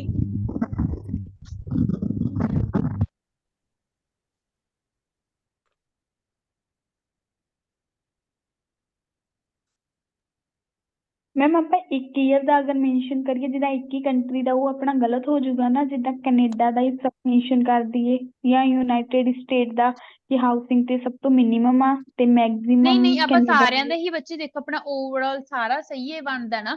ਅਗਰ ਆਪਾਂ ਇੱਕ ਦਾ ਇੱਕੋ ਚੀਜ਼ ਦਾ ਇੱਕ ਕੰਟਰੀ ਦਾ ਕਰ ਰਹੇ ਹਾਂ ਫਿਰ ਤਾਂ ਗਲਤ ਜਿਹਾ ਹੋ ਜਾਊਗਾ, ਕਿਉਂਕਿ ਆਪਾਂ ਮੇਨ ਓਵਰਆਲ ਦੇਖਣਾ ਹੁੰਦਾ ਸਾਰਾ।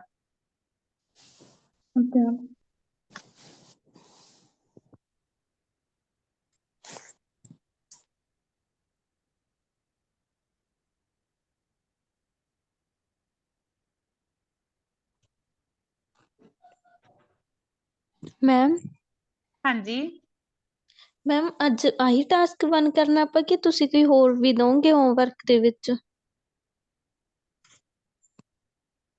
ਤੁਸੀਂ ਦੱਸੋ ਬੱਚੇ, ਅਗਰ ਹੋਮਵਰਕ ਚਲਾਉਣਾ ਚਾਹੁੰਦੇ ਹੋ ਮੈਂ ਤੁਹਾਨੂੰ ਦੇ ਦੂੰਗੀ। ਹਾਂਜੀ ਮੈਮ, ਦੇ ਹੀ ਦਿਓ ਮੈਮ ਇੱਕ ਅੱਧਾ। ਓਕੇ ਜੀ। ਅੱਛਾ ਦੇਖੋ ਇਹਦੇ ਵਿੱਚ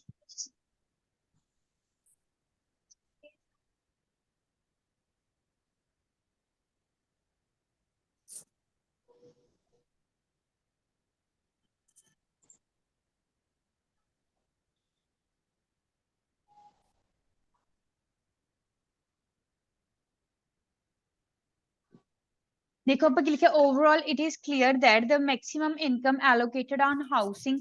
ਜਿਹੜਾ ਜ਼ਿਆਦਾ ਪੈਸਾ ਕਿਸ ਉੱਤੇ ਸਪੈਂਡ ਕੀਤਾ ਜਾਂਦਾ ਬੱਚੇ, ਹਾਊਸਿੰਗ ਉੱਪਰ।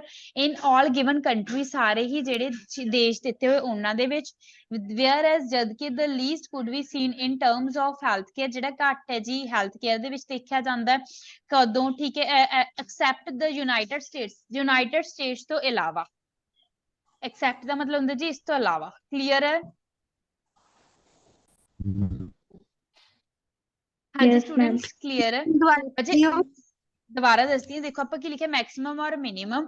Overall it is clear that the maximum income, income ਹੋ ਗਿਆ ਮਨੀ, ਠੀਕ ਹੈ, ਐਲੋਕੇਟਡ ਹੋ ਗਿਆ, ਸਪੈਂਡ ਕੀਤੀ ਜਾਂਦੀ ਹੈ ਔਨ ਹਾਊਸਿੰਗ। ਦੇਖੋ ਸਭ ਤੋਂ ਵੱਧ ਪੈਸਾ, ਠੀਕ ਹੈ ਜੀ, ਹਾਊਸਿੰਗ ਉੱਪਰ ਸਪੈਂਡ ਕੀਤਾ ਜਾਂਦਾ ਇਨ ਆਲ ਗਿਵਨ ਨੇਸ਼ਨ, ਜਿਹੜੀਆਂ ਸਾਰੇ ਕੰਟਰੀਜ਼ ਦਿੱਤੀਆਂ ਹੋਈਆਂ ਸਾਰੀਆਂ ਦੇ ਵਿੱਚ। ਵੇਅਰ ਐਜ਼ ਜਦ ਕਿ the least could be seen in terms of health care ਦੀ ਟਰਮਸ ਚ ਦੇਖਿਆ ਜਾਂਦਾ ਹੈ। ਐਕਸੈਪਟ ਕਿਸ ਨੂੰ ਛੱਡ ਕੇ ਬੱਚੇ, ਯੂਨਾਈਟਿਡ ਸਟੇਟਸ। ਦੇਖੋ ਯੂਨਾਈਟਿਡ ਸਟੇਟਸ ਦੇ ਨਾਲੋਂ ਤਾਂ ਯੂਨਾਈਟਿਡ ਸਟੇਟਸ ਤਾਂ ਸਭ ਤੋਂ ਘੱਟ ਕਲੋਥਿੰਗ ਚ ਹੈ, ਤਾਂ ਕਰਕੇ ਆਪਾਂ ਕੀ ਪਤਾ ਐਕਸੈਪਟ। ਕਲੀਅਰ ਹੈ। Yes ma'am. ਹੁਣ ਤੁਸੀਂ ਇਸ ਤੋਂ ਵੀਪੀਸ ਖੁਦ ਲਿਖੋਗੇ ਜਾਂ ਫਿਰ ਐਕਸਟਰਾ ਘਰ ਵਾਲਾ ਕਰ ਲਓਗੇ। ਮੈਮ ਘਰ ਵਾਲਾ ਕਰ ਲਾਂਗੇ, ਇੱਕ ਤੁਸੀਂ ਕਰਾ ਦਿਓ, ਕਿਉਂਕਿ ਇਹਦੇ 4 ਪੀਅਰਸ ਨੇ, ਫਿਰ ਸਟਰਕਚਰਸ ਦਾ ਕਿਵੇਂ ਯੂਜ਼ ਹੁੰਦਾ ਉਹ ਇੱਕ ਵਾਰ ਪਤਾ ਚੱਲ ਜੂ। ਹਾਂਜੀ ਮੈਮ, ਕੱਲ ਮੈਮ ਨੇ ਕਿਹਾ ਸੀ ਵੀ ਅੱਜ ਸਟਰਕਚਰ ਹੋਣਗੀਆਂ ਟਿਊਜ਼ਡੇ। ਓਕੇ ਦੇਖੋ ਆਪਾਂ ਕੀ, ਪਹਿਲੀ ਹੁੰਦੀ ਜੀ ਰੇਂਜਡ ਫਰੋਮ ਸਟਰਕਚਰ। ਰੇਂਜਡ ਫਰੋਮ ਚ ਬੱਚੇ ਕਿੱਦਾਂ ਹੁੰਦਾ ਵੀ ਜਦੋਂ ਕੀ ਇਹ ਇਨਕਰੀਜ਼ ਹੋ ਰਿਹਾ ਹੋਵੇ। ਜਿੱਦਾਂ ਫੂਡ ਦੇ ਵਿੱਚ ਹੈ, ਦੇਖੋ ਪਹਿਲਾਂ ਘੱਟ ਸੀ, ਫਿਰ ਉਸ ਤੋਂ ਬਾਅਦ ਕੈਨੇਡਾ ਵੱਧ ਗਿਆ, ਫਿਰ ਯੂਨਾਈਟਿਡ ਸਟੇਟਸ ਉਸ ਤੋਂ ਵੀ ਜ਼ਿਆਦਾ, ਤੇ ਜਾਪਾਨ ਹੈ ਉਸ ਤੋਂ ਵੀ ਜ਼ਿਆਦਾ। ਇਨਕਰੀਜ਼ ਹੋ ਰਿਹਾ ਨਾ।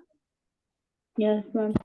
ਹੁਣ ਇਹਨੂੰ ਪਹਿਲਾਂ ਤਾਂ ਆਪਾਂ BP the starting 2 begin with ਹੋ ਗਿਆ।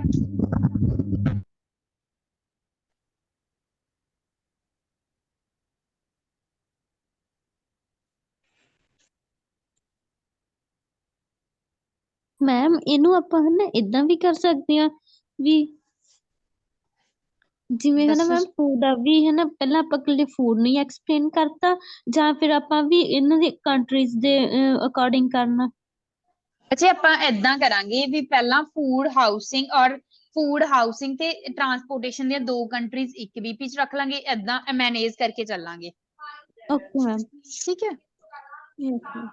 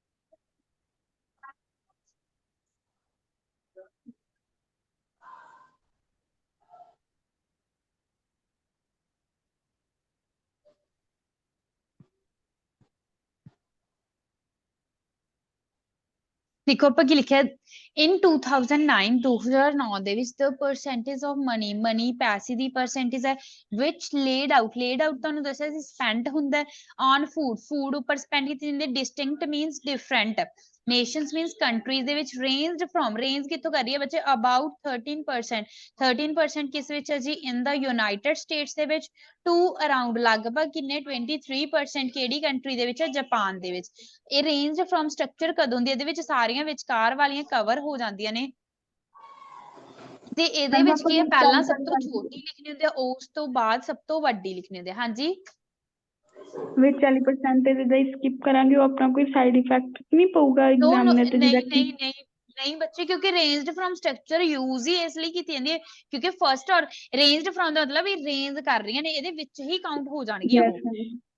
ਠੀਕ ਹੈ ਕਿਉਂਕਿ ਡਾਟਾ ਬਹੁਤ ਜ਼ਿਆਦਾ ਆਪਾਂ ਸਟਰਕਚਰਸ ਇਦਾਂ ਦਾ ਕਵਰ ਸਟਰਕਚਰਸ ਦਾ ਲਗਾ ਦਾਂਗੇ ਬਟ ਫਿਰ ਆਪਣੀ ਵਰਡ ਕਾਊਂਟ ਕਿੰਨੀ ਬਾਜੂ ਵਰਡ ਕਾਊਂਟ ਆਪਾਂ 150 to 180 ਲਿਖ ਸਕਦੇ ਹਾਂ ਉਸ ਤੋਂ ਜ਼ਿਆਦਾ ਨਹੀਂ ਲਿਖ ਸਕਦੇ। Yes ma'am. ਮੈਮ ਜਦੋਂ ਇਨਕਰੀਜ਼ ਹੋ ਰਿਹਾ ਹੋਵੇ ਉਦੋਂ ਹੀ ਯੂਜ਼ ਕਰ ਸਕਦੇ ਹਾਂ ਆਪਾਂ ਇਹ। ਹਾਂਜੀ ਜਦੋਂ ਇਨਕਰੀਜ਼ ਹੋ ਰਿਹਾ ਵੱਧ ਰਿਹਾ ਕੋਈ ਚੀਜ਼। ਠੀਕ ਹੈ ਕਦੇ ਵੀ ਆਪਾਂ ਬਾਰ ਵਗੈਰਾ ਚ ਇਨਕਰੀਜ਼ਡ ਡਿਕਰੀਜ਼ਡ ਇਦਾਂ ਦੇ ਵਰਡਸ ਨਹੀਂ ਯੂਜ਼ ਕਰਨੇ ਹੁੰਦੇ। ਅਗਲਾ ਦੇਖੋ ਜੀ ਅਗਲਾ ਆਪਾਂ ਕਿੱਦਾਂ ਲਿਖ ਸਕਦੇ ਹਾਂ ਹਾਊਸਿੰਗ ਤੇ ਪਹੁੰਚ ਕੇ ਮੈਮ ਇਹ ਆਪਾਂ ਇਦਾਂ ਇੱਕ ਸਟਰਕਚਰ ਯੂਜ਼ ਕਰ ਸਕਦੇ ਹਾਂ ਜਿੱਦਾਂ ਆਪਾਂ ਨੂੰ ਨਹੀਂ ਸਮਝ 'ਚ ਆ ਰਿਹਾ ਤੇ ਆਪਾਂ ਹਾਊਸਿੰਗ ਤੇ ਯੂਨਾਈਟਿਡ ਸਟੇਟ ਤੇ ਫਾਲੋਅਪ ਵਾਲੀ ਲਾ ਦਈਏ ਫਿਰ ਜੋ ਸਭ ਤੋਂ ਜ਼ਿਆਦਾ ਵਾ ਉਧਰ ਸਕਿਪ ਕਰਕੇ ਸਾਰਾ ਨਹੀਂ ਨਾ ਸਕਿਪ ਕਰ ਸਕਦੇ ਬੱਚੇ ਉਹਨੂੰ ਮੈਨੇਜ ਕਰਕੇ ਚੱਲਣਾ ਆਪਾਂ ਬਾਕੀ ਜਿੱਦਾਂ ਵੀ ਲਗਾ ਸਕਦੇ ਜਿੱਦਾਂ ਹਾਂਜੀ ਜਿੱਦਾਂ ਯੂਨਾਈਟਿਡ ਸਟੇਟ ਤੇ ਲਾ ਦਈਏ ਫਾਲੋਅਪ ਵਾਲੀ ਉਸ ਤੋਂ ਬਾਅਦ ਯੂਨਾਈਟਿਡ ਕਿੰਗਡਮ ਯੂਕੇ ਦੀ ਲਾ ਦਈਏ ਫਾਲੋਅਪ ਕਰ ਰਹੇ ਨੇ ਤੇ ਕੈਨੇਡਾ ਤੇ ਜਾਪਾਨ ਉਹਨਾਂ ਦਾ ਮਤਲਬ ਇਸ ਡਾਟਾ ਪਿੱਛੇ ਕਰ ਦਈਏ ਛੋਟਾ ਤੇ ਫਾਲੋਅਪ ਨਹੀਂ ਕਰ ਨਹੀਂ ਰਹੇ ਹਾਂ ਨੇ। ਇਹਦਾ ਕੋਈ ਚੱਕਰ ਨਹੀਂ ਹੈਗਾ ਬਟ ਆਪਾਂ ਫਾਲੋਅਡ ਵਾਲੀ ਸਟਰਕਚਰ ਇੱਕ ਕੋਈ ਵੀ ਸਟਰਕਚਰ ਇੱਕ ਤੋਂ ਜ਼ਿਆਦਾ ਟਾਈਮ ਨਹੀਂ ਰਿਪੀਟ ਕਰਨੀ ਤੇ ਐਵੇਂ ਕੋਈ ਚੱਕਰ ਨਹੀਂ ਹੈਗਾ। ਯੈਸ ਮੈਮ ਬਸ ਇਹੀ ਪੁੱਛਣਾ ਸੀ ਕਿ ਆਪਾਂ ਇੱਕ ਦੂਜੇ ਤੋਂ ਪਹਿਲਾਂ ਲਾ ਸਕਦੇ ਆ ਨਾ ਜਿੱਦਾਂ ਹਾਂਜੀ ਹਾਂਜੀ ਹਾਂਜੀ ਮੈਮ ਬੋਲੋ ਜਿਵੇਂ ਤੁਸੀਂ ਮੈਮ ਹੁਣ ਐਕਸਪਲੇਨ ਕਰ ਰਹੇ ਹੋ ਇਹਨੂੰ ਮੈਮ ਪਹਿਲਾਂ ਤੁਸੀਂ ਫਸਟ ਬਾਰ ਐਕਸਪਲੇਨ ਕੀਤਾ ਹਾਂਜੀ ਮੈਮ ਜਿਵੇਂ ਆਪਾਂ ਜਿਵੇਂ ਦੋ ਕੰਟਰੀਜ਼ ਜਿਵੇਂ ਕੈਨੇਡਾ ਤੇ ਯੂਨਾਈਟਿਡ ਸਟੇਟਸ ਨੂੰ ਲੈ ਲਿਆ ਪਹਿਲਾਂ ਆਪਾਂ ਇਹਨਾਂ ਦੋਨਾਂ ਨੂੰ ਐਕਸਪਲੇਨ ਕਰਤਾ ਮੈਂ ਬਾਅਦ ਜਿਹੜੀਆਂ ਅਗਲੀਆਂ ਦੋ ਰਹਿ ਗਈਆਂ ਉਹਨਾਂ ਨੂੰ ਐਕਸਪਲੇਨ ਕਰਦੀ ਸੈਕੰਡ ਬੀਪੀ ਚਾਹੇ ਹੋ ਸਕਦਾ ਏਦਾਂ ਵੀ ਕਰ ਸਕਦੇ ਬੱਚੇ ਬਟ ਏਦਾਂ ਥੋੜੀਆਂ ਸਟਰਕਚਰਸ ਨਹੀਂ ਮੈਨੇਜ ਹੋਣੀਆਂ ਸਟਰਕਚਰਸ ਕਿਹੜੀਆਂ ਕਿਹੜੀਆਂ ਲਗਾਉਂਗੇ। ਇੱਕ ਮੈਮ ਮੇਰੇ ਕੋਲ ਨਾ ਸਟਰਕਚਰ ਸੀਗੀਆਂ ਮੈਂ ਮੈਮ ਸੁਣਨਾ ਸੈਂਡ ਕਰੂੰ ਲਿਖ ਕੇ ਤੁਸੀਂ ਮੈਨੂੰ ਦੱਸ ਦਿਓ। ਓਕੇ ਕੋਈ ਗੱਲ ਨਹੀਂ ਜੀ।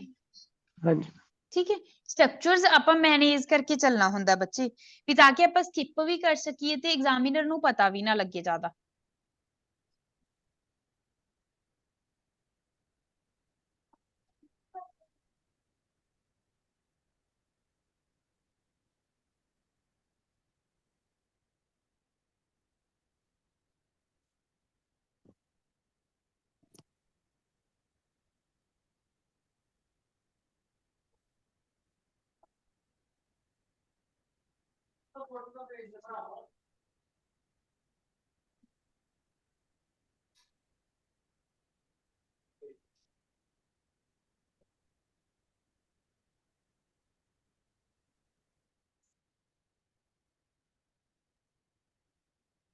ਦੇਖੋ ਉਸ ਤੋਂ ਬਾਅਦ ਆਪਾਂ ਕੀ ਹੈ student as against structure use ਕਰਦੇ ਹੁੰਦੇ ਇਦਾਂ ਕਿੱਦਾਂ ਕੀਤਾ ਇਨ the share of expenditure ਦੇਖੋ ਆਪਾਂ ਨੂੰ ਜਿਹੜਾ ਪਹਿਲਾਂ ਸਟਾਰਟਿੰਗ ਦੇ ਵਿੱਚ ਆਪਾਂ ਨੂੰ ਇੱਦਾਂ ਲਿਖਿਆ shares of expenditure the share ਹੈ ਜਿਹੜਾ in the USA ਦੇ ਵਿੱਚ ਠੀਕ ਹੈ ਜੀ ਕਿਸ ਉੱਤੇ ਕੀਤਾ ਸੀ on ਹਾਊਸਿੰਗ ਦੇ ਉੱਪਰ ਕੀਤਾ ਸੀ ਜਿਹੜਾ ਉਹਨਾਂ ਨੇ share ਠੀਕ ਹੈ ਜੀ ਸਟੂਡੈਂਟ ਉਹ ਕਿੰਨੇ ਤੇ ਖੜਾ ਜਸਟ ਅਬਵ ਹੁੰਦਾ ਵਜੇ ਥੋੜਾ ਜਿਹਾ ਹੀ ਜਸਟ ਅਬਵ 25 ਤੋਂ ਥੋੜਾ ਜਿਹਾ ਹੀ ਉੱਪਰ ਹੈ ਐਜ਼ ਅਗੇਂਸਟ ਟੂ ਕੈਨੇਡਾ ਦੇ ਵਿਰੁੱਧ ਕੈਨੇਡਾ ਦੇ ਕੰਪੈਰੀਜ਼ਨ ਅਕਾਊਂਟਡ ਫॉर ਕੈਨੇਡਾ ਕਿੰਨਾ ਅਕਾਊਂਟ ਕੀਤਾ ਜਾਂਦਾ 20% ਕਲੀਅਰ ਹੈ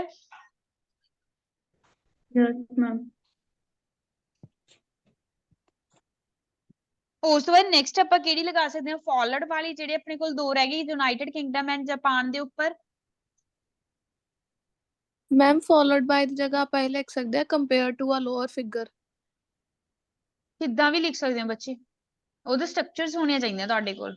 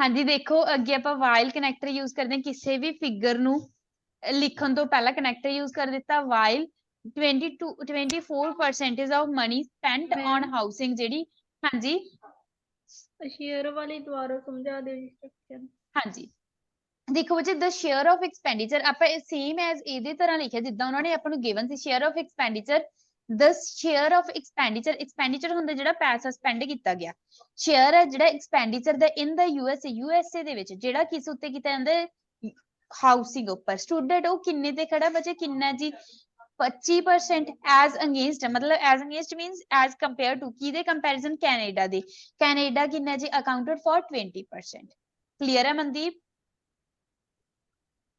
ਯੈਸ ਮੈਮ ਨੈਕਸਟ ਹੈਗਾ ਜੀ ਦੇਖੋ ਜਦੋਂ ਆਪਾਂ ਕੋਈ ਵੀ ਫਿਗਰ ਸਟਾਰਟ ਕਰਨੀ ਹੋਵੇ ਲਾਈਨ ਦੇ ਬਿਲਕੁਲ ਸਟਾਰਟਿੰਗ ਉਸ ਤੋਂ ਪਹਿਲਾਂ ਆਪਾਂ ਕਨੈਕਟਰ ਦਿੰਨੇ ਆ ਇੱਥੇ ਆਪਾਂ ਕੋਈ ਦਿੱਤਾ ਵਾਈਲ 24% ਆਫ ਮਨੀ ਜਿਹੜੀ 24% ਮਨੀ ਹੈ ਸਪੈਂਟ ਔਨ ਹਾਊਸਿੰਗ ਤੇ ਸਪੈਂਡ ਕੀਤੀ ਜਾਂਦੀ ਹੈ ਇਨ ਦਾ ਯੂਕੇ ਯੂਨਾਈਟਿਡ ਕਿੰਗਡਮ ਨੂੰ ਆਪਾਂ ਕੀ ਲਿਖ ਲਿਆ ਜੀ ਯੂਕੇ ਦੇ ਵਿੱਚ which was followed by Japan ਜਿਹੜਾ ਕਿਸ ਦੁਆਰਾ ਫਾਲੋਡ ਕੀਤਾ ਜਾਂਦਾ ਜਾਪਾਨ ਦੁਆਰਾ ਵਿਦ ਨੀਅਰਲੀ ਲਗਭਗ ਕਿੰਨੇ ਪਰਸੈਂਟੇਜ ਨਾਲ 22 ਨਾਲ ਕਲੀਅਰ ਹੈ ਬੱਚੇ ਯੈਸ ਮੈਮ ਦੇਖੋ ਅੱਗੇ ਹੁਣ ਟਰਾਂਸਪੋਰਟੇਸ਼ਨ ਤੇ ਦੇਖੋ ਕੈਨੇਡਾ ਔਰ ਜਾਪਾਨ ਹੈ ਜਿਹੜਾ ਆਪਣੇ ਕੋਲ मैम फॉलोड बाय तब लगाना जब कम अमाउंट लिखनी है फर्स्ट वाली ਹਾਂਜੀ फिगर ਹਾਂਜੀ ਹਾਂਜੀ ਬੱਚੇ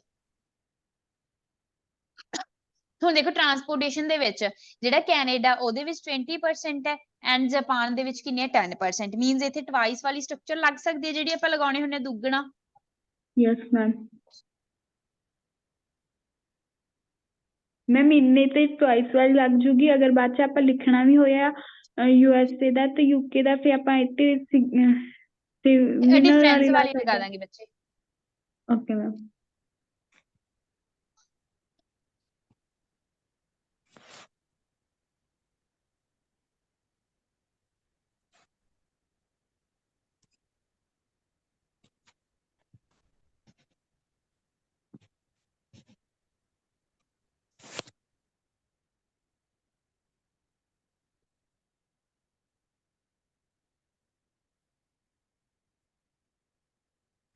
ma'am twice as much income ਦਾ ਮਤਲਬ ਬੱਚੇ ਪੈਸੇ ਆਪਾਂ ਮਨੀ ਨੂੰ ਕਿਹਾ ਟਵਾਈਸ ਐਸ ਮਚ ਇਨਕਮ ਕਹਿੰਦੇ ਦੁੱਗਣੀ ਹੈ ਜਿਹੜਾ ਪੈਸਾ ਹੈ ਐਲੋਕੇਟਡ ਮੀਨਸ ਸਪੈਂਡ ਕੀਤਾ ਜਾਂਦਾ ਔਨ ਕਿਸ ਉਤੇ ਟਰਾਂਸਪੋਰਟੇਸ਼ਨ ਤੇ ਇਨ ਕੈਨੇਡਾ ਦੇ ਵਿੱਚ ਐਜ਼ ਕੰਪੇਅਰ ਟੂ ਕਿਸ ਦੇ ਕੰਪੈਰੀਜ਼ਨ ਜਾਪਾਨ ਦੀ ਫਿਗਰ ਮੈਂਸ਼ਨ ਕਰਤੀ 10%।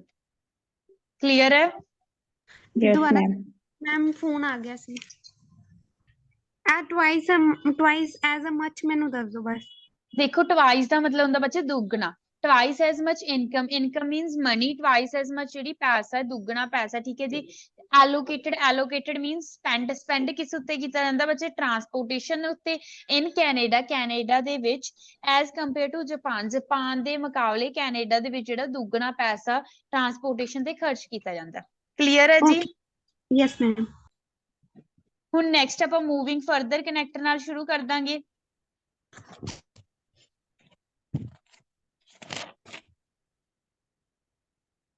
ਮੈਮ VP ਸਾਹਿਬ ਵੀ ਬਣਾ ਸਕਦੇ ਆ ਹਾਂਜੀ ਵੀ ਇੱਕ ਵੀ ਬਣਾ ਸਕਦੇ ਆ ਆਪਾਂ ਨਹੀਂ ਬੱਚੇ ਦੋ ਹੀ ਬਣਾਉਣੇ ਆ। ਦੇਖੋ ਹੁਣ ਟਰਾਂਸਪੋਰਟੇਸ਼ਨ ਤੇ ਹੈ ਜਿਹੜਾ ਆਪਣੇ ਕੋਲ ਦੋ ਰਹਿ ਗਏ ਸੀ ਆਪਣੇ ਕੋਲ United state and United Kingdom ਉਹਦੇ ਵਿੱਚ ਡਿਫਰੈਂਸ ਵਾਲੀ ਲਗਾ ਸਕਦੇ ਆ ਡਿਫਰੈਂਸ ਆਪਾਂ ਕਿੰਨਾ ਕਹਿ ਸਕਦੇ ਆ ਲਗਭਗ 2-3% ਦਾ ਡਿਫਰੈਂਸ ਹੈ ਠੀਕ ਹੈ 2% ਦੀ ਹੈ।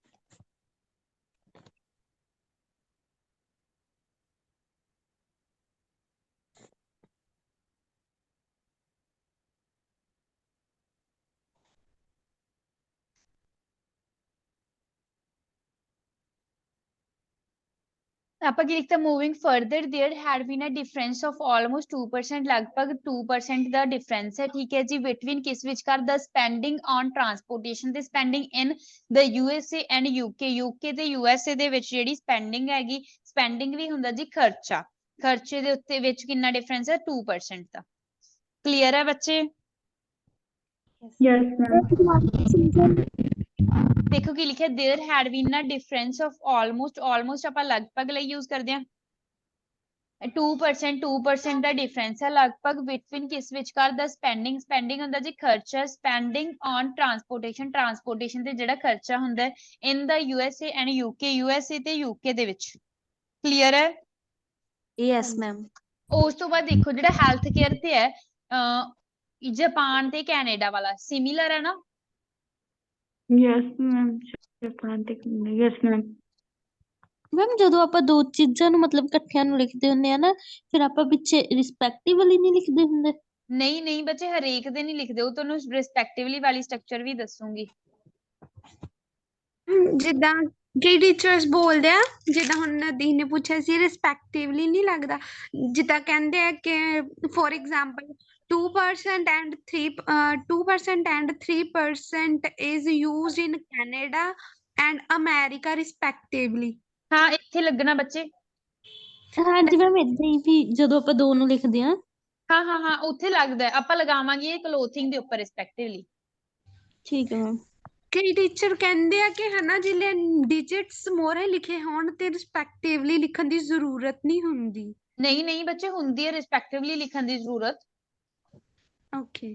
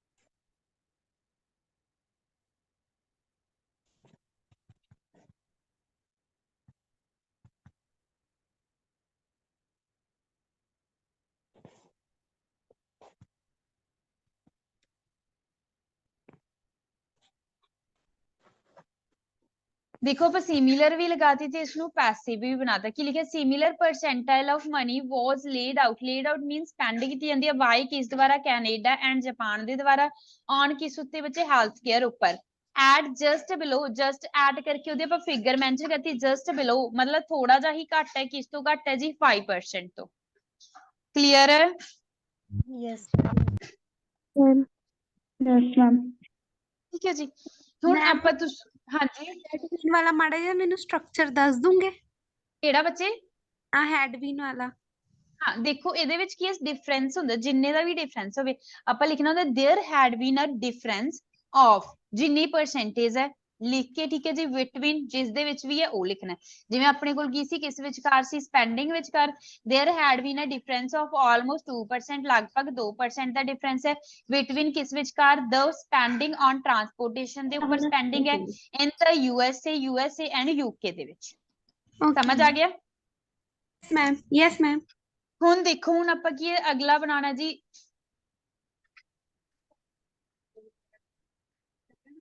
ਰਿਸਪੈਕਟਿਵਲੀ ਵਾਲਾ ਬਣਾ ਸਕਦੇ ਮੈਮ ਇਹਦੇ ਵਿੱਚ ਕਲੋਥਿੰਗ ਦੇ ਉੱਤੇ ਹਾਂਜੀ ਕਲੋਥਿੰਗ ਤੇ ਰਿਸਪੈਕਟਿਵਲੀ ਹੀ ਲਗਾਵਾਂਗੇ ਕੋਈ ਤਿੰਨ ਦੇ ਉੱਪਰ ਲਗਾ ਦਾਂਗੇ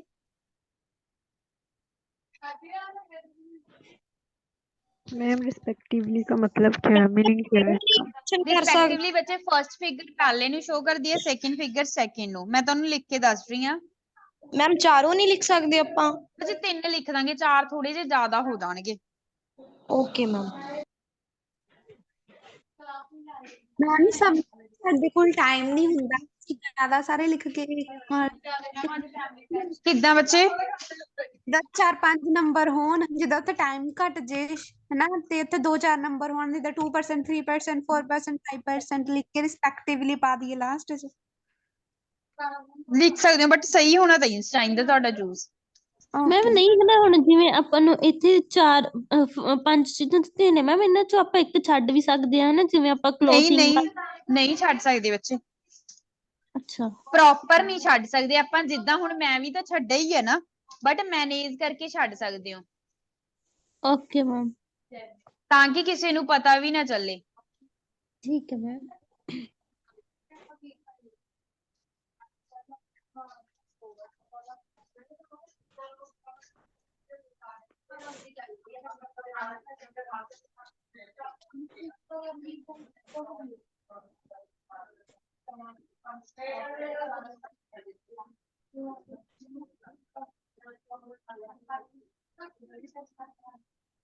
ਦੇਖੋ ਜੀ ਆਪਾਂ ਕੀ ਲਿਖਿਆ ਦ ਪਰਸੈਂਟਮ ਆਫ ਮਨੀ ਪੈਸੇ ਦੀ ਪਰਸੈਂਟੇਜ ਹੈ ਦੈਟ ਸਪੈਂਟ ਜਿਹੜੀ ਸਪੈਂਡ ਕਿਸ ਉੱਤੇ ਕੀਤੀ ਜਾਂਦੀ ਹੈ ਇਨ ਦਾ ਯੂਨਾਈਟਿਡ ਸਟੇਟਸ ਵਿੱਚ ਕੈਨੇਡਾ ਵਿੱਚ ਐਂਡ ਜਾਪਾਨ ਦੇ ਵਿੱਚ ਠੀਕ ਹੈ ਵਾਸ ਅਪਰੋਕਸੀਮੇਟਲੀ ਲਗਭਗ ਕਿੰਨੀ ਹੈ ਜੀ 4% ਤੁਸੀਂ ਕਹਿ ਲਓ ਇਹਨੂੰ ਮੈਮ ਕਲੋਥਿੰਗ ਨਹੀਂ ਲਿਖਾਂਗੇ ਕਿ ਹਾਂਜੀ ਹਾਂਜੀ ਲਿਖਾਂਗੇ ਬੱਚੇ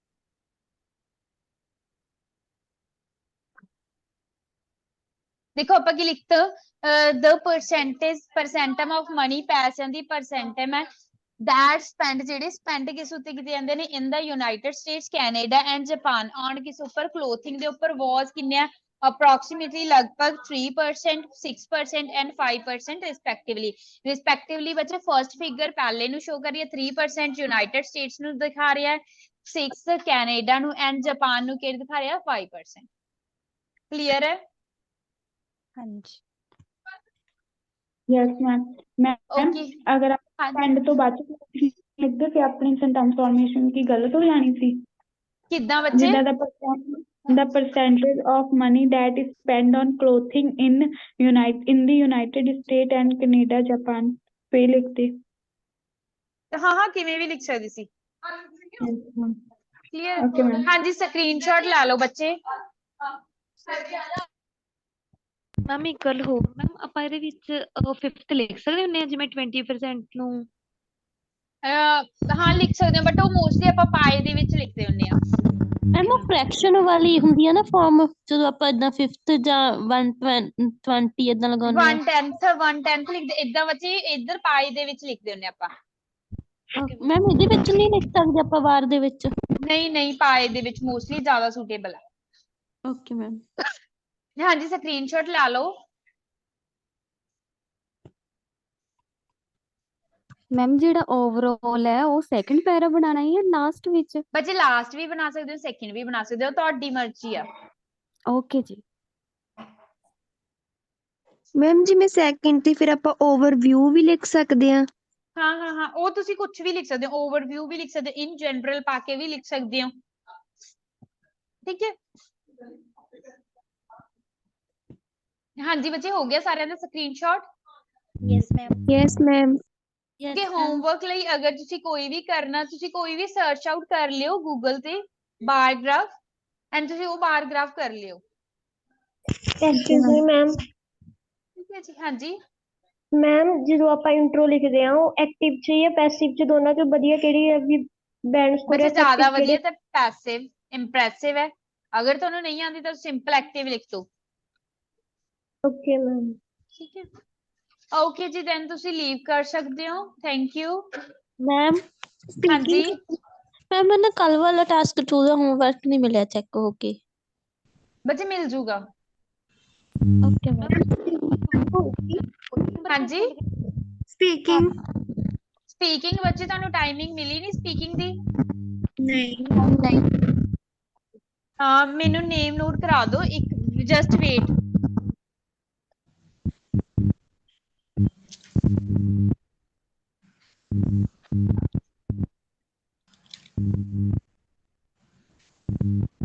ਹਾਂਜੀ ਨੇਮ ਦੱਸੋ ਬੱਚੇ ਕਿਹਨੂੰ ਨਹੀਂ ਮਿਲੀ?